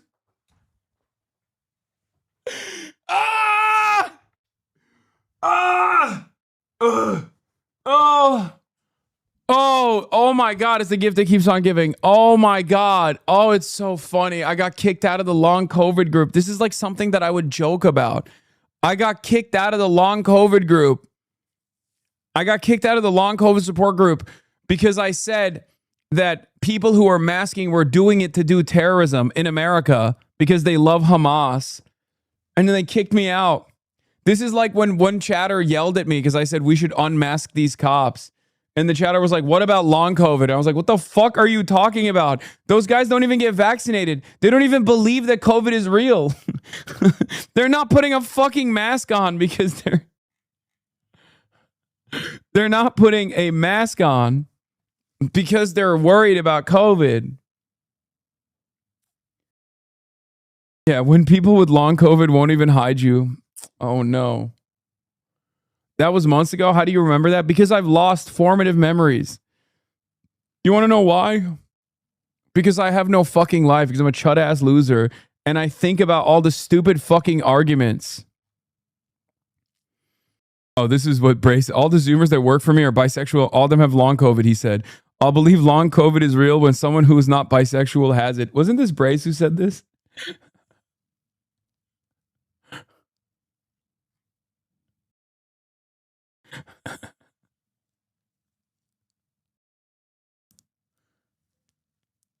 I do believe in long COVID before people yell at me, okay? I do.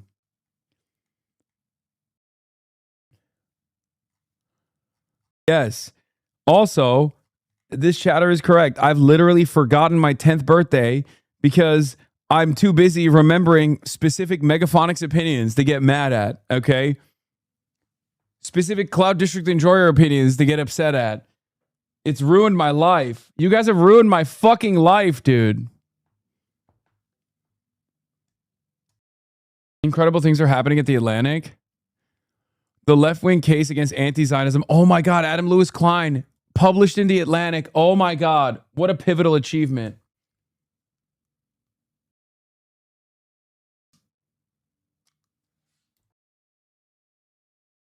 The left-wing case against anti-Zionism, discrimination against Israelis, Israelis, and the Zionists who appear as their proxies is a moral wrong.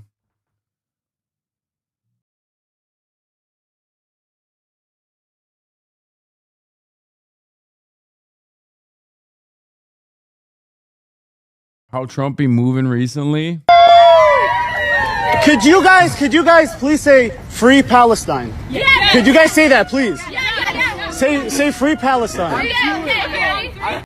1, 2, 3. Free Palestine! What the fuck?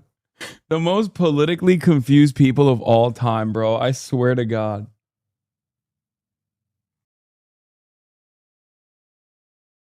What the fuck is this? This is a neo-Nazi, no?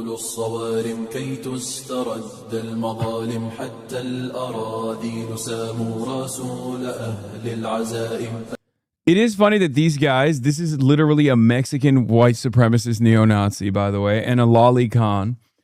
And this neo-Nazi, this Mexican neo-Nazi, and I don't mean Nick Fuentes, is a different one in actual Mexico, gets to live in the fucking glorious empire of Claudia Sheinbaum. He's not Mexican, he's Bangladeshi. I thought he was Mexican.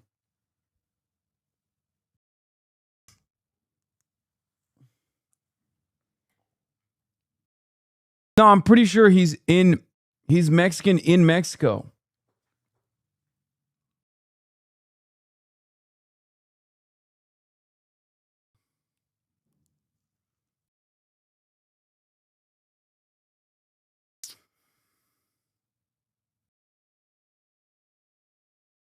Oh, this is the guy who wrote Borat. One of the brilliant comedic minds that brought to you Borat. He's British. Donald Trump has been a fantastic ally to Israel. Some Trump haters saying we told you so are acting like they've never heard the phrase, it was good while it lasted. The fact that a page can be turned in a relationship doesn't null and void all the good that occurred in that relationship. It's super patronizing for those saying we told you so to assume everyone else was a naive idiot living in a world where they thought everything would always be roses. If this is a turning point, it's a real loss. The real loss is for America and the free world as they buttress and empower the tyranny and expansionist goals of radical Islam. Always projection with these motherfuckers, man. The pro-Israel crowd always engaging in projection.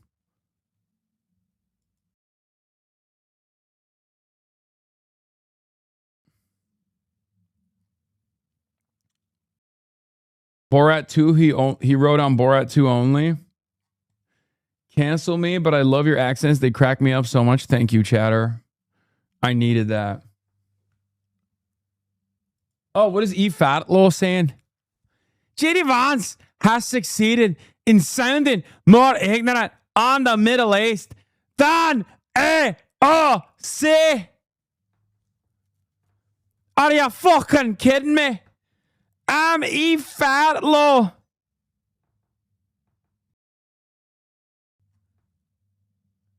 E. Fatlaw is tired. His posts are nuts, dude. Well, I don't care about this guy anymore. Come on. We've moved on to bigger and better things like Eve Fatlo. Eve Fatlo.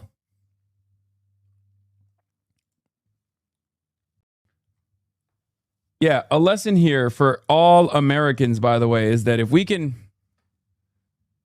treat Iran like a normal country, okay? If we treat Iran like a normal country, perhaps we can also treat Cuba like a normal country. Oh, wow. Cuba has presented zero threat to the United States of America, for example.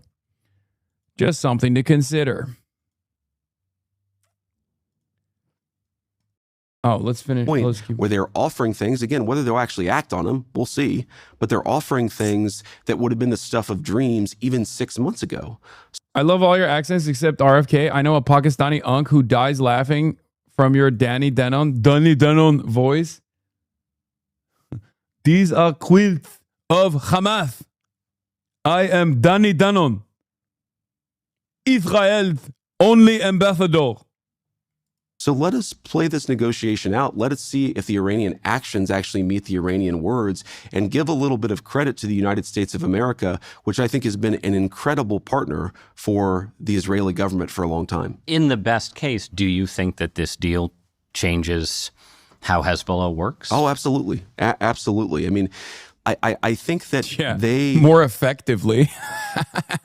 There is this weird panic almost in the Israeli system that I've picked up on, where they assume that everything that is contemplated that is good for Iran will happen, but that will happen without the Iranians changing any behavior. And I just don't know why anybody would think that's true. That's not how the deal is written. The United States has all the financial leverage. Like, the President of the United States or the Secretary of the Treasury have to release all these sanctions. Do they actually think we're going to release sanctions on the Iranian, system if they're still funding a terrorist organization? The answer is, of course not. So I find this whole freak out in Israel a little bit odd, because I think that it comes from a place of mistrust. And I think that America has earned the trust of that region of the world. We've done a very good job by that particular country and that particular government. And I think that the idea that we've made a terrible deal is... I just hate his vibe so much. Like, I would rather listen to Trump drone on about how everything is computer and everybody's transgender than this fucking dipshit being like, me. I feel like we've actually earned the trust. I'm gonna say we've actually earned the trust of Israel with our many years of support. Like, he just sucks so bad. He is so fucking Reddit. He is Reddit personified. I find him genuinely repulsive. It makes me so annoyed. He literally takes all of the worst qualities of a smarmy, annoying, entitled, elitist lib and then packages the most unvarnished fascist propaganda through it all the time. I'll have you know that some of these immigrants needed to be murdered in the murder machine. What were we supposed to do? Not murder them? It's like he is... Yeah, he's way too academic. Yeah, J.D. Vance is particularly annoying because he's a suit in both directions. He pretends to be an intellectual, but he's not that smart, and he acts like a chud. But he came through elite institutions, biggest fucking phony I've ever seen. Is 100% right. It is the truth. It's the fucking truth of all truths. It's the biggest truth nuke. He is the libbed up groiper. He is, oh my God, he's literally the liberal groiper. Like, at least Tucker Carlson has this sociopathic energy, but he has like some level of WASP swagger, if you want to, put it to terms like that.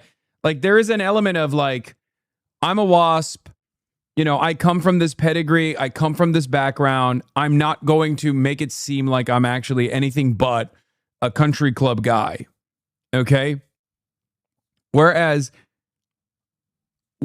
like J.D. Vance is constantly trying to take the dumbest chud opinions and then spit them out so that he can get the Groypers on his side. But because of his Yale background And because he's not that intelligent overall, he just ends up looking like a fucking idiot. He is beyond unlikable because the liberals that hear his like liberal language hear what he's saying and they go, "You're a fucking chud. I hate you." And the Republicans look at him and go, "You're a pussy and gay." And then the Groypers look at him and go, "Your wife is Indian. You're a race mixer." So he's got nothing.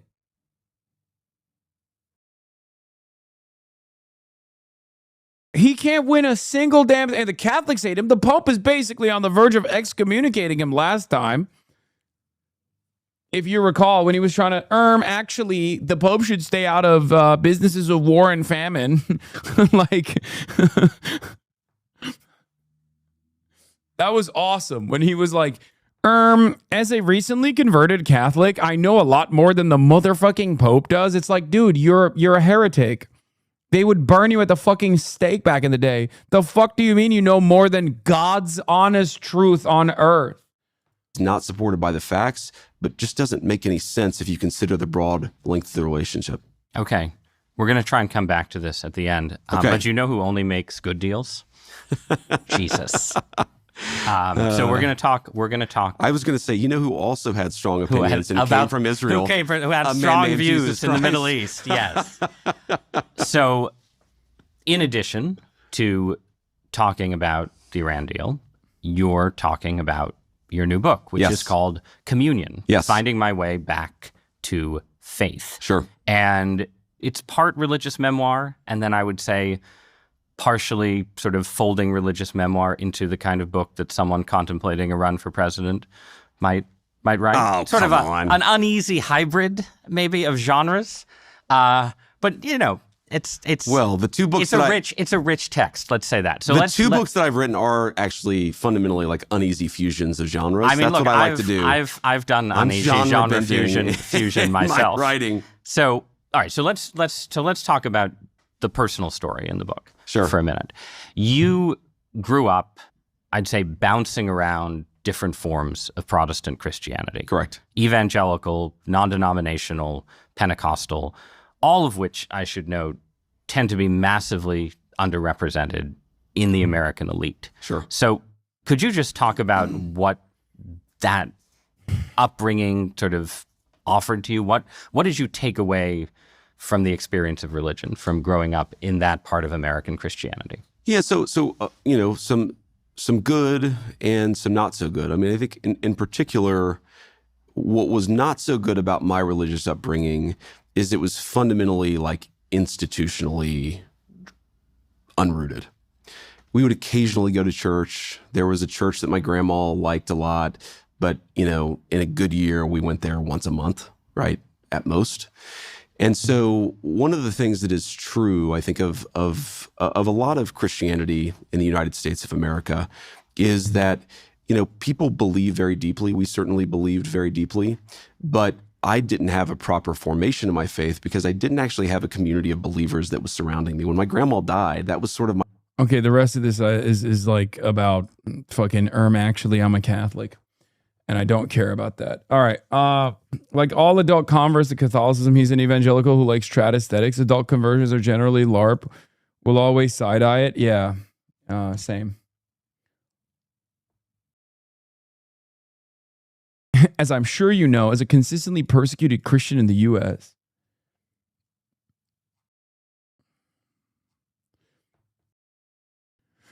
yeah, he's such a fucking phony.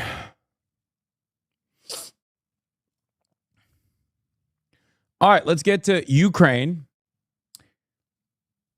Yes, I saw breaking. Iran has suspended the entire 60-day negotiation period with the U.S. over the direct violation of the MOU's first clause with Israeli attacks on southern Lebanon, constituting a breach within less than 24 hours after the MOU was electronically signed, per Fars and Al Mayadeen. Iran's negotiating delegation had been preparing to depart for Switzerland to launch the first round of talks before Iran made the decision to suspend the entire trip. Iran will also not unilaterally fulfill its commitments, and until Iran is fully assured Israeli attacks on Lebanon have stopped and the U.S. has practically adhered to the first clause obligations, talks remain canceled. I mean, yeah, expected.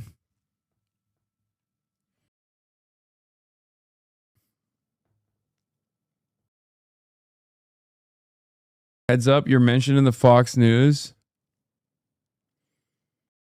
article in the playlist. Check the banner. Hasan Piker predicts wave of socials midterm victories that will make Mamdani win unremarkable. That was a bar, dude.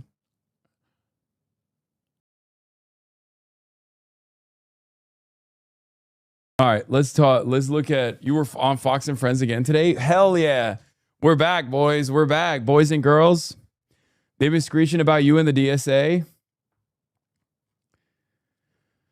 Anyway, Ukraine blew the lid, literally blew the lid off of a Russian oil refinery, which is wild. They were like, hey, we're still here, by the way. Just remember. And let's see what Fox News is saying about it. Moscow.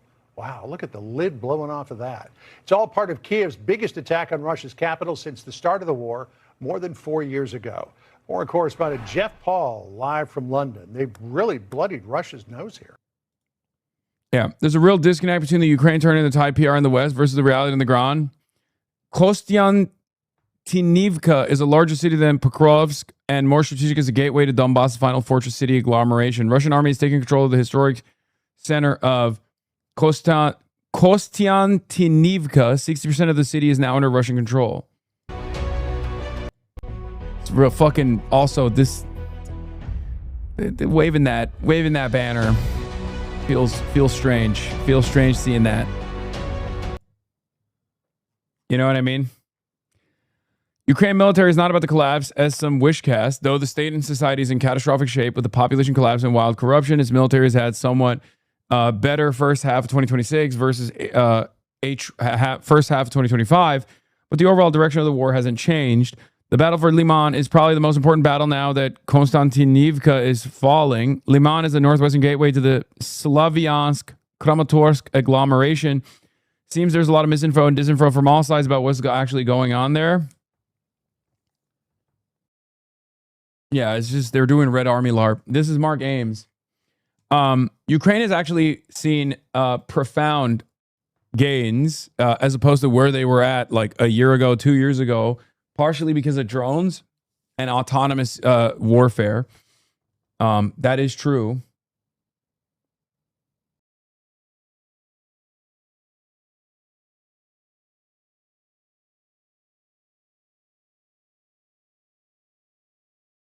What is this? Moscow manpad operators open fire right in the middle of the highway while civilians and civilian cars pass by a couple meters away. Давай, давай! Давай, брат! Выр! Выр! А, выр, да выр! Давай, давай! Ой, машаллах! Ой, машаллах! Ой, машаллах! Is that a fucking that's gotta be what's his face? Yeah, that's like almost Turkish. Vur means hit. So I assume that's Chechen, right? That's a Chechen dude. I didn't know there was a lot of shared words. And then he turns around and says, Oi, mashallah. Kardeşim, hala!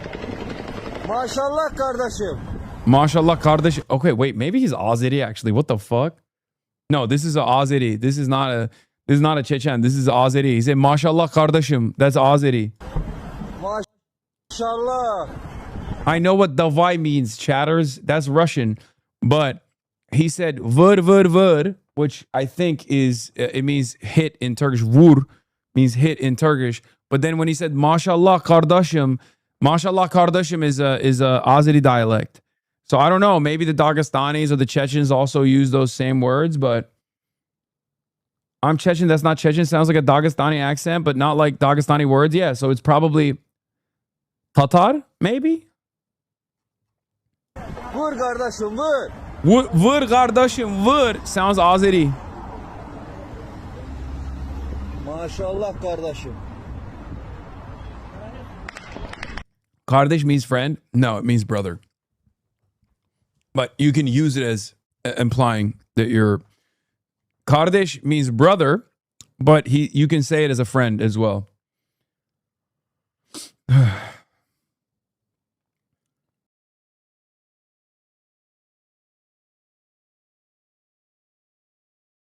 You're about to pull out Ponturism expeditiously? I mean, come on, bro. Azeris are Turkic people. What the fuck do you want me to say?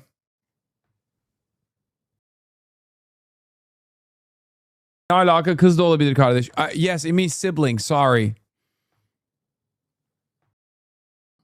God damn. Yes, it can be a sister or a brother. It means sibling.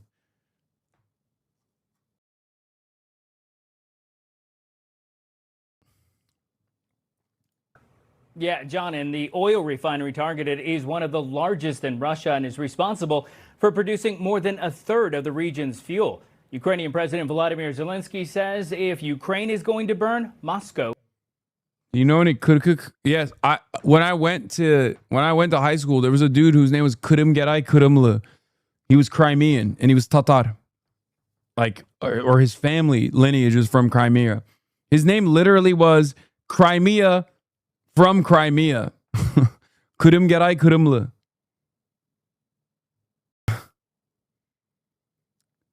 Will burn too. This is what the. Oh, I know him? No, you don't. You don't know a dude I went to fucking middle school with, dude. I'm sure there's other people that are also named that.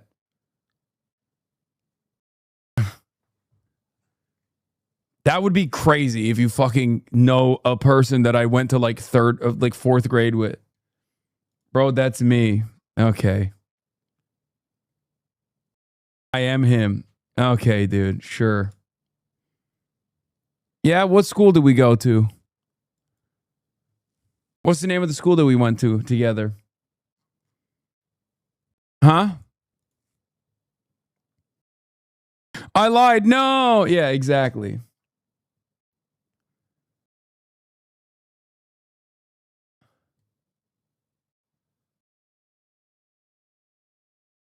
Attack looked like dozens of drones swarming the Moscow area, blanketing the city in black smoke and even causing black rain to fall on cars.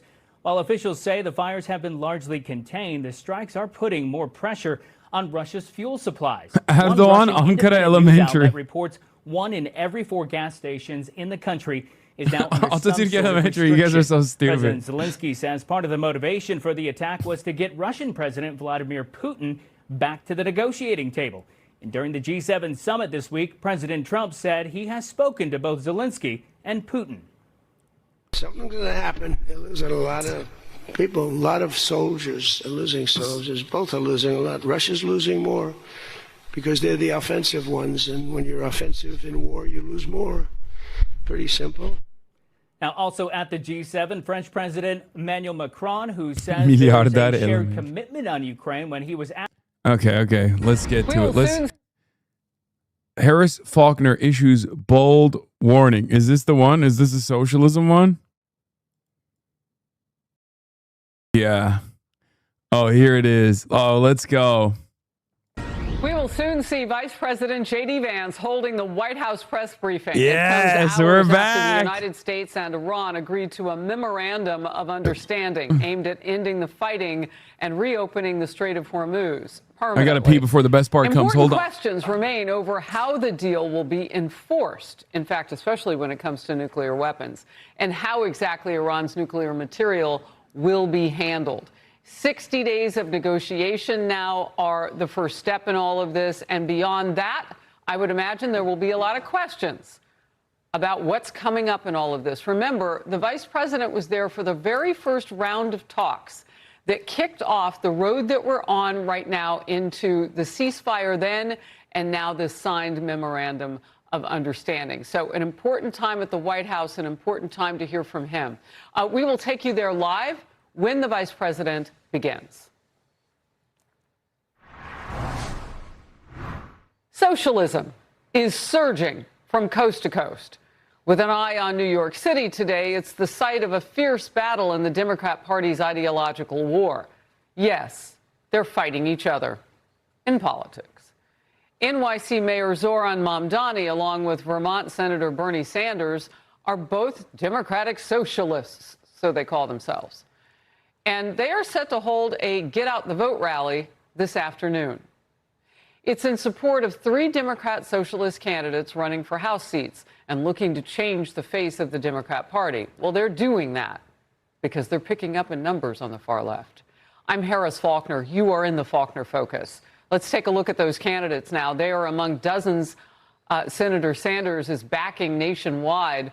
They all support radical left policies such as ending military aid to Israel, abolishing immigration customs enforcement, free or low-cost housing for all government-funded health care for all. Lots of free stuff. We know. We've been down this road with these candidates before.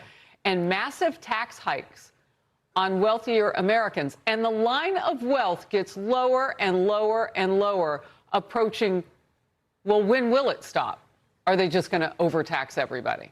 Republican strategist Luke Ball with me in Focus yesterday. It seems like the Democrat Party is sliding to socialism. 74% of the Democrats say they like Democrat socialism. 66% said they're totally fine with socialism. And that ideology is just the junk food of modern American politics. It might feel good at the beginning, it might fill you up for a moment, but the reality is the crash is coming later. A new headline reads, Mamdani tests his political clout in New York's primary as he looks to reshape the Democrat Party. And here's part of that. Quote, days before New York's primary elections, Mamdani is testing the limits of his newfound political muscle in a bid to reshape the Democratic Party in his state capital and in Washington, D.C., even if it means challenging his own party's leadership. Well, who does lead the... Calling democratic socialism Democrat socialism is so funny because you know they're like it's a classic trope, like where Republicans will always say the Democrat Party. They won't say it's the Democratic Party, they'll say it's the Democrat Party. So now it's Democrat socialism.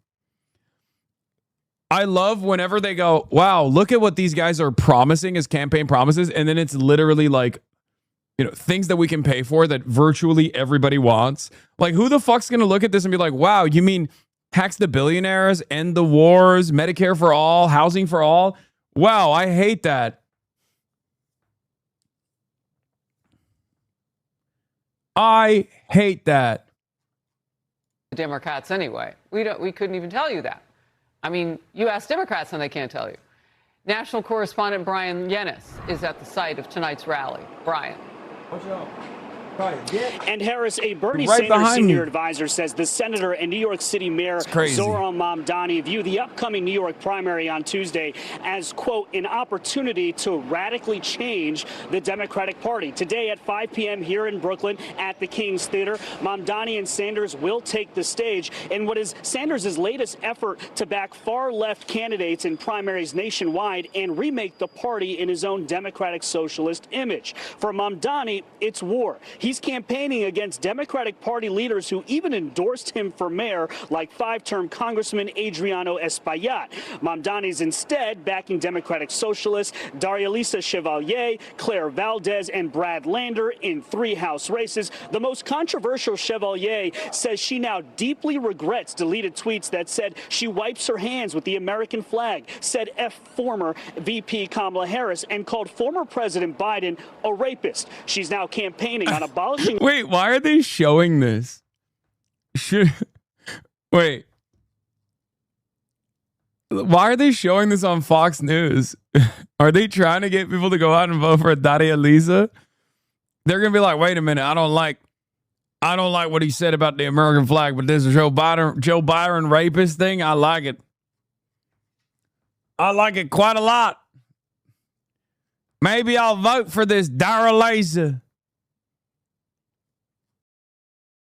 I have no nuance to add. Fuck Kamala Harris. Maybe I like this Daria Lisa. She don't like Kamala Harris. She don't like Kamala Harris. And she don't like Joe Brandon. And guess what? I've said those dang things about both of those dang demons. And says all deportations are wrong, even for convicted criminals. Is that something you still believe? That phrase, yes. I still believe that all deportations are wrong. That would seem to also include people who were convicted of breaking U.S. criminal law. Is the deportation of those people wrong? Yeah, I think the greatest example to this is my example that I've used. The greatest argument to this is, yeah, dude, I want him to be fucking held accountable. Like, I want them to be in prison. I don't want them to get a free trip back to what country they came from. If someone did a rape on U.S. soil and raped an American citizen or a tourist or a migrant, I want them to be in prison for their crimes. I know this sounds like an insane concept for many of these fucking dumbass Republicans, but I would like to punish people for doing crimes, okay? You know? Maybe that's just me. Maybe I'm not such a woke blowhard in the way that these prison abolitionist January 6th supporting Republicans are, you know? I know they love letting pedophiles roam free. I'm not one of those people. Okay? Yes. All three Sanders and Mamdani endorsed candidates are anti-Israel. Valdez and Chevalier are campaigning alongside far-left streamer Hasan Piker, who said, quote, Israel doesn't have a right to exist in its current formation and that America deserved 9/11. Here's Lander campaigning with Mamdani. As a proud Jewish... Fuck. What the hell? What the hell happened to the video? We will soon join you in that fight to end occupation and apartheid and genocide. And genocide. Establishment Democrats are fighting back against Mamdani and Sanders. Nancy Pelosi campaigning in the streets of Manhattan alongside Congressman Goldman. Harris, it is a political civil war within the Democratic Party. I do find it really funny that these guys... I do find it really funny that these guys are finding themselves having such a nuanced perspective on who's a true communist within the Democratic Party. Because, like, what difference does it make? You spent years calling Nancy Pelosi a fucking communist, and now you're making a distinction between Nancy Pelosi and Hasan Piker? I thought we were all communist. What happened? Interesting. Perhaps there was some nuance. all of a sudden, these guys are, they're having a very different opinion when real communism comes around. It's funny because, like, now they'll be like, they're not even socialist, they're communist. What difference does it make? You call Nancy Pelosi a communist. I've heard Candace Owens call Jeff Bezos a communist, okay? Goldman. Harris, it is a political civil war within the Democratic Party. Chrysler 300 looks like a Maybach until the Phantom roll-up is right. A fight for the soul of that party, with the latest battle lines being drawn right here in Brooklyn, New York. Harris? Brian, thank you very much for getting us started on this. Far-left groups with very deep pockets are pushing hard to get a slew of candidates elected in November. Those groups are Democrat Socialists of America, the Working Family Party, and Justice Democrats. And they are willing to take out members of their own political party to put socialists in office. The asterisks indicate... So here's the thing I don't understand. Also, Frederick Douglass Haynes is beast mode. One of my favorites. Here's what I don't understand, though. I thought this was good for Fox News. Why do they seem so worried about this Democratic Party, Tea Party moment? Because I thought, maybe I'm wrong, because that's what Third Way always tells me. That's what, all these guys are always saying, is like, it's good. It's good for the Republicans if there are more radical people in the Democratic Party, because then the Democratic Party nationally looks more radical, and that's really bad. We'll never win another fucking purple district ever again. Yada, yada, yada. And it's really interesting because I don't think the Republicans see it that way. I don't think the Republicans like this insurgency taking shape within the Democratic Party. They keep leaning into the centrist Democrats. It almost feels like they want better opposition that is easier to defeat. It almost feels like they know Centrist do-nothing Democrats are far easier to defeat and destroy. What's going on? Very interesting. Very, very interesting stuff. Candidates challenging incumbents who are more moderate Democrats. Wow. 2 opinion headlines now. Democrats are the party of socialism now. Far-left Democrats keep saving Americans from themselves. And in the latter op-ed, veteran Democrat strategist Doug Schoen writes this: Democrats are set to enter the midterm election cycle potentially with a slate of nominees whose positions and backgrounds may do more to help rescue the GOP than anything Republicans have done or will be able to do for themselves. There is still time for Democrats to get out of their own way. But whether they will do so remains an open question. In focus with me now, Ben Domenech, host of the Big Ben podcast, and also a Fox News contributor. Great to see you today. Look, this is not just a fluke now. There are so many of these socialists, and they are winning in many places. Yes, Harris, and it's great to be with you as always. The truth is that what you see looking backward kind of illustrates why we got to this point. If you look at the Iowa caucuses, for instance, back in 2020, you saw the level of dominance that Bernie Sanders had among younger voters, dominance that goes back throughout his career for those voters who are under 30.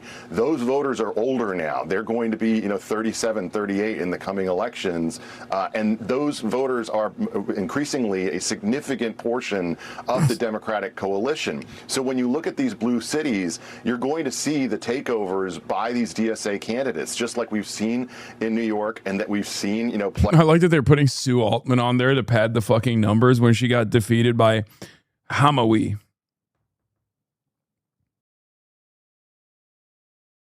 Out in terms of Nithya Raman making the runoff in Los Angeles. We've seen it in Seattle. We see it in Chicago. And I think that what you're going to have there is very powerful mayors who are going to control the politics of the Democratic Party going forward and essentially add to the increased. Yeah, this does not help your cause. Guy who hates you and your cause. Always. You gonna look at the Grape Gang report, or you're gonna puss out like usual? The Grape Gang report? The fuck is the Grape Gang report? First of all, just say rape, you fucking loser. What is the... This ain't TikTok, dumbass. The fuck do you mean, Grape Gang? Why can't none of these fucking... Like, dude. I would have more respect for dumb fucks if they didn't also do the TikTok sanitation, sanitized language. Maylot Quiros is low on cash. Maylot Quiros, a progressive primary challenge against Rep. Diana DeGette, raised $200K between April 1st and June 10th, spent $310K, and had $88K in cash on hand going into the final stretch of the race per FEC filing.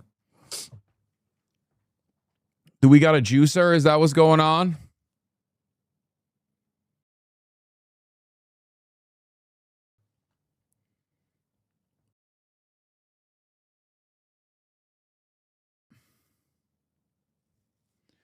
This may be the reason why, to my DSA brethren, we must run as many people for as many offices as we can. Dem Socialists in America plus 17 points. Democrats in Congress plus 4 points. Net favorability among Dems. Who's more popular?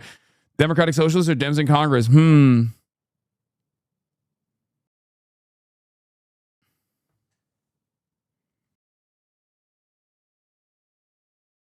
It's just UK far-right grooming gang slop. Oh. What happened? Did they uncover white guys doing pedophilia? Oh, wait, I forgot. That's the Tories, and they're allowed to do that as a part of the culture.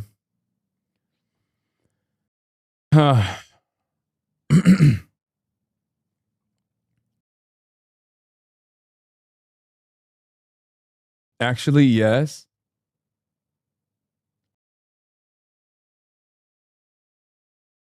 Leftism of this coalition because of that power. You know what I'm watching for these far left group endorsements? I mean, you just saw, we scrolled almost the entire time you were talking. So there are many of them. It's not just the large states on the coast anymore. I mean, I'm seeing Colorado. Yes. I saw a lot of states in the middle of the country. So what's happening there? Is it different or something similar?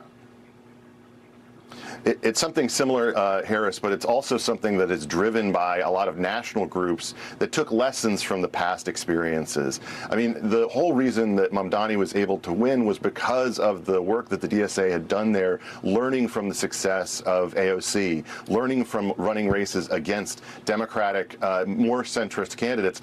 To be quite honest, they're not that centrist anymore anyway, because they've been pulled left by all these socialists who are dominating the conversation within their party. So from my perspective, the real problem that we're going to end up with here is we're going to have capitalism become a monopartisan affair. You know, there was always this belief that you could be a pro-business Democrat on some level, but these are mayors and these are candidates who are promising taxing the heck out of every kind of aspect of capitalism that they can in order to fund their far-left projects and their vision of a remade American economy.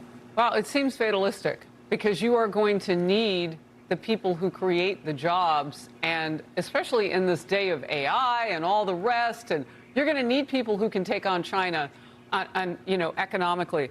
Look, what's the difference in your eyes between what they call themselves, a democratic socialist, and a socialist / communist, which is what they kind of tend to be? Yeah, increasingly less, Harris, and I think that you see that in the types of people who are endorsing, backing, and campaigning with them now. Hasan Piker is just probably the most prominent of these folks, but you know they engage in really extreme rhetoric and they encourage the targeting of capitalist leaders. It's pretty awesome that they sound like a bunch of libs. For the first time ever, the Republican media monstrosity is on the back foot. Have you noticed that? Normally, these guys would always laugh at the Democrats when the Democrats are like hysterically pearl clutching and oftentimes actually correctly pointing out to how radical the Republican Party has actually become. Their radicalism is death and destruction. Our radicalism is socialism, okay? Our radicalism is in the direction of the working class, in improving the material conditions of the working class. If you are fearful of that because you're a stooge to the capital owners, that's one thing. But you can't present that as like danger for every American.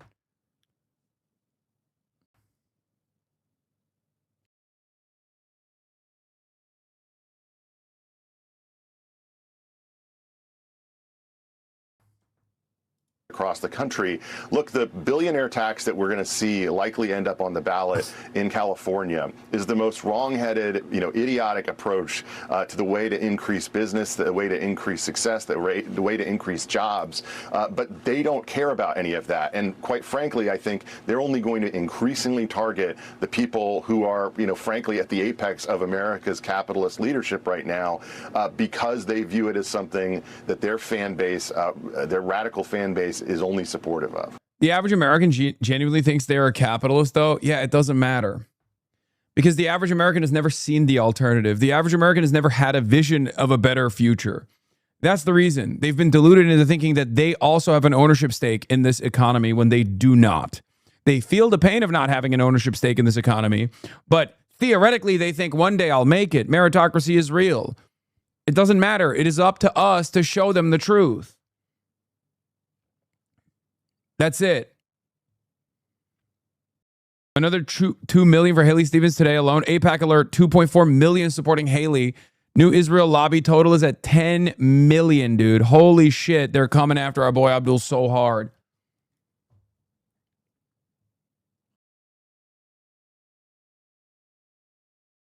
At the end of the day, these are just terms. Okay? No, they think Cuba and Venezuela are the alternatives. It doesn't matter. Okay, we're Americans. We're talking about America. Okay? Talk to them policy by policy.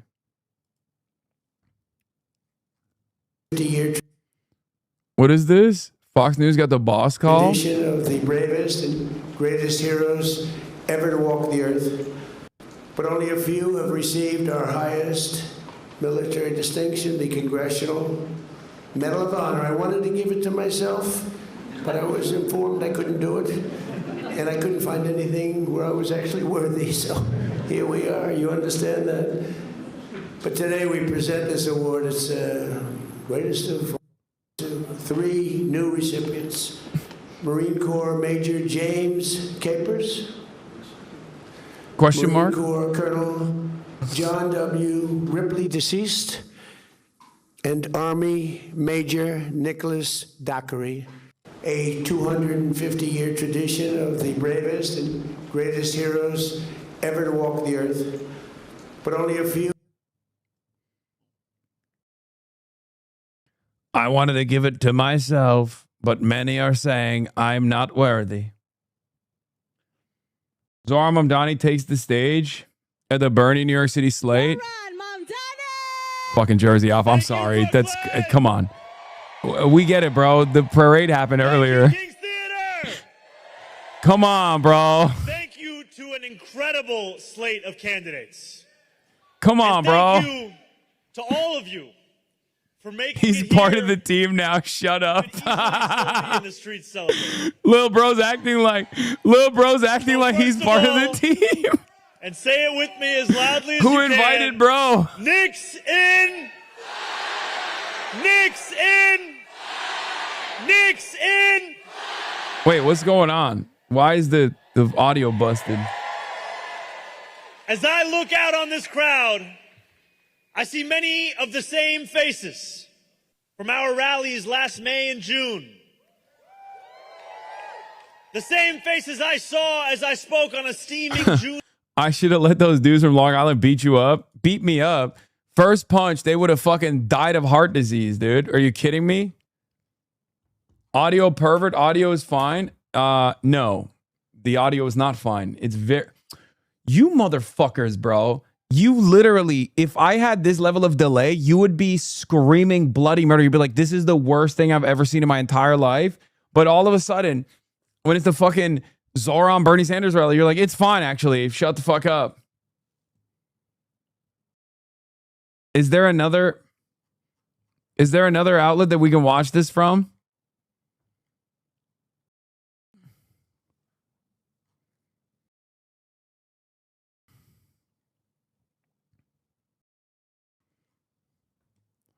Promise I made to you in the days when we were polling at 1%. The days where our closest competitor was other. We don't hear about him much anymore. The promise was that I would use every tool at my disposal to stand up to corporate greed and bad landlords. Fantasies of today, but glimpses of tomorrow. To protect. And the truth, my friends, is that I cannot do it alone. Why is the audio so low? The reason I stand here alongside this incredible slate is that if we want to build a movement that endures, if we want to build a movement that wins, we need leaders across our city who are willing to fight with everything they have for working people. We need Claire Valdez, Daria Lisa Avila Chevalier, and Brad Lander fighting for us in Congress.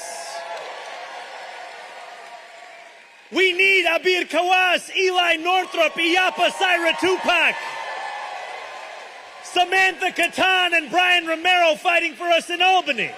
Bro, who delivered a New York City DSA slave speech that was so similar to this? We need you to show up the way you showed up for me. To knock as many doors as you can, even when it's raining, even when it's hot, even when it's He's hard, mogging you so hard, it's not even a question. Of course he's mogging me. To a 53-year wait. Because that's what we have, and that's what our opponents don't. That extra door, that extra text, that extra bit of effort, that second door knock after 15 seconds of not hearing anything. You know what I'm talking about. Fighting the urge to mark not home in van. Don't do it. Don't do it. Knock again. Because I know that even though you're tired, even though you've given so much, even though it's frankly unfair to ask you for more, I know that you have it in you.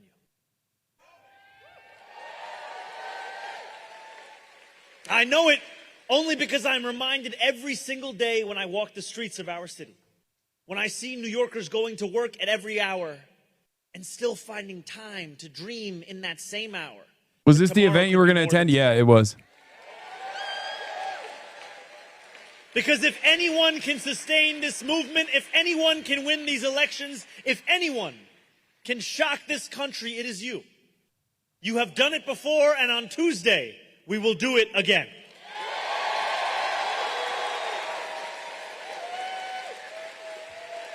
Why didn't you go? Dog, I was literally just in fucking New York. What do you mean, why didn't you go? And we need that because, as Gramsci once wrote, the old world is dying and the new world struggles to be born. Now is the time of monsters. These monsters take many forms today. In those who fund television ads that blanket the airwaves with misleading and bad faith attacks about Claire, Brad, and Dari. Those who would rather spend far more on political contributions than they would ever be made to pay in taxes. In AIPAC, for whom the only thing more frightening than democracy being allowed to run its course is an end to genocide and Netanyahu's wars.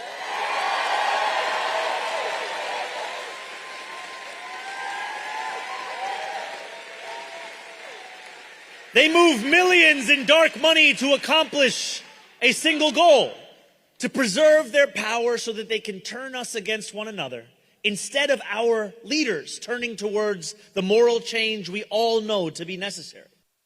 In a politics that for too long has asked working people to lower their expectations, to settle for less, to become satisfied with small victories while our wages grow even smaller and our costs grow even larger.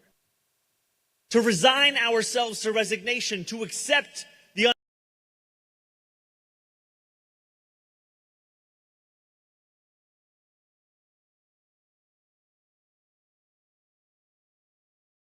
in the wealthiest city, in the wealthiest country in the history of the world, we need not live in fear of monsters any longer.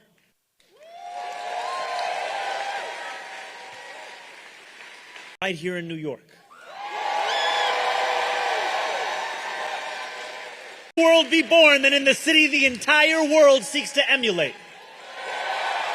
It's fucking... On June 23rd, we will win that new world together.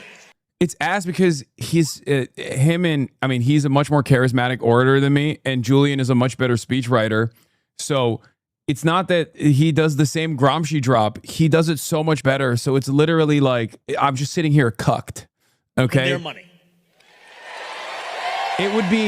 It'd be better if it was like a bar for bar, but he delivers it so much better, and with a so much better like a much better through line written into the fucking speech in and of itself. For yet another cycle, for yet another generation.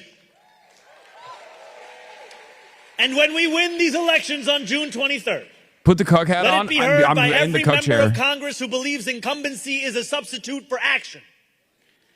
Let it be heard by every oligarch who thinks that greed He's a can go teleprompter unchecked, and his professional that speechwriters. politicians Yeah, can I be know. bought, that this I city know and his this country speechwriter. have a price. I've jokingly I've jokingly said I'm going to steal him. Name and tells that candidate to prepare a concession speech. Let it ring in courtrooms that mistake the Voting Rights Act as a suggestion, not the law of the land. And in fact, let it roar in every state where politicians think they can redraw the lines so that black Americans no longer have a say. Damn, bro. Cuomo should have won, dude. Fuck this.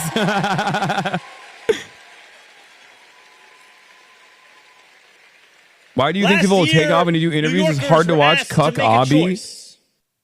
What? What the fuck does that have to do with anything? It was a choice between a government that could answer the challenges of today and one that could imagine a better tomorrow. They were told it was a choice between a government that clears the streets of snow this and chatter one that just would came hold in corporate abusers to account.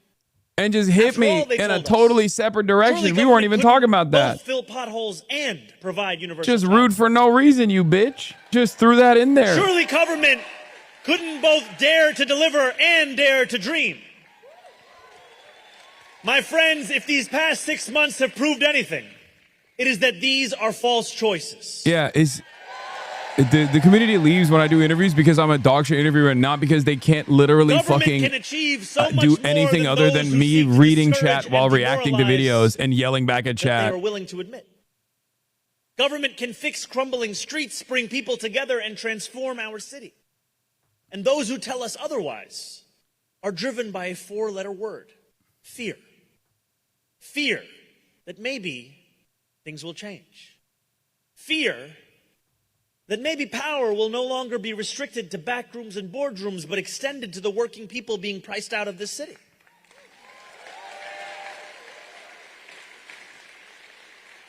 Now, this is a moment of more, of asking for more, of expecting more, of delivering more. We won't answer to those who insist we settle for less any longer. Now, people often ask me what I think of the state of the Democratic Party. This slate here today is our answer.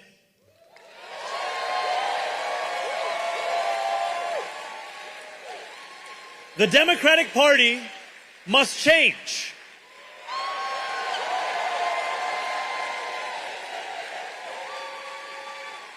They tend to follow that question with another. Who do you want to run in 2028? Then they ask, when does the race for 2028 begin? It starts now. It starts on Tuesday. It starts when we reject a politics that believes in polls more than principles. It starts when we realize that politics, one that waits for political convenience, will never feel the urgency to address the people's inconvenience. Because at the heart of all of these questions that are being asked, Zoran endorses Hillary Rodham Clinton. we are and what we are It's fighting. her time. These campaigns, For far too long, these we have said women can't they lead, answer that question but only in the way follow. that we must. Hillary Because for Rodham far Clinton too long, can our lead, party has seen its job and we as will managing decline follow her to instead of victory. delivering material change for working people. I'm with her. It has seen its job as explaining why we cannot instead of showing how we can. And that old way of thinking will lose on Tuesday.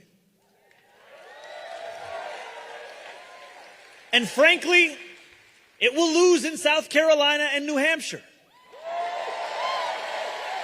It will There's fall Daria short Lisa of signs. They're just 270 above. electoral votes. Because the party of the past will not be what leads us into the future. For we need a Democratic Party with backbone. A Democratic Party that offers an affirmative agenda without apology. A Democratic Party that is not just willing to stand up, but also to stand for something.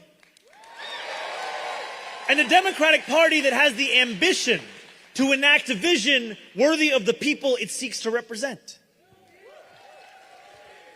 Affordability is not magic. It is not something that can be summoned by words. It must be summoned by deeds. We must stand up to corporate greed, build affordable housing, make childcare something every family can afford.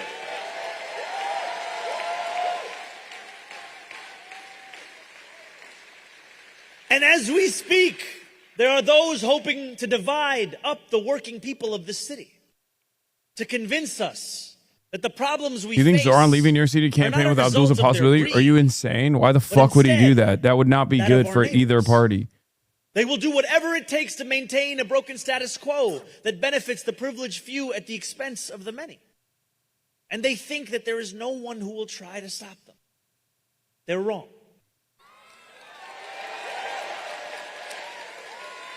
This slate will. And this slate will not just try. This slate will succeed. Because this slate knows the difference between a party that defends the status quo and a party fighting to transform the status quo. And I want to be honest with all of you. If you want politicians who spend their time telling you about all the things that cannot be done. Yeah, I don't understand why he's not talking about how we must push for the strongest, most lethal military of all time and do a nuclear first strike on Iran. Leaders who wake up every day asking I feel how like much those are the more best can be possible done for the positions you could advocate for. What about being a small Make business? calls, text your friends, bring your Zoran, neighbors to say the your mother polls was a small and vote. business.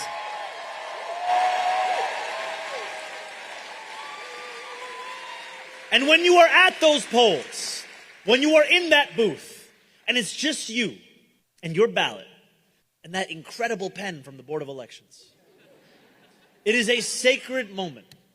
It is you alone with democracy.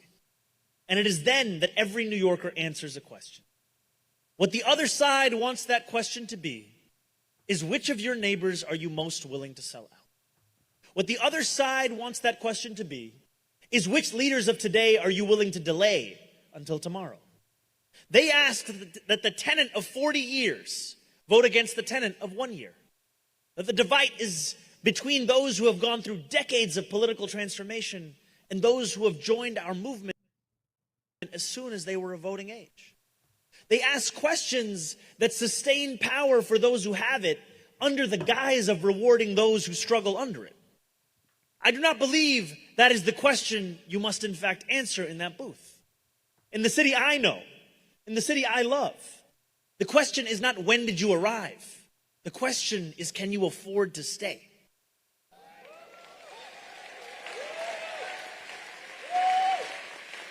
And yet, amidst the greed that drives some of this cost of living crisis, we have something that crisis does not. Something far stronger. We have a love of our neighbors that can be heard in bodegas and $9 coffee shops alike. A love that is not driven by age or race or status, by a working class solidarity and a fundamental understanding that only together can we win that which we deserve. Only together can we win housing that's affordable, wages that recognize our worth, and a government in which there is no task too big and no job too small. Whether you are a tenant who has been here for 4 months or 40 years, we have so much more in common with one another than we do with those attacking Claire, Daria Lisa, and Brad. Whether you arrived at JFK, at Port Authority, or your great-grandparents came through Ellis Island, we have so much more in common with one another than those who seek to demonize new arrivals, whether from Kansas or Kinshasa, and divide us. And whether you worship at shul, at a mosque, in a church, a gurdwara, a temple, or you don't worship at all, we share a belief that our city deserves leaders who lead with hope and not fear. Because no matter where we live, how old we are, what train we take in the morning, or what bagel we order, we are New Yorkers and we want the same things. Housing that we can afford. Childcare that is universal. Buses that are fast and free. Medicare for all. Time with the people we love. A city that belongs to all of us. And that's exactly why we need to elect Brad Lander, whose love for his neighbors is only matched by the fight he will bring to Congress. Brad had my back when I needed him most. Had this city's back when Elon Musk tried to rob it of tens of millions of dollars. And he put his own back on the line to protect immigrants who were wrongfully detained by ICE. That's why we need to elect Assemblymember Claire Valdez.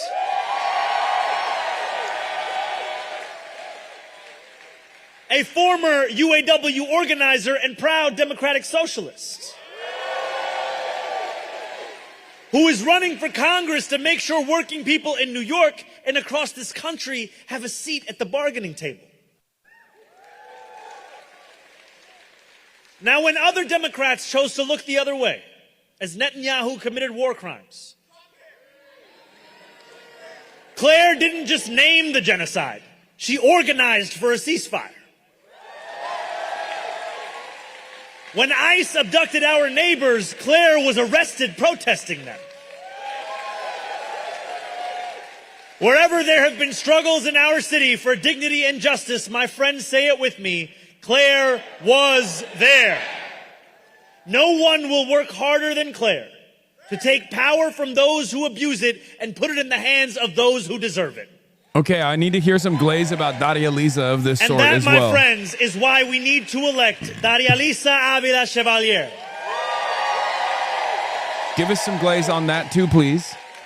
The daughter of a single mother from a working-class Dominican family.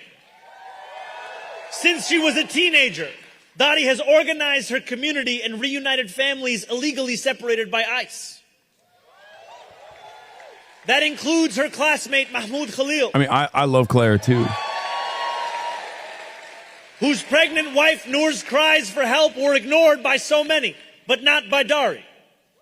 Because Dari is exactly who the people of the Bronx and Upper Manhattan deserve representing them in Congress. New York, I hope you'll forgive me, but I have the Knicks on my mind.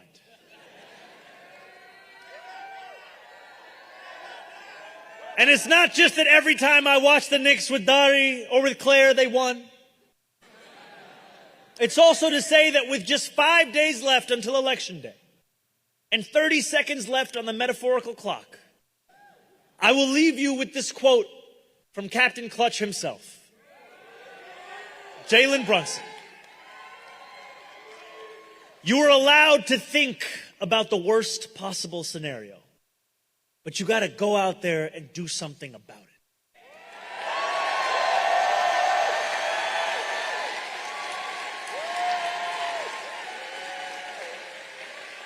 So, my friends, I must ask you, what are you going to do?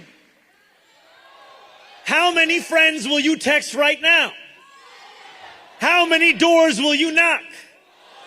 How many neighbors will you bring along? Because I hate to break it to you, but OG Anunoby is not here to save the day. The only hands we can count on are ours. But this is our team. This is our year. So let's go after it and get it.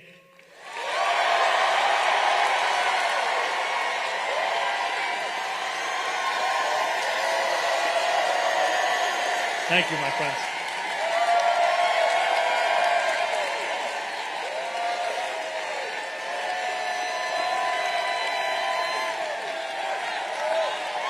And now, it is my pleasure to bring out the one, the only, the great senator from Vermont,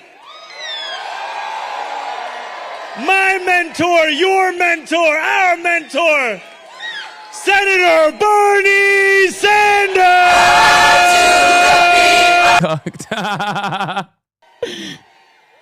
He would if you win a raise. Yeah, I'm his Eric Trump, dude. I'm the ugly duckling. Thank you all very much. I try to give him a gift every time I see him, and he's like, I don't want your fucking stupid ass gifts. I hate you.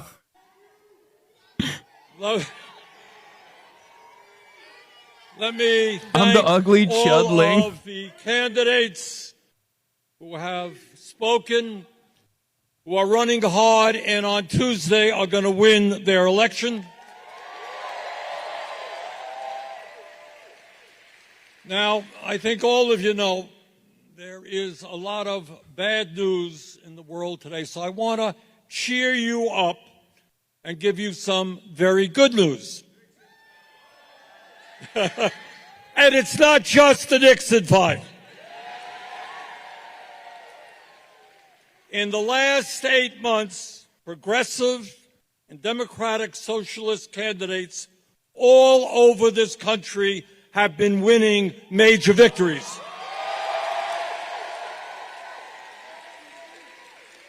In case you didn't know, Zohran Mamdani won for mayor of New York.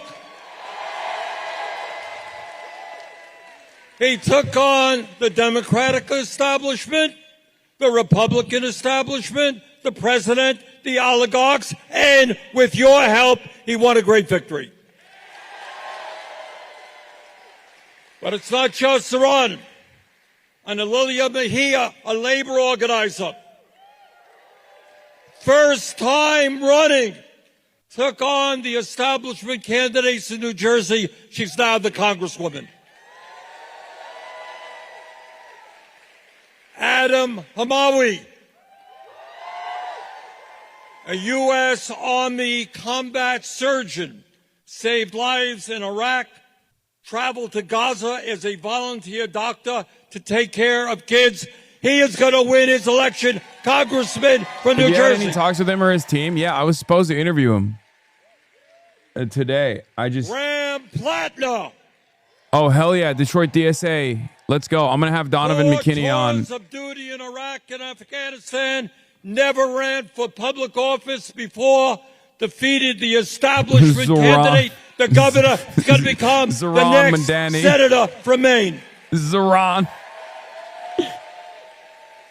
Graham Plattner. Bob Brooks, local firefighter union leader, defeated an establishment candidate in Pennsylvania by 20 points. Brian Poindexter, labor organizer, Iron Workers Union, never ran for office before, beat a guy who had been the Democratic nominee for crowd, governor bro. in Ohio. Sam Forstag, another labor organizer. He is a smoke jumper. Guy goes into fires. Never ran for office again. Defeated an establishment candidate. It's kind of interesting, but a lot of these guys are also studs. Like Sam Forstag is hot. He's a babe. You know, Randy Viegas, like he's peeled. He's got a six pack. It's good. It's good to have candidates that are also studs in general. Board, took on the establishment candidate, won by 5 points. He's going to go to Congress. Is this a bigger DSA slate rally? No, it's not a DSA slate rally. It's got Brad Lander, and Brad Lander's not a part of the DSA slate. Philadelphia took on the establishment. Jane Kim is going to become the next insurance commissioner in California. That one is always funny to me. I mean, And she's dope, just but yesterday, Janice Lewis George, a Democratic socialist, won her primary. She is going to be the next mayor of Washington, D.C., our nation's capital.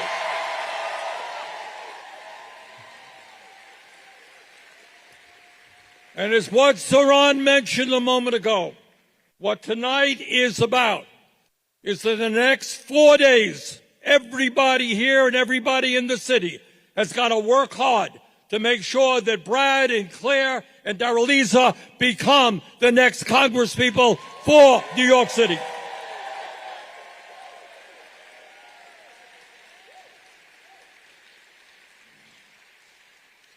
So why are progressives and socialist candidates winning elections all across this country? And the answer, in my view, is not complicated. The working class of America understands that our current economic system is rigged, that it is designed to benefit the wealthy and the powerful, and that while the very richest people in this country become richer, it leaves working families behind struggling to put food on the table. Working families I think there's a problem with your Twitter. I can't see your post. It is insane that Elon Musk, the richest man on earth,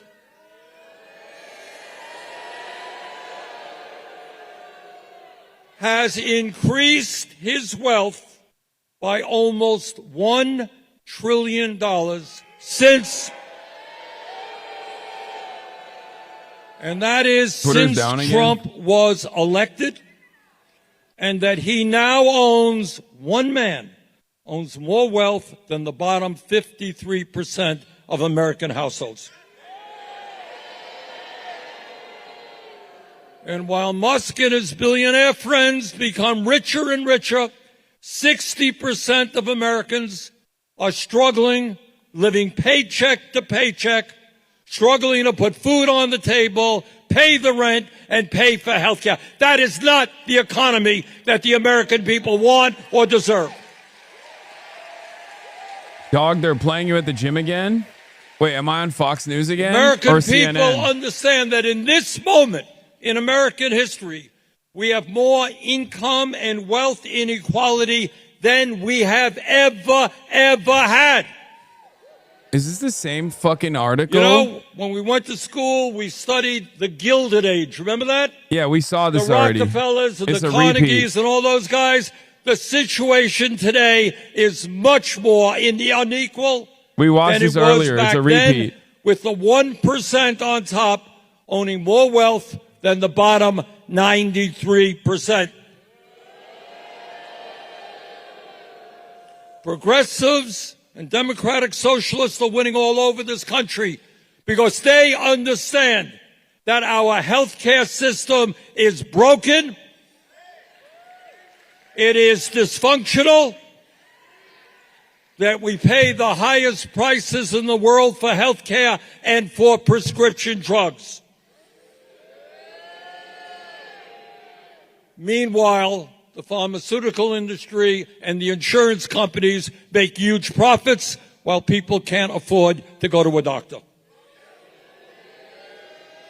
Progressives and socialists are winning all over this country because they understand that in the richest nation on earth, we should not have a massive housing crisis with 800,000 people homeless and 20 million households paying 50% or more for their housing.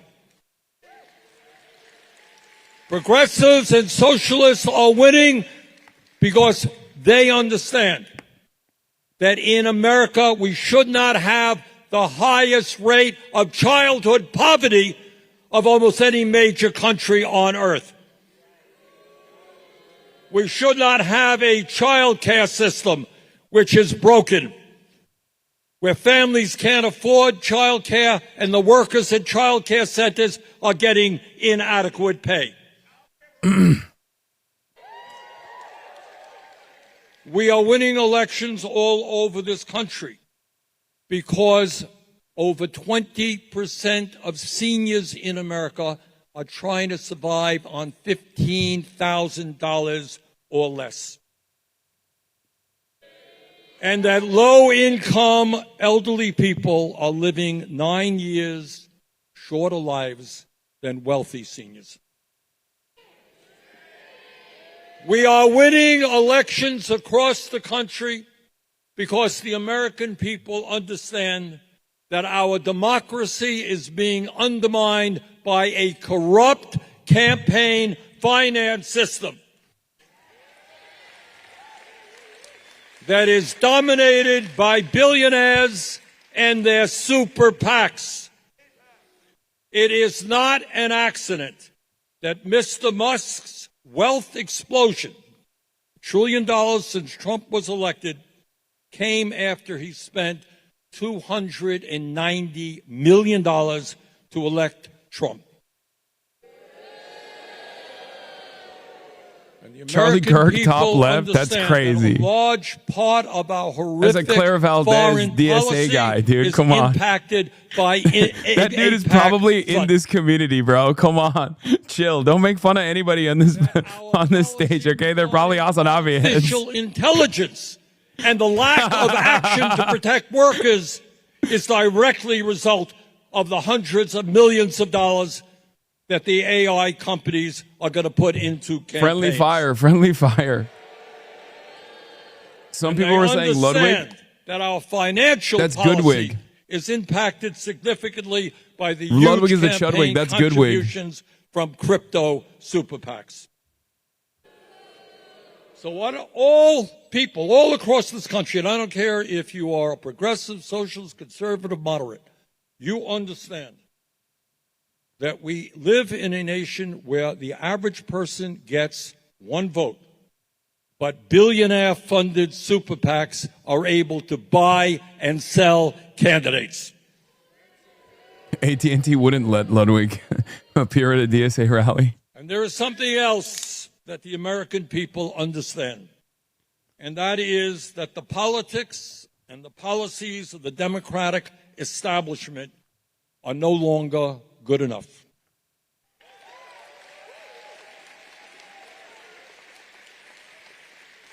In this dangerous and unprecedented moment in American history, tinkering around the edges just won't work.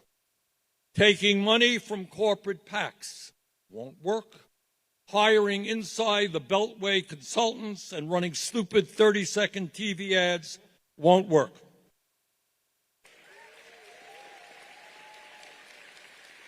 Yes, it goes without saying, and progressives are going to lead the effort in this direction.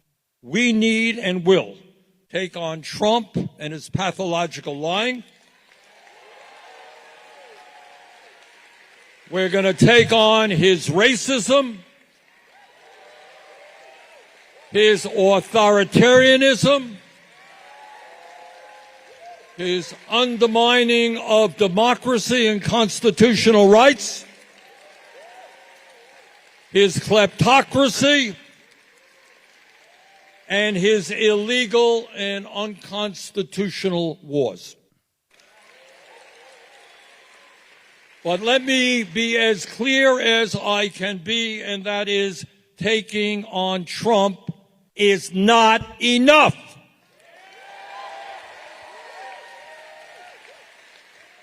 The American people are hurting, they are struggling, and they demand strong and immediate action now to improve their lives.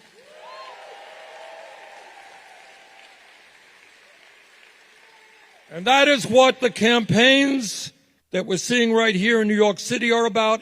It's what the campaigns that we're seeing all over this country is about. It is building a grassroots movement to mobilize working class people across this country to take on the billionaire class and to create an economy and a government that works for all, not just the few.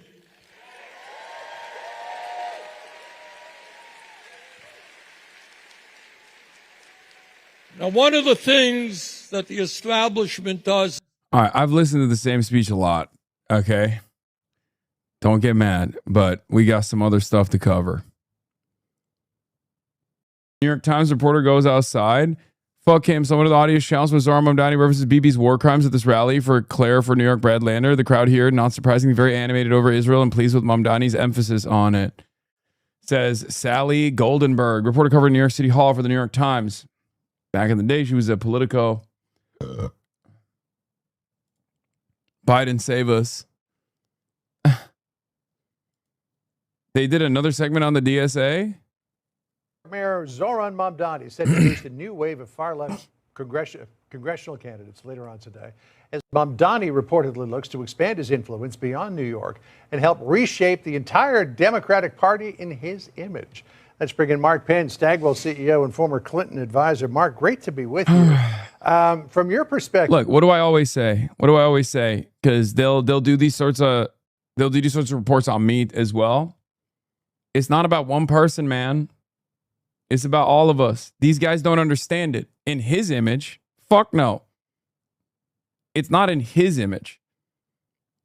It's actually the furthest away from just one singular person's image. It's not in Bernie's image. It's not in Zoran's image. It's not in my image. It's no singular person's image.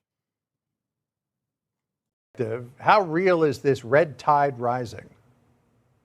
Oh, I think it's definitely real. I think you're seeing the Democratic Socialists of America, the DSA, which has an extreme platform of open borders, defund the police, get rid of private property, win election. I think this is one of the funniest aspects of like the Democratic Socialists of America being a real political organization that is more real as a political party than the Democratic Party is. Because here's the thing. The DSA has numerous caucuses, numerous slates, numerous slants rather, and numerous ideological tendencies within it. So there are obviously those who believe in more radical things, right? And those who don't. But these guys literally cannot comprehend that. They can't comprehend a diversity of opinion inside of a political organization that is, you know, fairly pragmatic. No, bro's not just saying shit. This is true. Like these are ultimately part of the platform. But not every elected DSA candidate is going to have the same opinions. For example, when Zoran Mamdani was asked about, you know, Venezuela and Cuba, he was like, oh, they're authoritarian dictators. Ridiculous, right? But when you listen to Claire Valdez or Daria Liza talk about, you know, our foreign adversaries, they have a very different perspective on it. There are certain issues that we all congregate on as those on the socialist side of things, those on the left, even beyond the DSA, in other socialist organizations as well. But it's very funny that, like, it is a big tent organization, and these guys cannot comprehend a big tent organization, or it's not about not comprehending that it's a Big Ten organization, but instead they want to present it as like this, you know, unbelievably radical organization.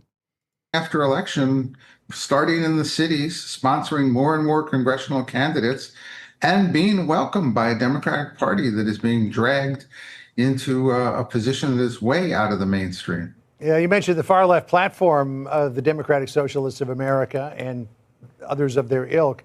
Here's what they stand for: defund the police, nationalizing housing, nationalized health care, drug legalization, open borders, and... Wow. Terrifying. Nationalizing housing, nationalized health care, drug legalization, open borders, amnesty for undocumented immigrants. Oh my God. Oh my God. Oh my God.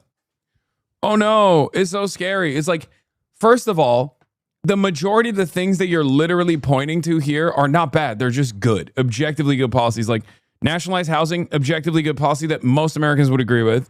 Nationalized healthcare, objectively good policy that most Americans would fucking agree with. Drug legalization is not even true, I don't think. I think they're in favor of decriminalization. And as far as open borders goes, open borders is not like bedlam in the way that people present it. It just means like a more just entry system so that people can actually fucking quickly get processed if they're coming in and out of the country in the way that it used to be in this goddamn country. Okay? That's how it used to be in this fucking country not that long ago. Ironically enough, the militancy in our borders, the white nativism in our borders is a relatively new phenomena in American history. Obviously, there's been periods of like, you know, the Chinese Exclusionary Act or periods where we have decided to even develop borders to begin with. But ultimately, as far as like cross-border pollination or like back and forth migration goes, it was a relatively easy process. Okay? So just remember that. It wasn't that long ago when people could just like come in, work in here, go back home. It's not a fucking big deal. That's number one. Number two, amnesty for undocumented immigrants is an unbelievably and objectively good and popular policy. You know who did amnesty for undocumented immigrants? Ronald fucking Reagan did. Okay? Ronald Reagan did that. And it's also more popular than mass deportation. Amnesty for undocumented immigrants, conditional amnesty, where, you know, there's obviously background checks and whatnot, is literally more popular than... Hello? Hello, what's happening? What's happening? Are we bored? Oh, she's like, come on, give me some back pets. What are we doing here? What the fuck are you good? What the fuck are you good for, Dad?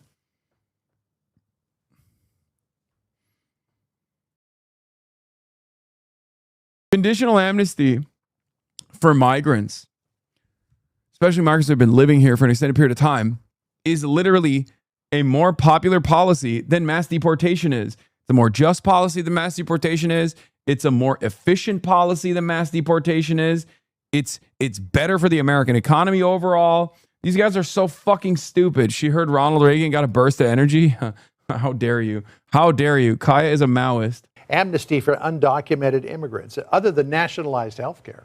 That is light years away from Bill Clinton's administration or even Barack Obama's administration. Well, it's light years away from what most Americans think. And so yeah, okay. Well, no, let's put that to the test.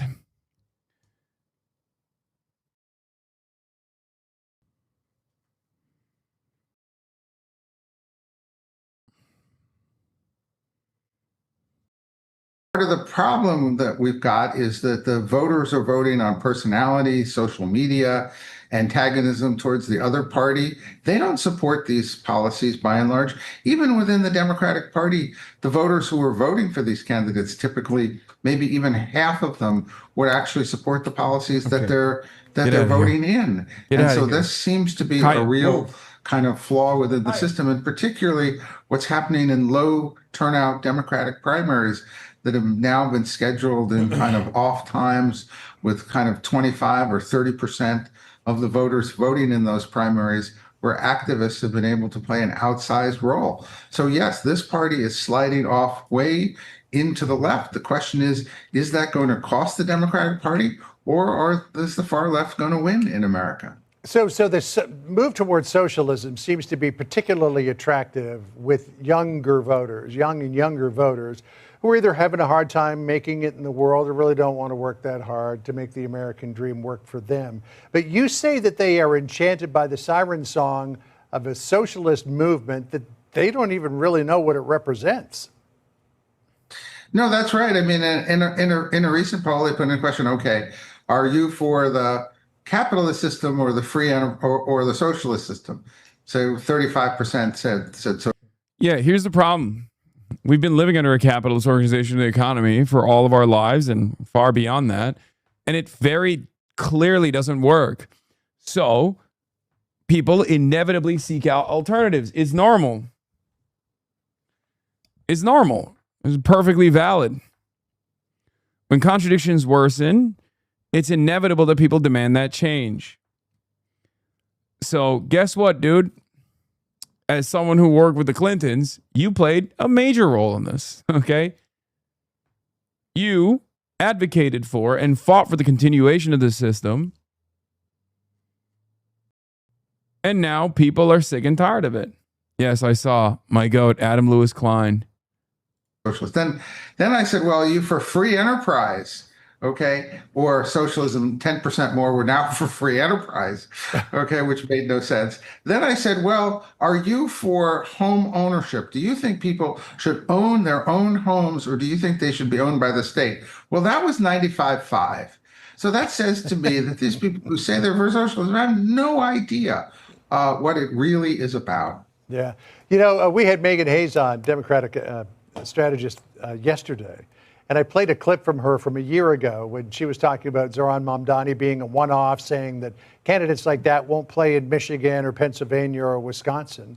And Wisconsin and Pennsylvania, we haven't seen candidates like that. But what about Abdul Syed in Michigan? I mean, this movement is starting to infiltrate, you know, even the Midwest, middle America. This is not confined to big blue cities. Well, and that's the big question. What's going to happen when these candidates get to general elections in swing states? Will those candidates be able to get the Democratic Party across the finish line, or are they going to give the Democratic Party a bit of a shellacking? I think typically what's happened is in the Democratic Party, the left movements grow and grow and grow, and then typically the voters reject it. The party gets put into the wilderness, and it comes back a more centrist party. Are we going through one of those cycles, or are they going to break through? We don't know yet. Well, you know, avalanches begin with just a lot of snow sitting there, and then all of a sudden it lets loose and starts roaring down the mountain. So we'll see if this movement does that. All indications it just might. Mark Penn for us. Mark, thanks so much. Appreciate it. These guys designed a system where nobody can buy a home. Okay. No one can fucking buy a home. You can't make ends meet with one single job, no matter how hard you work. There's no prospect for a better future. And then they fucking complain that the people are just like, yeah, we need something different. Okay. What do you expect, man? What the hell do you expect? Tonight, a Democratic Will three of the nation's largest cities be run by Democratic socialists? Forecaster Enton says Democratic socialism is on the rise in America. On the verge of leading another one of America's big cities. This time, Trump's own backyard. Toledo. We got two of my favorite things talking about democratic socialism and also Harry Emden. Holy Janice Toledo. Lewis George, currently with a significant lead to become the next mayor of Washington, D.C., which would put her on a potential collision course with the president, of course. It was less than a year ago that another Democratic socialist, Zohran Mamdani, became mayor of New York City. And Harry Enton is out front to tell us something we don't know. Okay, Harry.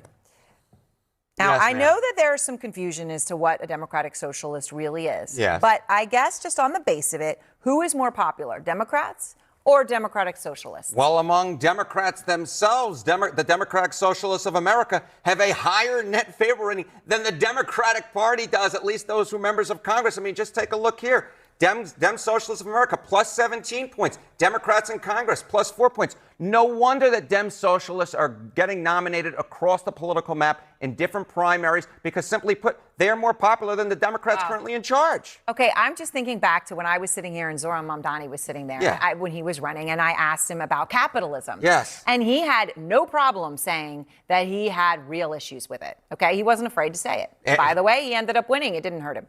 How do Democrats today view socialism compared to capitalism? There's a reason why it didn't hurt him, and that is simply because this is one of the biggest political changes I've seen during my lifetime. Match up socialism, capitalism among Democrats. You go back 16 years, 2010, capitalism and socialism right there, favorable rating, 51%, 50%. Look at it now. Socialism clearly in the lead among Democrats. 66% of them view socialism favorably. Just 42% view capitalism favorably. No wonder Mamdani had no problem blasting it. Which is fascinating because when you look at... Bro, even on motherfucking Twitter, the audio artifact is still very much here. Socialism, 50% 2010, now 66%. Capitalism at 42%. He had no problem blasting it. Which is fascinating because when you look at races coming up in New York, you've got a big one up in the Bronx, and you've got Zohran Mamdani endorsing a Democratic socialist, Hakeem Jeffries not going with the more traditional incumbent. So there are two big races involving Democratic socialists coming up in New York that Mamdani's endorsed. Tell us something we don't know. I'll tell you something you don't know, and that is that the Democratic Socialists are likely to win one of those races, the one down in Brooklyn, going to beat the Brooklyn borough president. You take a look there, look at that, an 81% chance to win in Brooklyn. And in northern Manhattan, at this point... I don't like the prediction market chances, man. I just like, even if they favor our people, I just... 52% to knock off an incumbent, Espelot. Unbelievable. Yes, Espelot, long-time incumbent with all of the incumbents endorsing him. All right, thank you, Harry. Thank you. Espelot.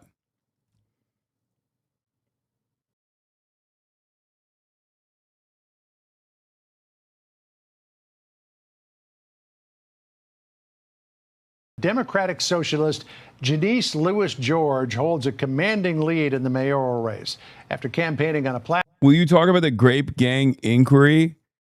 When you stop calling it the Grape Gang, maybe.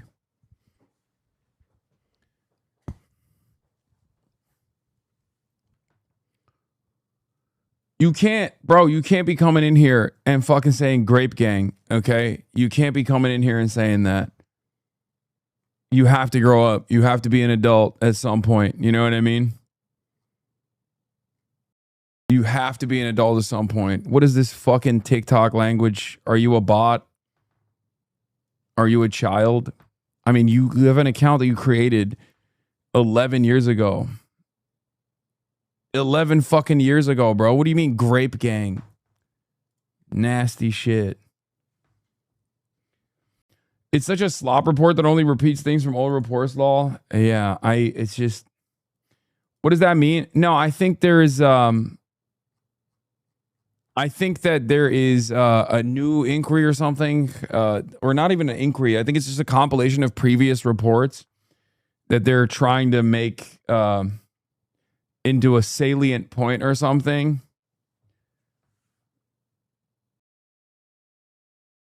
Yeah, this is an Elon Musk thing, and these guys are fucking bots.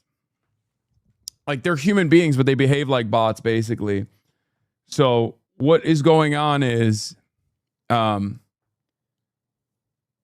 think they just wanted to, to foment more like race war on Twitter in the UK. And Elon loves pushing for that shit. And I assume it's like, I think Asmongold is also pushing for it too. So then like a lot of their fans are straight up bots and they will go, why don't you talk about this thing? Why don't you talk about this thing that I want you to talk about? And I don't know what the goal is here. Like, do you just want more race riots? Like, what's happening?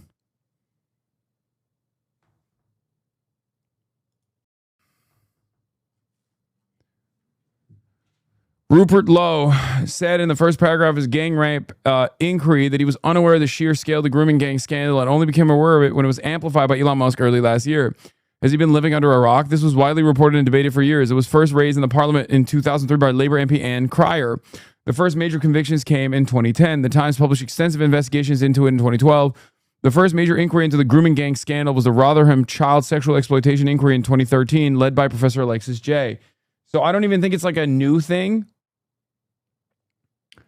I don't even think it's necessarily a new thing. I think it's like they're reheating the old nachos and claiming that all migrants are engaging in like rape gangs or something. And I think part of that is because they don't want us to talk about the new revelations of white pedophiles in the Epstein release, right? It's mostly super wealthy people that are trying to foment some kind of racial division amongst the working class at a time when they're worried about the working class being united. They want to create some kind of ethnic conflict. They want you to think that Islamic style mass rape is happening in the UK. Meanwhile, of course, all of the grooming and the rapes and the pedophilia that happens by white men obviously go unnoticed. If it's a societal elite that's engaging in it, because I find it really odd that Elon Musk, who has basically begged to be on Jeffrey Epstein's pedophile island, is the one who's really pushing this, like, no, don't look at me. Only the Muslims are doing, grooming gangs or whatever.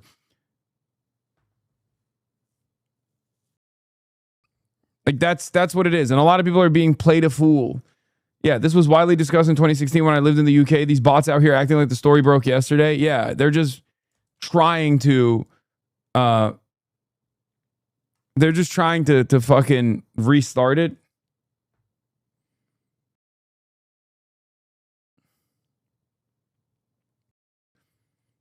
The bottom 2% is doing the pedophilia, not the 2%. APAC Mold wants to be invited to the next party. Yeah.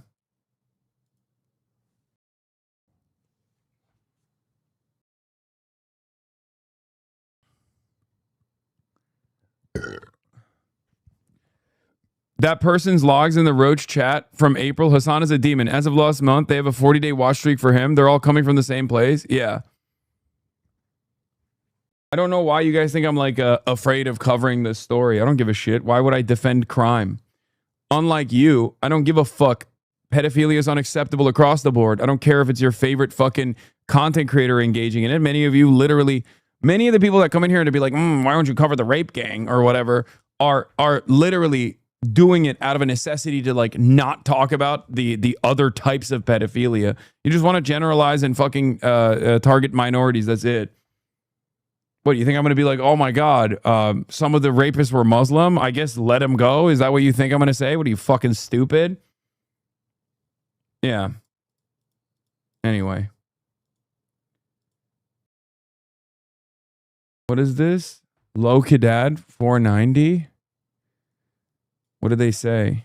The UK had a ridiculous problem with sexual assault. This has little to do with brown immigrants. Peter Sutcliffe, known as the Yorkshire Ripper, was murdering and raping women in the 1970s that were going to investigate it, and victims were treated as if they deserved it. Even Jimmy Savile, who was an institution in the UK, was protected by the BBC for years and was friends with the royals. Cops knew he was raping children and nothing was done. It only came out after he died. Yeah, I know. The UK has a ginormous issue with prosecuting rapes and prosecuting pedophilia across the board, unconditionally. It's not like, Jimmy Savile literally created a rape hospital. Okay? He bought out the wing. He bought out and built the wing of a hospital just so he could go and rape the victims there.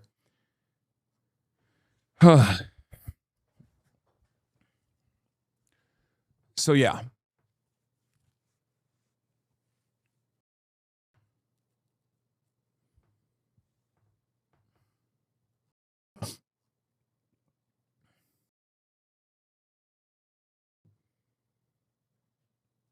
Anyway, let's look at Riley Gaines saying whatever Patriot Mobile pays her to say.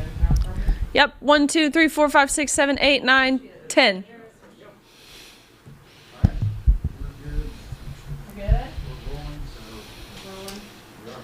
Okay. I've heard you introduce Glenn introduced you a couple times, and every time I'm like, oh my gosh, I just want to get your personal testimony of you being on Patriot Mobile on camera. Totally. It's not obviously just what have you and the experience of traveling and how it's. God, this heavy breathing. She got that gnome face. Yeah, they all is Mar-a-Lago face. Counting to 10 was the most talented thing she's ever done. Worked and just kind of from the beginning. So. Okay.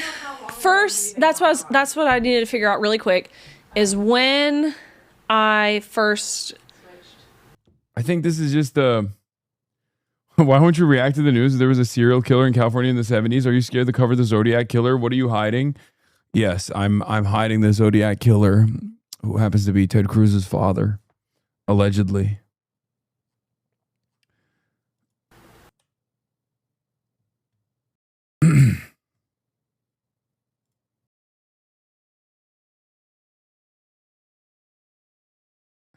They'd give up their right to vote for a more conservative America. Nice to meet you. Are you planning on voting in the midterms? The people that voted for Trump are just very fed up. Both my husband and I are really disappointed. What is the number one motivating factor for you when you decide, who you're going to vote for?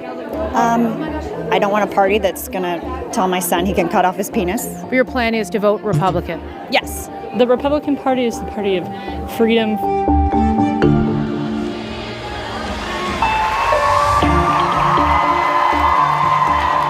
These are some of the... You only want the viral clip? Yeah, Wait, here. tell me the pillars again. So it's pro-life. So, First Amendment, Second Amendment, sanctity of life, and veteran and first responders. Okay. And first, second. Yep. Cool. The First Amendment, the Second Amendment, the sanctity of life, our veterans, I feel very passionately about. Do you guys, if you're going to talk about, you hate to even call them political issues, but do you specifically say the left or the right, or is that something you try to kind of refrain from? If I were to say something. Dude, doing an ad for Patriot Mobile is so funny. Something to the effect of the left is still doubling down. Yeah, you can say. Okay, I've heard you introduce from the beginning, so. Okay, first, that's what I needed to figure out really quick, is when I first. Definitely over a year though. I would say, can I just say that around 2 years ago? Yeah. Wait, tell me the pillars again. So it's pro-life. So, First Amendment, Second Amendment, sanctity of life, and veteran and first responders. Okay. And first, second. Yep. Ugh, gross. Let's get back to these ladies who are actually defending freedom by voting for the anti-woman party. Voters that Donald Trump and his Republican Party desperately need in order to hold onto power. Conservative, mostly Christian women at a leadership summit hosted by Turning Point USA. The right-wing advocacy group led by Erica Kirk after the assassination of her husband, Charlie Kirk. Love you guys. Turning Point is influential with young voters. President Donald Trump has credited the organization with helping him get reelected and bringing more young voters into the conservative movement. It's such a great place to be in here in America is being young, being a female, being conservative. They all just play hand in hand together. But fractures in this movement are emerging. A main stage headliner is no longer backing Trump or Republicans, saying she won't vote in the midterms. He made it seem like everything was going to become more affordable. Now the economy's worse. You know, he promised no more wars in the Middle East, and we are in a war. So it's disappointing. Thank you so much. Thank you. Savannah Stone is a 21-year-old trad wife influencer with 800,000 followers on. It's very funny that this is just fetish content, and a lot of these people don't realize it's just fetish content. Like the trad wife shit. The trad wife shit is just straight up fetish content.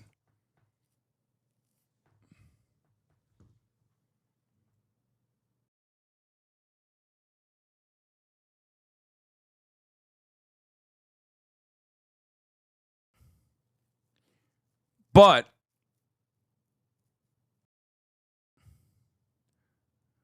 fetish content has now turned into like a political movement from their perspective. It's very odd. It's just like, it's not different than OnlyFans. Explain that more? No, it literally is. It's a performance. I've been on this since 2023. Yeah.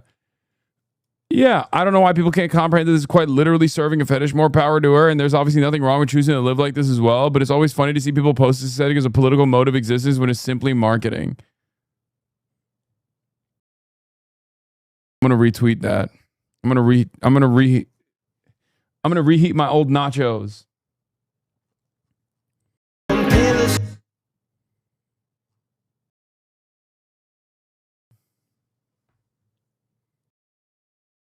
She is a beard. You get dressed up to go to brunch. You get dressed up to go to church. Why don't you do it when your husband comes home from work? Oh my God.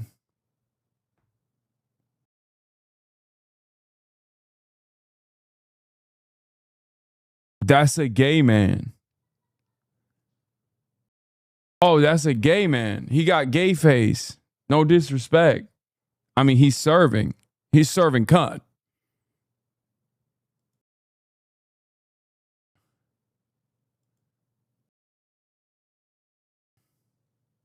That's Austin.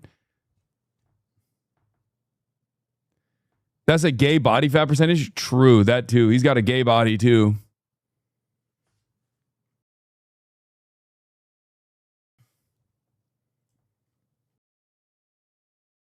I mean, good for them. They make it work, you know what I'm saying? Social media. She is a rising star in Christian and Lebanese conservative circles, even though she embraces Austin, Texas show. highly controversial fringe positions. I'm going to start this off really strong. I don't think women should vote anyways. If somebody asked me, if the government was like, okay, if we could have a more conservative country, if all women gave up their vote, I would gladly give up my right to vote to have a more conservative country. There's a lot of churches that talk about it. Stone argues that women voters are too liberal, so the U.S. should shift to a one vote per household system. Now, is that a hill I'm going to die on and run for office and try to complete? No. Well, obviously, because you shouldn't run for office if your entire worldview is that women should stay in the fucking kitchen, dumbass. The fuck do you mean? Women shouldn't be able to vote, but they should run for office? That makes no sense. What's next? You want to be the girl boss conservative queen? Like, how is that? None of this makes sense. Why are you on camera? You should be barefoot, pregnant, in the kitchen, churning butter. I will never understand this concept. Okay? Like, what is this? Why are you frolicking about like a harlot instead of serving your homosexual husband? What the hell? 700,000 likes Highest from her? divorce rates, 2 women. Lowest divorce rates, 2 men. Highest rates of domestic violence, 2 women. What? Lowest rates of domestic violence, 2 men. 70. Wait. Highest rates of domestic violence is 2 women? I don't believe that. Where is this information coming from? Lesbians are beating the shit out of each other? Is that what it is?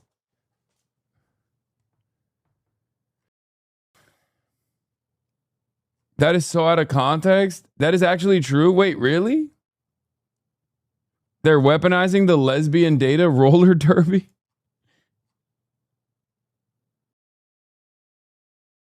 I know the study she's referencing, she got the data wrong. I'm a numbers guy. I don't believe this number. Okay, listen. I'm a numbers guy. I feel like there's probably something wrong with this number. It doesn't make a lot of sense, and let me tell you why. Because when you look at crime statistics, as a numbers guy, I always look at the crime statistic when I'm making arguments. And women are underrepresented in the crime data as opposed to men. Men are like around 90% of the crime as opposed to the women's.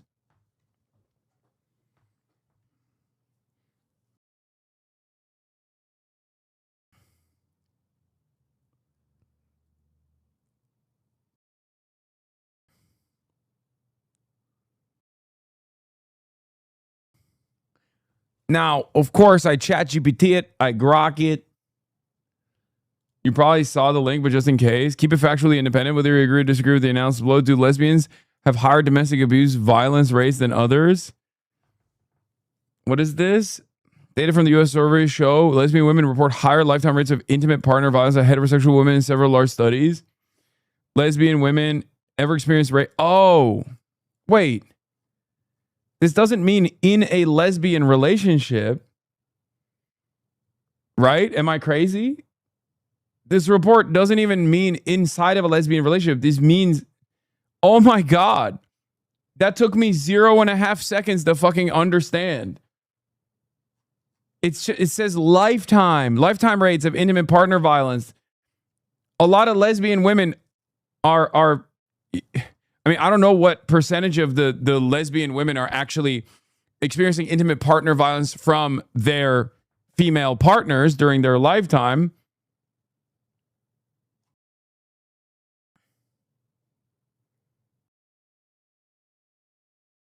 This could also still, what are you saying? As in, plenty of lesbian women initially in a heteronormative society. Two reasons. One, queer couples and queer people in general have a higher likelihood of experiencing violence, domestic violence, or violence in general, and also have a higher likelihood of reporting it. That's number one. Number two, we live in a heteronormative society, they have a higher likelihood of experiencing violence when they are in a straight relationship in the hands of heterosexual men for the most part, okay, before they end up getting in a relationship with another woman. This data doesn't mean that like lesbians are beating the fucking doors off of one another. It just simply means that lesbians at some point in their lives have experienced domestic violence at a higher rate than straight women have, partially because of I guess less of a tendency to report it, but also there could be some kind of intimate partner violence that they received in a heterosexual relationship in their past. It took me 0.5 seconds to figure that out, by the way, but who knows? For example, CDC's NISVS related summaries report 43 to 44% of lesbian women ever experience rape, physical violence, or stalking versus 35% of straight women. But authoritative research caution the difference for lesbians versus straight women are often not statistically significant, and measurement problems, sampling, underreporting, differing definitions complicate direct comparisons. Multiple reviews warn that same-sex IPV research suffers from non-random sampling, small convenience samples, and self-selection that can bias prevalence estimates. Therefore, many studies cannot reliably establish that lesbian IPV rates are higher than heterosexual rates. The Williams Institute notes that although reported lifetime prevalence among lesbians is often higher, the difference with the heterosexual women is not always statistically significant, while bisexual women show a robustly higher risk. IPV definitions vary. Some survey count emotional, verbal abuse, stalking, and reproductive coercion as an IPV in addition to physical or sexual violence. When broader definitions are used, prevalence numbers rise. Many sources highlight that psychological aggression is particularly common in same-sex relationships. This also is another this also is another part of the fucking problem with like stat lines and reporting in other countries. One of the most common examples that people used to use all the time back in like the 2016 era of like Islamophobia was Sweden. Sweden changed the designation of sexual assault and the way that they were logging sexual assault. And that exploded the number of sexual assaults that were taking place in Sweden. Okay. A lot of the Islamophobes used that new data to imply that Muslim refugees had actually come to Sweden and raped all of the white women. Okay. Whereas the government was, being woke and had in a woke way had decided to log each individual act of sexual abuse or sexual violence as a separate crime.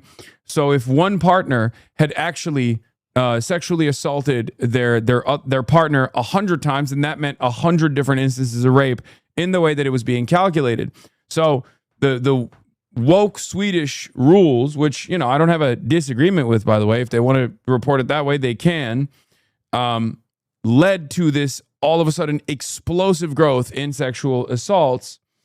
And the reality of the matter is, it didn't actually lead to more sexual assaults taking place at all. And it certainly wasn't in the hands of migrants in the way that people were suggesting it. It just meant that the reporting was different.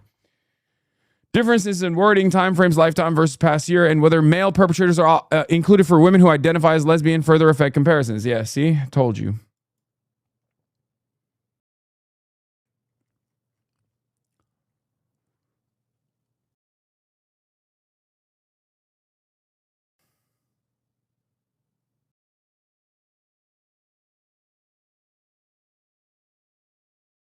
Do you remember what they changed about the methodology? I already told you what they did.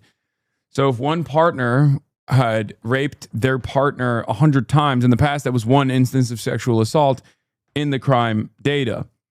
In this new format, that meant 100 sexual assaults were reported, even if it was done by the same person against the same person. I just explained it to you. That led to an explosion in the number of reported sexual assaults.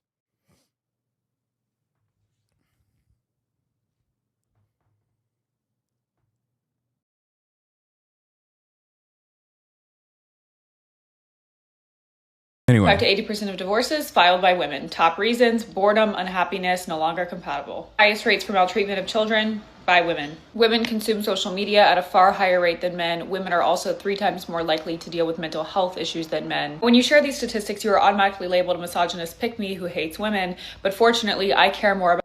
I mean, you are. You are. You're using cherry-picked data points to drive home an insane position that, like, what, women are evil? Women are rapists and abusive, and also it was weirdly pro-gay marriage. I don't know how that happened. I guess she was like, I hate women so much as a woman that, like, I wanted to, forget how trad I am for a second and maybe hype up gay marriage.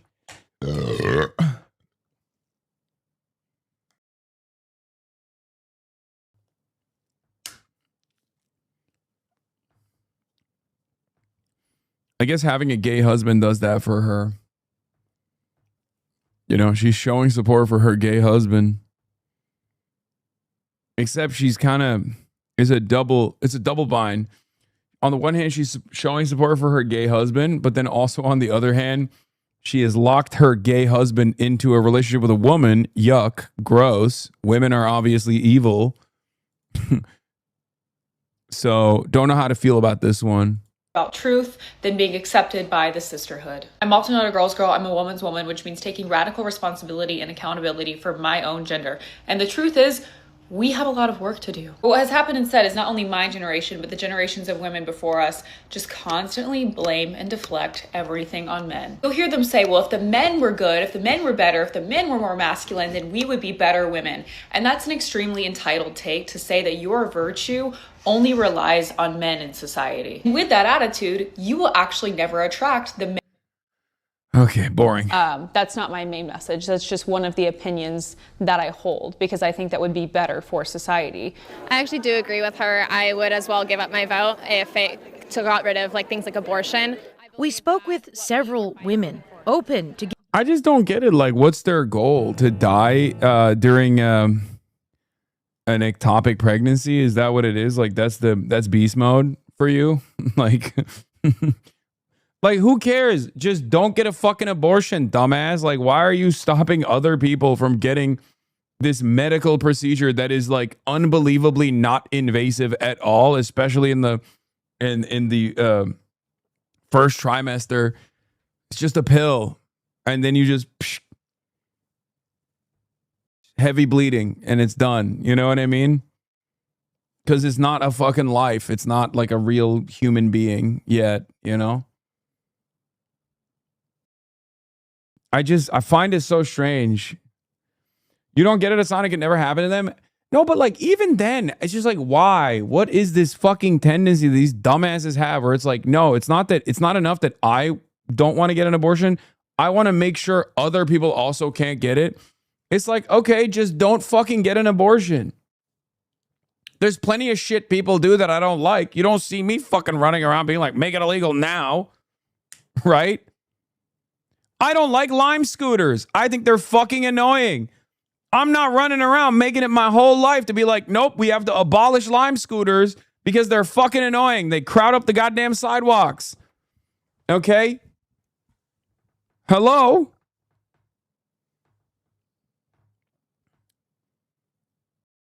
They are great. You are a hater. See, there's motherfuckers out here who will always have some different opinions. It's like I have to love Lime scooters now. Okay? Giving up their own rights in pursuit of a more Christian conservative America. My perspective as a Christian. Dude, what's crazy about this is like she got gauges on. She got that weird inner ear earring. And then she's wearing a fucking Charlie Kirk freedom shirt. And it's like, how did this happen? You're supposed to be experimenting with your bisexuality at this point. You're supposed to have a septum ring. Like, where did this, how, what? I don't get it.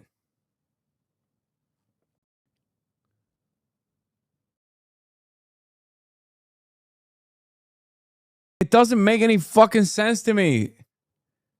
These people are supposed to be woke. They look woke. Why are you not experimenting with bisexuality? You look like you should be doing that right now. You look woke. Woman is that my husband and I are one flesh. I vote the same way he does, so honestly, I would be okay with giving up my right to vote because I know that he would represent me well.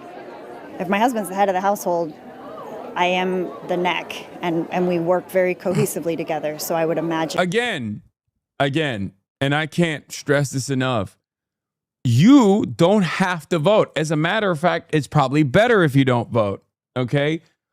Why? Why are you like, I don't want to vote, and I don't think any woman should vote? Okay, well, in that world, I, as a man, am telling you, I don't care about your opinion. What do we do now? What do we do now? Now I'm deploying misogyny tactically in this circumstance, just for this moment alone, at the behest of feminism. Okay? All right, you're a woman. You think you ain't shit. I'm a man, and I'm telling you, your opinion is fucking worthless. What do we do now? As a man, I'm saying women should be able to have autonomy in their bodies and also be able to vote. Where do we go now? Did I cancel you out?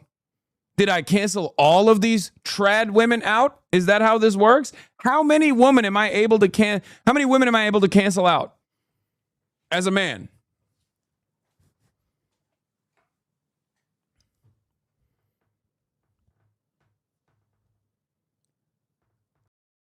They dress alternative but don't understand what they're supposed to be alternative to. So annoying. Scientifically speaking, all of them. Good. Okay, I canceled them all. Now they all have a voice. and we can hear them, but we're not going to listen, okay? And if he was voting on behalf of our household, I would be fine with that. Do you think your daughter should have the right to vote? I'd be okay if she didn't, because I also know she's going to marry a biblical man, that they would also be in line.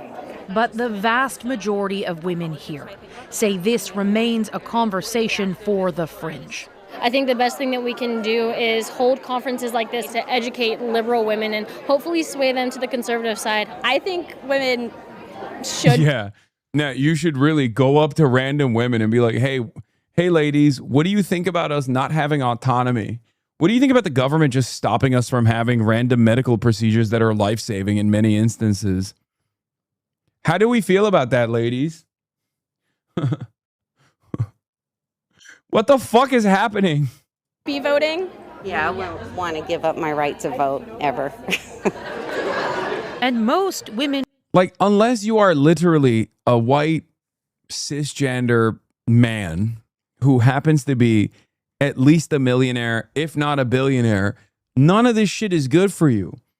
It's always chickens for KFC for all these motherfuckers, bro. Every single time. Look, it's not like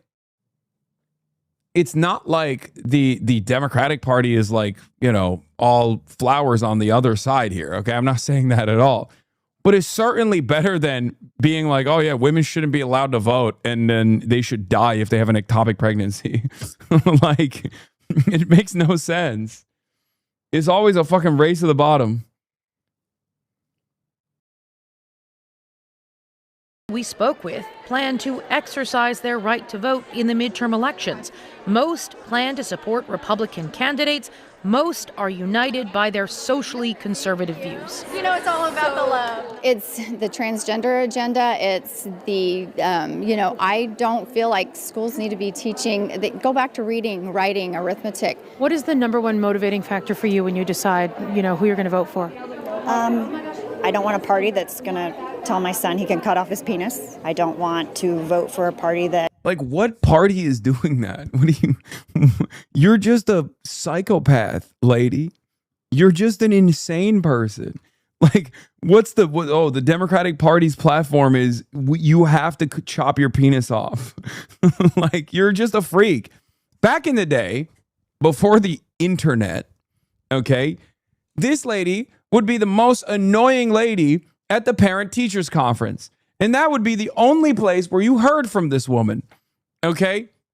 The only place where you heard from this woman would be the interactions that you were forced into in, like, I don't know, some kind of school meet or something where you're like, ugh, yikes, Karen is here again. What are you going to do? Let her fucking chirp, okay? Now, this is a political movement. Now, this is all we have to listen to because neither the Democrats nor the Republicans want to, raise the salience of economic struggle in this goddamn country. So the Republicans keep egging on. They keep looking for the more schizophrenic psychos in their base to be like this. It literally feels like Frank Luntz will just go to the countryside to be like, who is the most mentally maladjusted person we can find? Okay, great.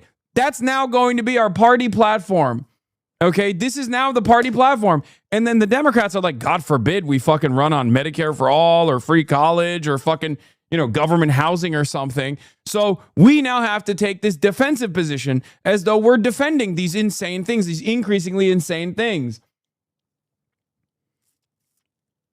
It's great. I love that. I love American politics. It's just two parties that are constantly fucking playing culture war football. They're just passing it over and over again.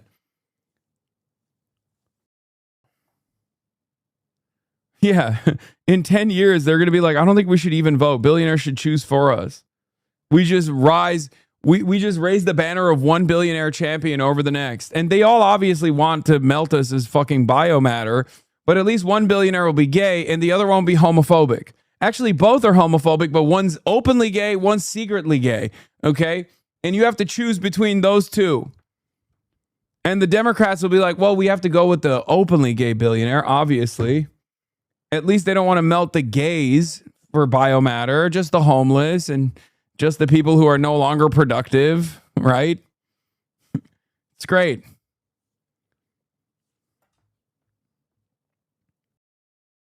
Oh.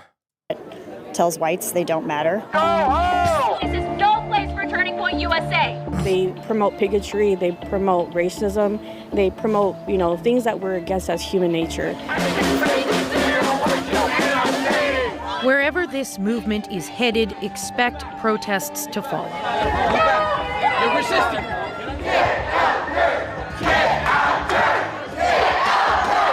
Are we having fun yet? Some demonstrators outside this event dressed as characters from The Handmaid's Tale, the dystopian book and TV series, to make their point. I have a problem with them trying to persuade people that their goal in life as a woman is to keep house and raise babies. What? You want to come say something to me, sweetheart? Yeah, I will. That's awesome. Wow. Did they deploy? Tensions here. They deployed tactical rapist Chud.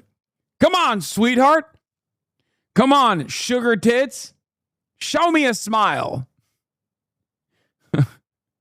Are raw. All of it yet another example of the deeply tactical polarized Chud politics rapist. of the moment. Women hold up half the sky. Charlie Kirk deserves to die. Women hold up half the sky.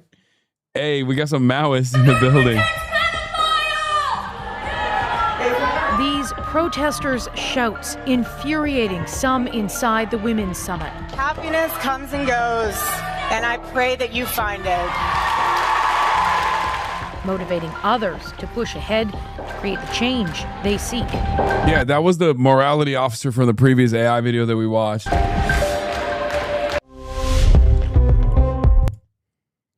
Of the Oh, I can't watch this. This is the most insane story. It's too much. Too much for me. Erica not Kirk. Erica Newkirk.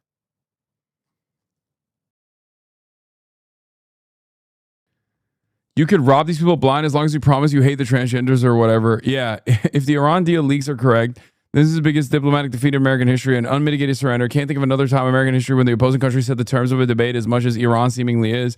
Says the guy with he, him pronouns. Yeah. It's true. It's the method.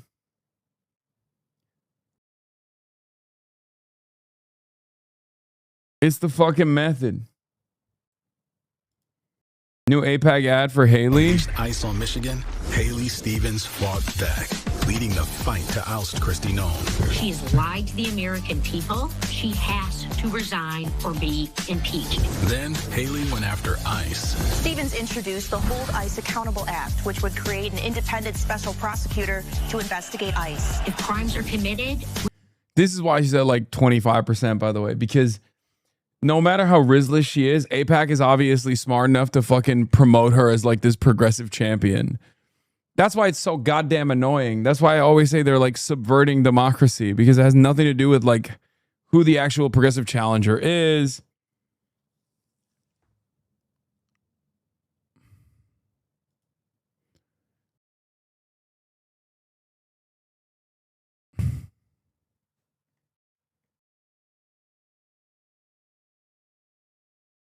Who funded the ad? United Democracy Project. It's an APAC subsidiary.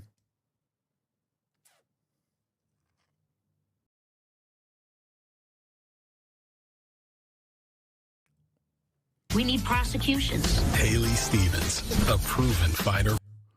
I don't even think Obama actually endorsed her this time around. I think Obama in the past had endorsed her, and she fucking rides that all the way into the sunset, nonstop.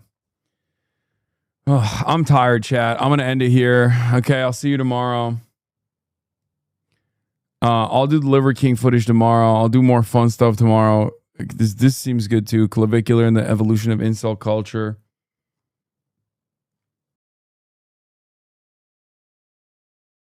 Six hours and 30 minutes.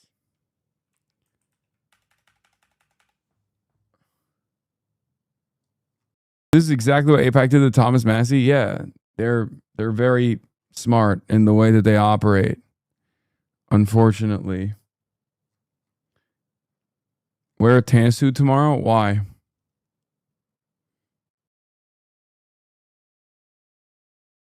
So no podcast tonight? What? Why do you keep asking if there's a podcast tonight? Hasan Piker.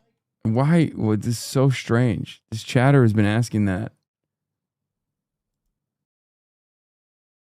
Anyway, love you guys, and I'll see you tomorrow. We'll do some more. Just you wait. Just you